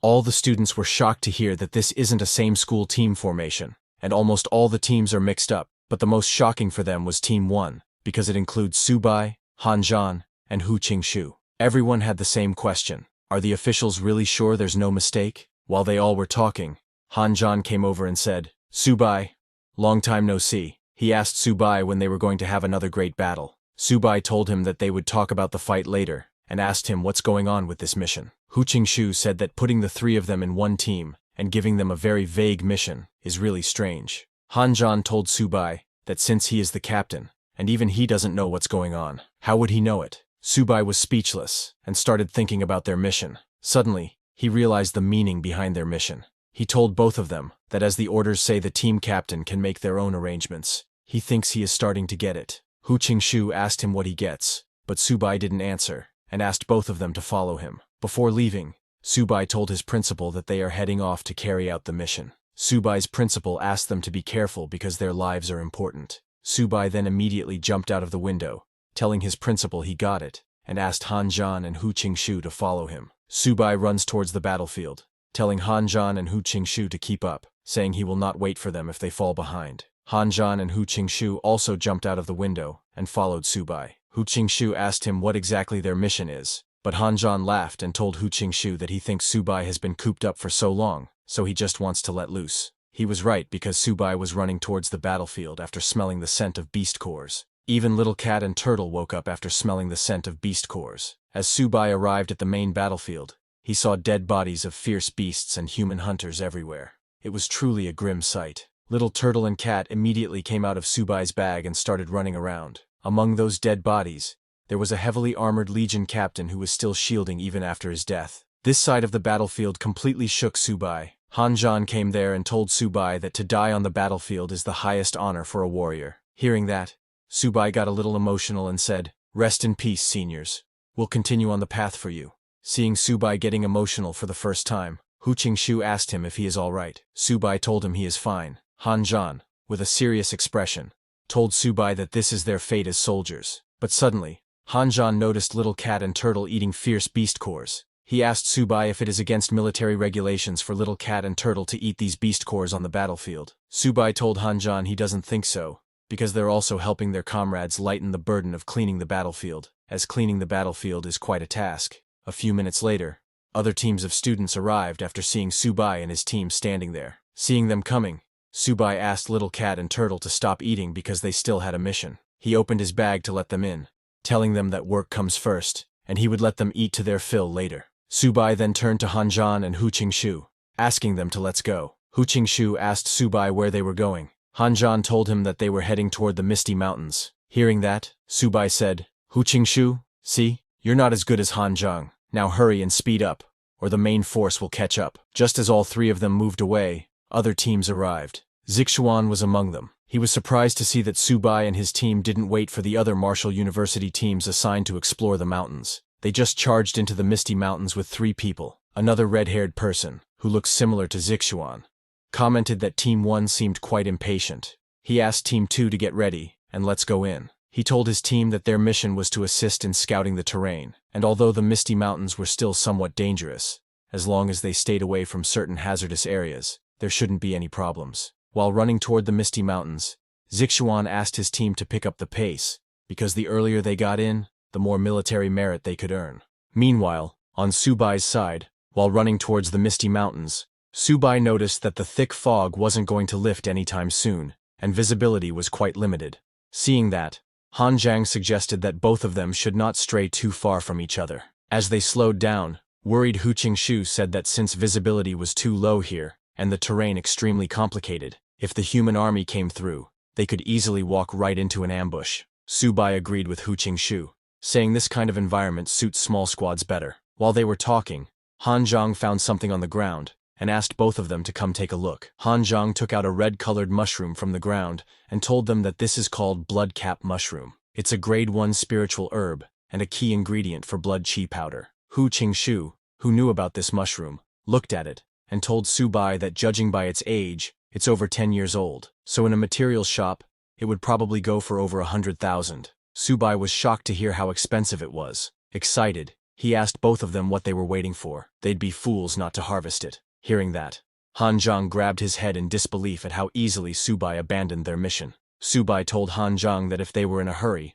they could go on ahead because he was going to harvest some mushrooms first. He immediately summoned his little turtle and little cat to help him look for more mushrooms. Shocked, Hu Qingshu asked if they didn't still have a mission, but Subai completely ignored him and continued searching. Under a tree trunk, he found many red mushrooms. Subai's eyes lit up, and he immediately started collecting them, saying this place is full of natural treasures, so there was no way he was heading back empty-handed. He suddenly noticed the little turtle and cat eating some mushrooms and asked them, "What are you two eating? Aren't you afraid of getting poisoned?" But while Subai was collecting mushrooms, Han Zhang suddenly noticed something approaching and warned both of them to watch out, because there were some energy surges ahead, and a few savage beasts headed their way. As some shadows appeared in the fog, Han Zhang sensed that it was a gold-tier twin-headed giant lizard and 3 silver-tier wolf fiends. Hearing that it was a gold-tier beast at the initial stage, Subai smiled and told Han Zhang that he could handle it himself. He told Hu Qingshu and Han Zhang to continue scouting, but to his surprise,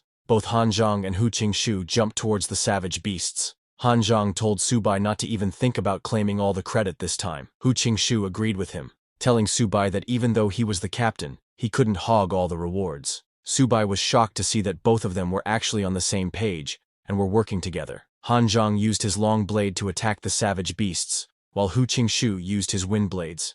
But the beast Han Zhang was fighting had 2 heads, and it grabbed Han Zhang's blade with one head and tried to attack with the other. In the blink of an eye, Subai came and, using his internal energy, kicked the savage beast on the head, telling Han Zhang to take a break for now and give him 5 minutes, saying he would handle this one. Seeing Subai's energy, Han Zhang was shocked because it had only been a few days, and he was already about to break through to mid-silver tier. On the other hand, Hu Qingshu, who was fighting 2 wolf-type savage beasts, told Subai to stop talking and said, "Let's see who's really got the skills to take down these fierce beasts." Hearing that, Subai got angry and shouted at both of them, telling them not to kill all the beasts and to leave some for him. But Hu Qingshu laughed, telling Subai that his speed was just a bit too slow. Meanwhile, Zixuan's team also caught up to them in the fog. Noticing the energy presence, Zixuan told his team, "There's a battle up ahead. These energy surges, warriors and ability users, plus a gold-tier savage beast." Thinking someone might be in trouble, Wang Yang asked Zixuan if they should go provide support, but as they got closer, they found the dead bodies of savage beasts all around. Seeing that, a guy from Zixuan's team commented, "This is too brutal." On the other hand, Subai and his team had already killed all the savage beasts that attacked them. Hu Qingshu told Subai, who was sitting on the corpse of one of the beasts, that he was too sly, always targeting the beast's weak spots. Han Zhang agreed with Hu Qingshu and told Subai he was ruthless. Hearing them, Subai laughed and told them they were too kind. Subai then took out the energy crystals from the savage beasts and fed them to his little turtle and cat, saying, "You two are in luck again. Eat up. Once you're full, get ready to work." While he was doing that, Zixuan's team arrived. They were shocked and couldn't understand how, just 5 minutes ago, they could feel the powerful energy fluctuations from a large group of fierce beasts. Yet now, they had all been wiped out so quickly. Zixuan was speechless. Wang Yang told his team that it completely made sense because these 3 were just on another level. Wang Yang approached Han Zhang saying, "As expected of the strongest prodigy of the Great Wall Guard army, your strength is indeed extraordinary." Hearing that, Han Zhang got annoyed and asked Wang Yang if he was mocking him. Pointing at Subai, Han Zhang told Wang Yang that most of those fierce beasts were killed by Subai and his tamed beasts, and that Hu Qingshu and he didn't even get a chance to drink any soup. Zixuan was shocked, hearing that all of them had been killed by Subai in just 5 minutes. When Subai saw Zixuan, he again started acting like a scammer, and with a smile, asked Zixuan if he had come to get Subai to maintain his divine weapons. Subai told Zixuan that he kinda missed those 2 divine weapons after not seeing them for a while. Hearing that, Zixuan got even angrier and told Subai to shut up. Then Wang Yang intervened, telling them to stop arguing because the mission comes first. He asked Subai, since he was the captain of the first squad, what his plan was next. Subai told Wang Yang that this was a great place, so he was thinking of heading deeper into the Misty Mountain range to exterminate more fierce beasts and secure a stable rear for their human army. Hearing that, both Han Zhang and Hu Qingshu understood that Subai just wanted to collect more natural treasures, and as for why he wanted to kill more fierce beasts, it was just for military merits. Wang Yang suggested to Subai that they move out together next. Subai said he was fine with that, but reminded Wang Yang that if they found any resources, it was whoever grabbed them first. They didn't do fair distribution here. Wang Yang agreed, saying that was fine with them. Hearing that, Subai immediately turned around and started heading deeper into the fog, saying he would take the lead and that they better catch up. Hu Qingshu followed after,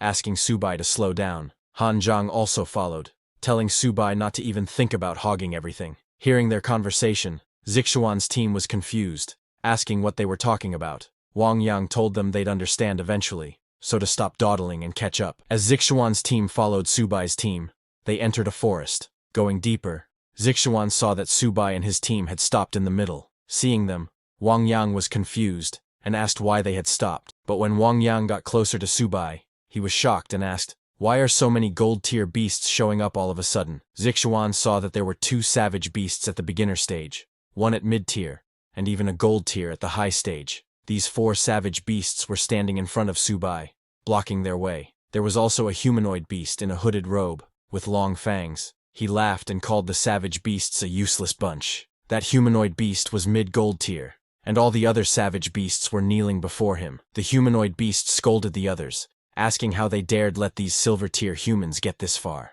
Subai was shocked seeing the humanoid fierce beast, thinking it was a platinum-tier expert. Hu Qingshu was also shocked, asking if it was really platinum tier, but Han Zhang corrected them. He told them that it wasn't a platinum tier expert, but a member of the Dizang Mystic Snake Clan, one of the 3 royal clans, and the strongest subordinate species under the 9 hells devouring heaven boa. It's a noble bloodline among the 10,000 races, capable of transforming into a human at a lower tier. Their combat power far exceeds others of the same tier. This is the hardest one to deal with here, Han Zhang warned. While he was explaining, suddenly the humanoid beast ordered the savage beasts to kill all the humans and not let a single one escape. Just as he said that, hundreds of savage beasts of different races and stages suddenly appeared and surrounded Subai and Zixuan's team. They were all shocked, wondering why there were so many fierce beasts. Han Zhang quietly turned to Wang Yang, telling him that since he was the fastest, he should go get reinforcements. Wang Yang agreed,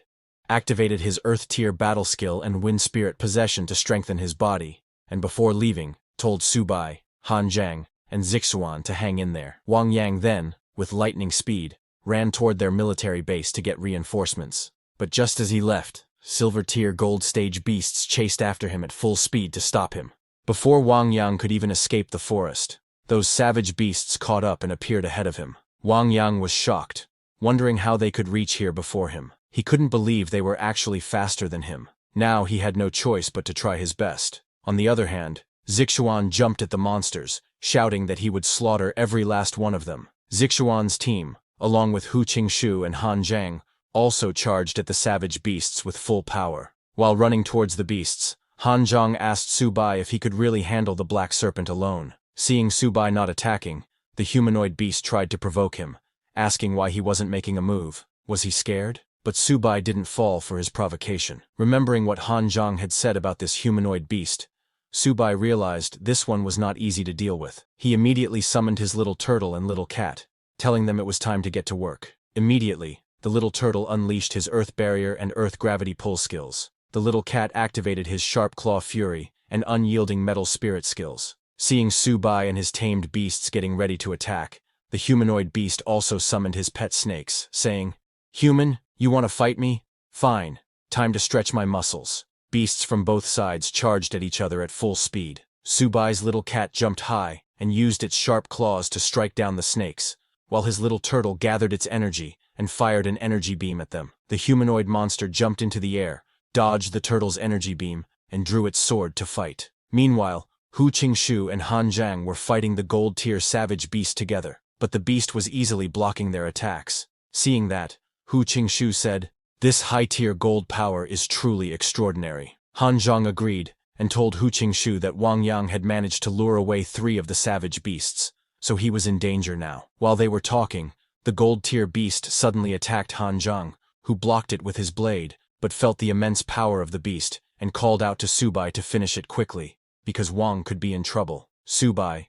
who was fighting the humanoid beast's snake pet and was holding its mouth, shouted back that he got it. He unleashed his internal energy and tore the snake's body apart, telling the little turtle and cat to finish the fight quickly. On Subai's command, the little cat immediately charged at the humanoid beast and struck with its sharp claws, while the little turtle stayed behind and prepared to unleash another energy blast. Hearing Subai's words, the humanoid beast grew very angry, shouting, "You lowly humans dare to speak such arrogant words!" But when the humanoid beast looked at the little turtle, he sensed the energy was too strong. The turtle didn't give him any chance to dodge and fired its energy beam at full power, directly hitting the humanoid beast and causing a massive explosion. As the smoke started to clear, Subai thought that a normal gold-tier beast would be dead after taking that hit, but for this humanoid beast, it wasn't enough.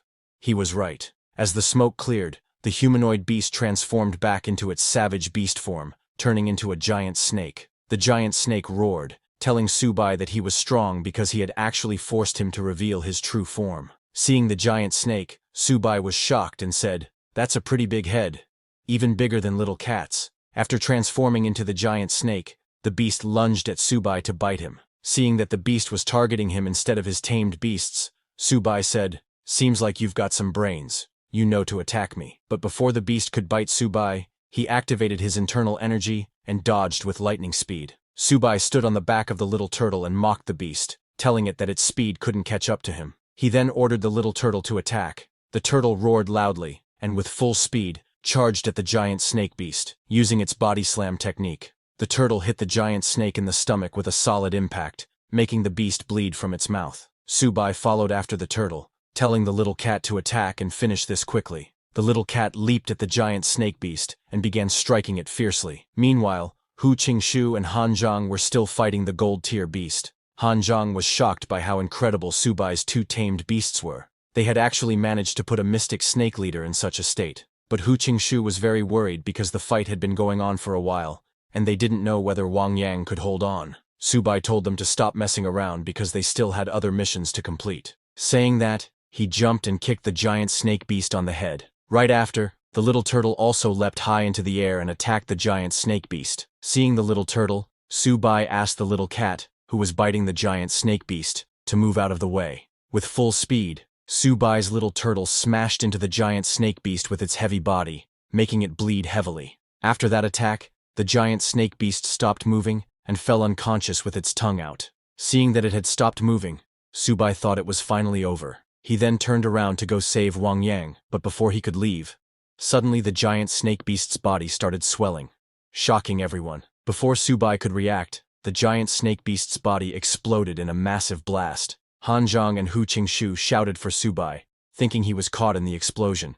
But at the last second, Subai activated his little turtle's earth barrier and was protected. Subai was surprised to see that the beast still had another trick up its sleeve. But when Subai looked ahead, he saw the giant snake beast's size had shrunk, and it was running away into the forest. Subai was shocked to see the beast was still alive, but Han Zhang, who was fighting the gold-tier beast, told Subai not to chase it, as he had already crippled the mystic snake. Now, saving Wang Yang was more important. Subai was very angry and wanted to go after the snake beast, but he agreed with Han Zhang and said he would spare its life today. He immediately turned and went in the direction Wang Yang had gone. Before leaving, Subai told Han Zhang and Hu Qingshu to hold the position, and he would go save Wang Yang. Han Zhang told Subai to hurry. They would take care of things here. On the other hand, Wang Yang, who was fighting 3 gold-tier beasts, was heavily injured. He had underestimated the speed of a gold-tier beast, thinking, Even though this white-armed ape isn't an agility-type beast, its physique and strength are too formidable. He started wondering if he was really going to die here,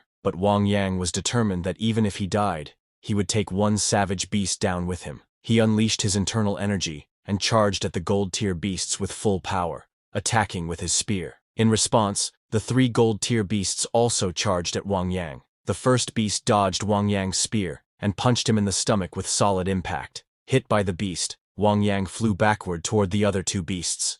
The second beast punched him in the side, breaking his ribs, and the third beast kicked him in the back with full power, sending him crashing into a tree. The collision broke the tree, and Wang Yang fell to the ground, heavily injured, thinking, "This is it, I'm done for." The gold-tier beasts stood in front of Wang Yang, and one of them was holding his spear. Seeing them, Wang Yang shouted, "Come on, you beasts! Killing me is easy. But one day, you will all be slaughtered by our human race." Saying that, Wang Yang glared at the beasts. The beast holding the spear raised it to strike. Thinking he was going to die, Wang Yang said, "Hanzhang, Subai, looks like I won't get another chance to fight beside you." Just as he said that, the beast threw the spear at him. But before the spear could reach Wang Yang, it was blocked and sent flying into the air before falling to the ground. At the last second, Subai appeared, using his little turtle's energy barrier to block the spear. He asked Wang Yang how he was and told him to hang in there. Seeing Subai, Wang Yang thought, "Is he here to collect my body?" As Wang Yang lay heavily injured, he collapsed completely to the ground. Before losing consciousness, he asked Subai to avenge him. Seeing him falling unconscious, Subai shouted, telling Wang Yang to wake up. This made Subai extremely angry. He looked at the beasts and shouted that he would tear them apart. He summoned his little turtle and cat, who immediately attacked 2 of the gold-tier beasts. Seeing this, the third beast, which Wang Yang had fought and injured, jumped towards Subai to attack. As the beast came at him, Subai said, "Beast, you're still so arrogant with only 1 arm left." He grabbed Wang Yang's spear to fight.